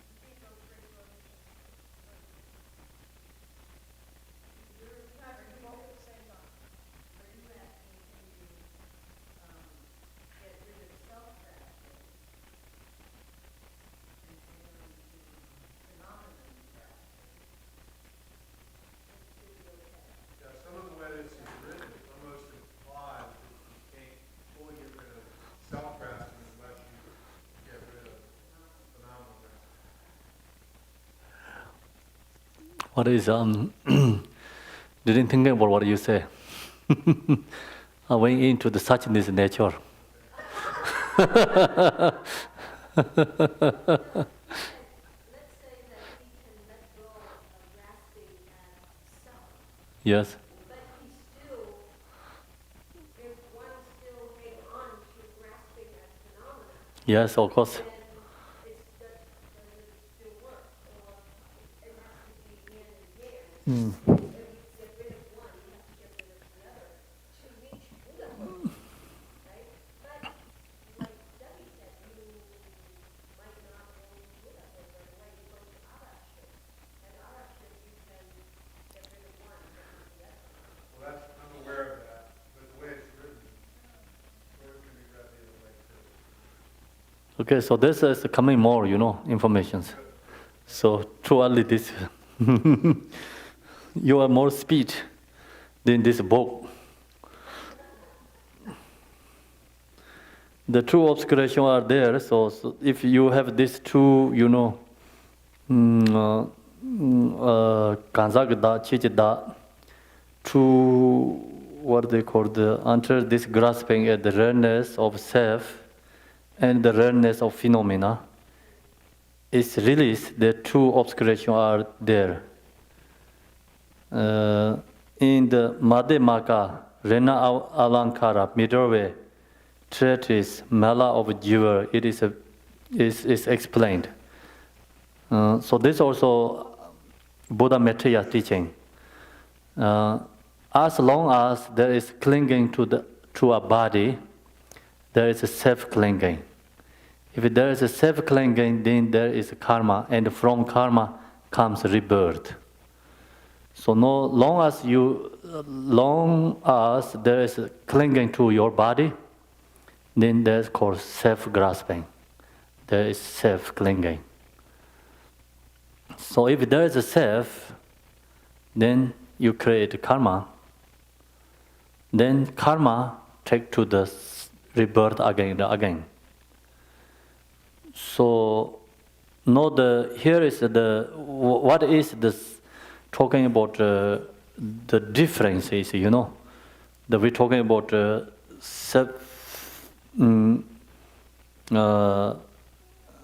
rareness of phenomena, okay. So the self nature of, what is the grasping nature of external phenomena? Grasping is the rareness of self. So grasping rareness of self. What is grasping rareness of self? So this is in this quote is clearly, explain what means the self-grasping. Self-grasping is long as there is clinging to our body, there is then called self-clinging. So always thinking about I is like this body, for 5 aggregates. Thinking about these 5 aggregates, I is called self-grasping and self-clinging. So then you thinking about you attach to house and other object, they called self of phenomena. Phenomena is out of your 5 aggregates. It thus has been talked that as long as we have a grasping at a self, we will not be liberated from samsara. Long as we have a grasping at a self, we will not be liberated from samsara. If you want to know whether the self-grasping can be released or not, you can find the answer through many scripture verifications and through reasoning as expressed in the text of Madhyamaka and Paramana. The teaching reveals the antidotes to help us actualize this by showing how to meditate and cultivate loving kindness and so forth, as well as the antidote to a completely uproot self-grasping through the wisdom that realizes selflessness. According to the Buddhist scripture, the difference between the 3 vehicles or yanas relates to the different approach to purifying these 2 obscurations. So now they're talking about how to purify these obscurations. So first we know the self-grasping. Then we have to know this grasping is permanent or impermanent or temporary. So this grasping is permanent, then nothing is antidote to that. You do some practice, never change your grasping. So that's the reason we have to think about, what is the antidote? There has antidote or not? There has antidote. The reason is, antidote is, see here is, you can find the answer through many scripture, verification and through reasoning, as expressed in the text of Madhyamaka teaching, middle-way teachings, and many different teachings, how to antidote to self-grasping. Many different methods use practice Dharma. So we realize this self-grasping is not permanent. Self-grasping is temporary, impermanent. There has antidote to practice Dharma. So we know that, then how to purify this grasping, antidote, then they have different levels because using different method. That's the reason we have three yanas. So this three yana is actually not contradiction, but using different method, different capacity. That's the reason they use different method. Showing how to introduce and cultivate love, kindness, and so forth, as well as the antidote to completely uproot self-grasping. So through the wisdom that realizes selflessness, then you don't have to reborn in samsara. According to the Buddhist scripture, the difference between the three vehicles or yana relates to the different approach to purifying these two obscurations. The Shavakas and the Pakika Buddhas of the individual liberation path meditate solely on the selflessness of the individual person. So this Shavaka and the Pakika Buddha only focus, meditate, so it's a selflessness of individual. Only focus that. They don't focus the selflessness of phenomena. The focus meditation is selflessness of a person. So that's the reason, Bodhisattva is take longer than Pakika Buddha and these ahats. Ahats can be one lifetime become ahats easily. The only focus for purifying selflessness of a person. So they don't focus the selflessness of phenomena. So that's the reason here says Shavaka and Pakika Buddha of the individual liberation. So they're only thinking about individual liberation path. Meditate solely on the selflessness of individual person as an antidote to the obscuration of negative emotions. So they're only using antidote is negative emotions, through which all the negative emotions are exhausted. So then when the negative emotion is purified, finish, and it becomes impossible for them ever to fall back into samsara. Then there's no possible come back to samsara because no negative emotion. They don't have no negative emotion, they cannot come back to samsara, no cause. If no cause, you cannot have result. So where this samsara is come from, is negative emotion. So negative emotions are exhausted, then you don't have a samsara. You are already liberated. And it becomes impossible for themselves to fall back into samsara. However, since they have not perfected the meditation on the selflessness of phenomena, they did not become free of the subtle obscuration to omniscience. So now they have a subtle obscuration to omniscience.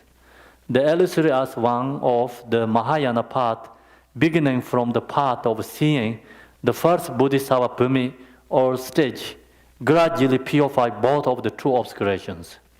And those are purifying simultaneously. So now this section is big, scholars is debating and fighting area, this topic. So, they not physically fight, but they fight lots of words. They write box each other, What is happening here is due to his caution. So in this first Bodhisattva stage, so then such a tradition, some scholars says they already purify selflessness of phenomena, they already purify negative emotion. No, negative emotion, and they also purify subtle obscuration to omniscience. And so then some Gelo tradition, what they says, when you get in this level, you only finish negative emotions. First Bodhisattva, negative emotions gone.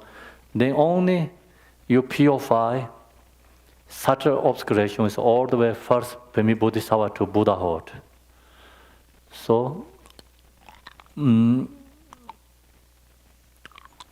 sorry, I did a mistake, I think such a tradition, the scholars says, first Bodhisattva, only already purify the negative emotion, then only purify omniscience, subtle obscuration to the omniscience, to all the way first to Buddhahood. I think Gelo tradition, they say both is purified already first Bodhisattva level. So now the Kagyu tradition is also Nyingma Mapam is a very famous scholar. He also follow. His thing is like purifying both, and enter up to first Bodhisattva to all the. Of course, first we purify negative emotions under the first Bodhisattva level. Then first Bodhisattva level purifying negative emotions, subtle negative emotion, and also subtle obscuration to omniscience, to all the way up to 7 Bodhisattva. When go to the 8th level Bodhisattva, then 100% purify negative subtle obscuration, and then there's still 8, 9, 10 has a subtle obscuration to the omniscience. So that's the follows like that way, How much purifying do you have to have done to be at the first Buddha? How much purification do you have to do to be at the first Buddha? I know I'm not. I wish you are there. Yeah. I thought you are there. Why you go back?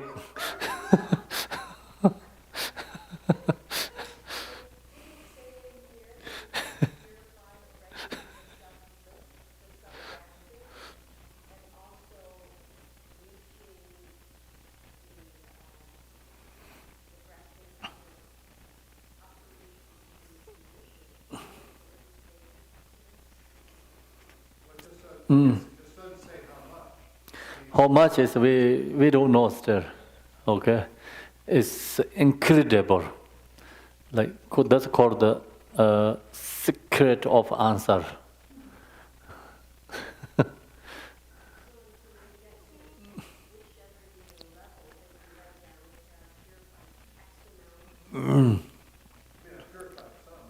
Okay, so now we go go more, okay?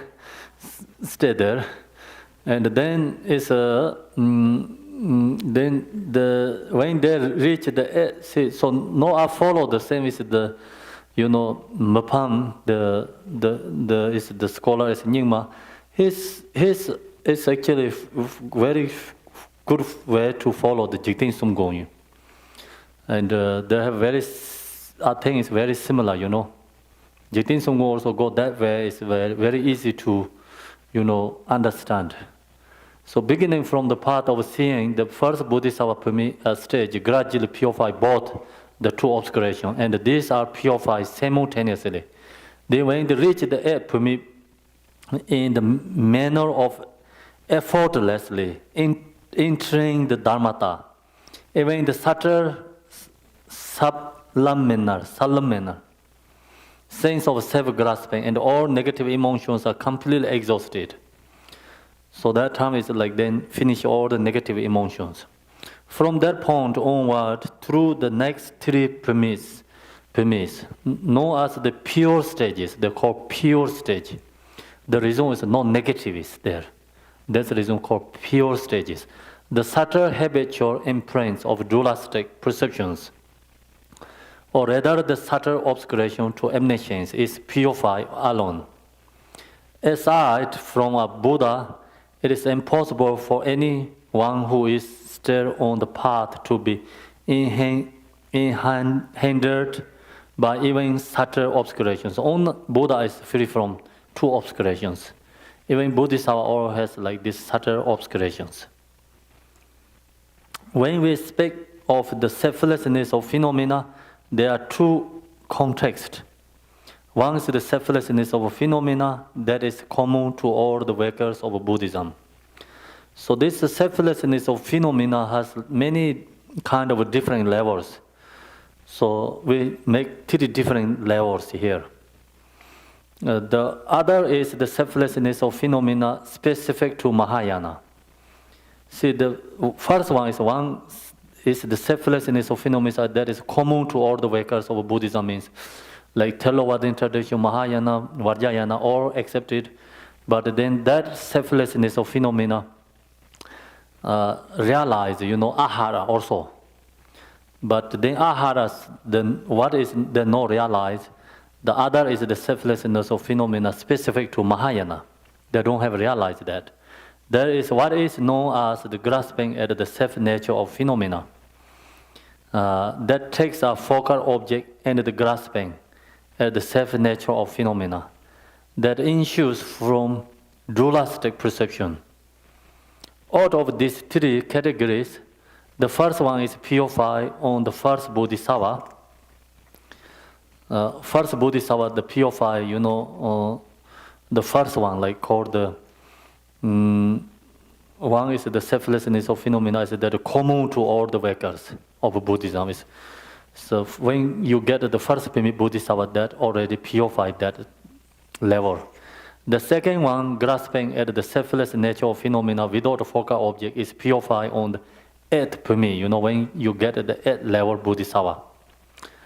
The reason is that why is the eighth pemi Bodhisattva is second one, grasping at the purify. The letter was Savara. I don't know how to read this one. The play four of the state, Jachiropale. When you are able to have the forbearance to handle the knowledge that there is neither birth nor death. I think so. This we stop here today is good. It's very hard to. Some is confused. Something very hard to difficult understand. But it's many people has questions. I see no one has questions. The reason is no one get focus. You all lose focus. I know.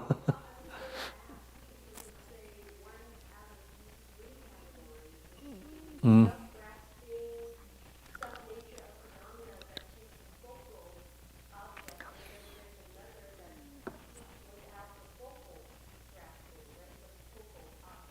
Mm.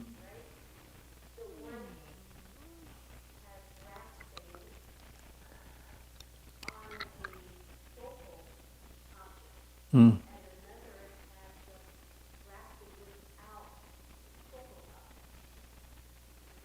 Yes.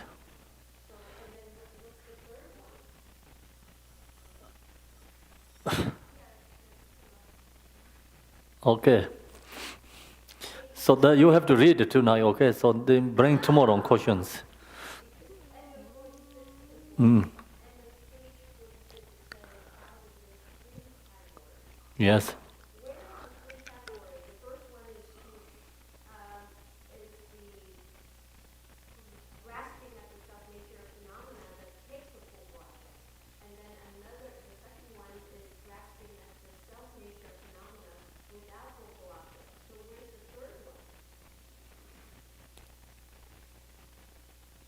Everybody agreed?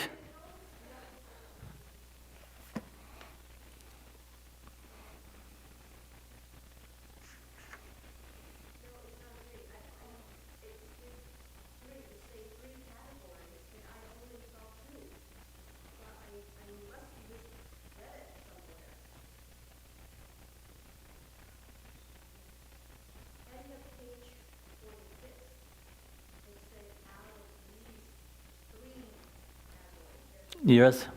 So one category is grasping at the self-nature of phenomena that takes a focal point. Two is grasping at the self-nature of phenomena without the focal point. And then what's the third one?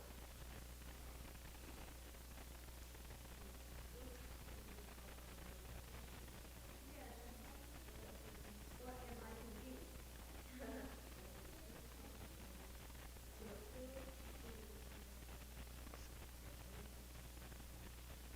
Free from dualistic perception. Would that be the third one? The third stage, because it's a stage, first it's called, we have it, and then later on it's restage, so that's why. On page 48, it says the third stage of realization, the realization of selflessness of phenomena that is free from dualistic perception. So is that the third? So third category is right. Is that right? Yeah, because Mm. when the translator used, instead of the first on page 46, she used three categories. And then on page 28, she said the third stage. So I wonder if that's the third category, that she used stage. So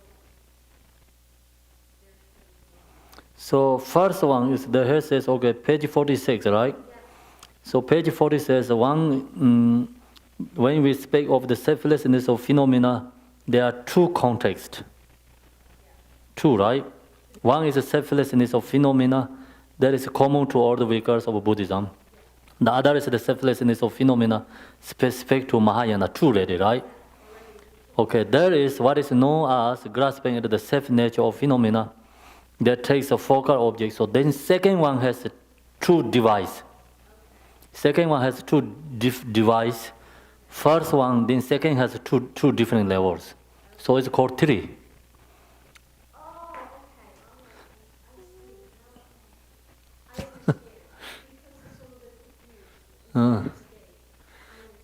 You understand? Okay. You do? Yes. Yes. the second is the selflessness phenomena that is specific to Mahayana, and 2.1, 2.1 is the grasping at the nature with the focal point, and 2.2 is the grasping without the focal point. So all Yes. together becomes three. Yes, actually. Middle paragraph, page 48, and is the third. No, that's what I thought, but it's not. That I was saying that 5 minutes ago, but it's a third stage of realization, that's something else. Selflessness of phenomena free from dualistic perception. That lines up with Okay, so I understand. Okay. Khenpo said, in the second paragraph on page 46, it says, when you speak the selflessness of phenomena, there's two contexts. two contexts. One context is Common common to all to vehicles. all Buddhism. The second context is specifically to Mahayana. And in that second context, it's split into two sub-contexts. Yes, Yeah. And the two exactly. sub-contexts is one is with a focal and the other is without a focal. Exactly. Thank you. So that section, you did, there usually they have lots of questions there. There's many people ask, where is the tree? So a lot you all lose focus, but good thing you know lose focus. When you rewrite the book, you might want to get that cleared up a little bit. Because the language is confusing. Mm, The English needs to be cleaned up a little bit. mm.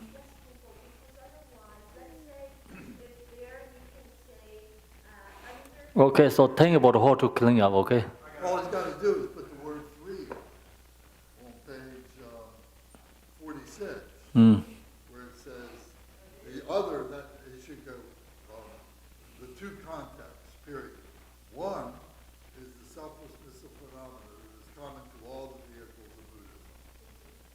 two. The other is the selflessness of phenomena specific to Mahayana. And then three, there is what is known as the grasping of the self-nature of phenomena. No, you also still wrong. You didn't get. She got it, you didn't get it, yeah. Okay, so now we're going to finish this. And then after finish teaching, so we discuss on that. So it's page 50, please go to this Tare, Om Tare, Tu Tare, Tere, So, Om Tare, Tu Tare, Tere, So. What page? Page 50, Om Tare, Tu Tare, Tere, So, Om Tare, Tu Tare, Tere, So, Om Tare, Tu Tare, Tere, So. Page 50, this book, the Deity Yoga Sadhana. Om Tare, Tu Tare, Tere, So, Om Tare, Tu Tare, Tere, So.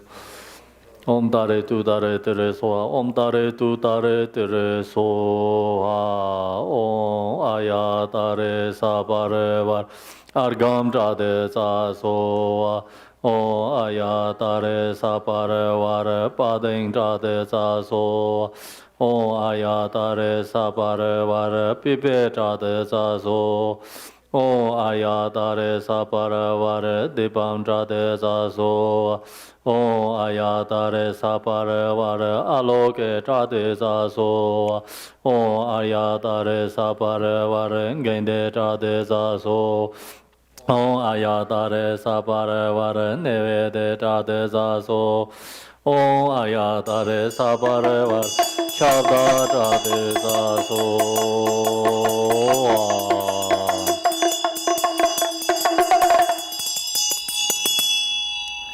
This crown of the gods and the demigods, pay homage to your lotus feet. You will liberate from all unfavorable conditions. I praise and protect to Mother Tara.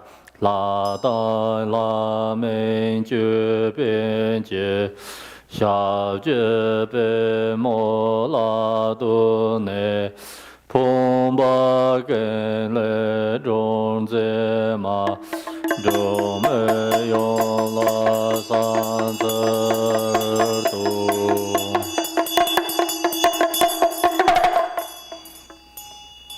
So now we go to next page. All outer and inner phenomena melt into light and dissolve into me are also melt into the non-referential. From fabricated Dharma Dharma, the automatic clear like Dharmakaya. The great blessed or is in the Mahamudra state and the ordinary mind.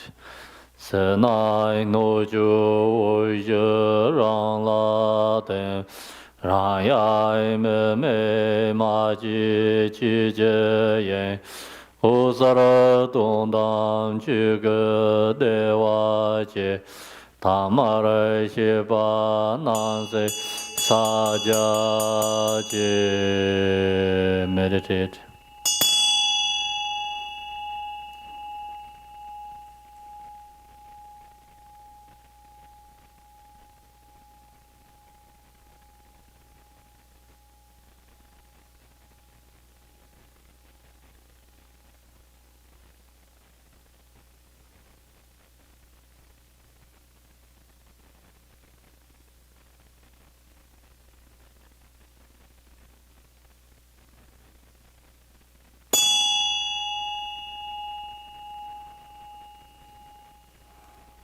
By this virtue, the virtues accumulated in samsara and nirvana, and in nature, may all mother sentient beings, countless as infinite space, attain the form of a noble Tara, free from rejection and substance, the state of great wisdom that is liberation from the five poisons. Gewan de dan konde sayuje, kanya magen rowa yudojo. Dong rang zhe yi xi jin bi long, ga zhou zha wa pa me gu du yu. Go to the dedication. And page 157.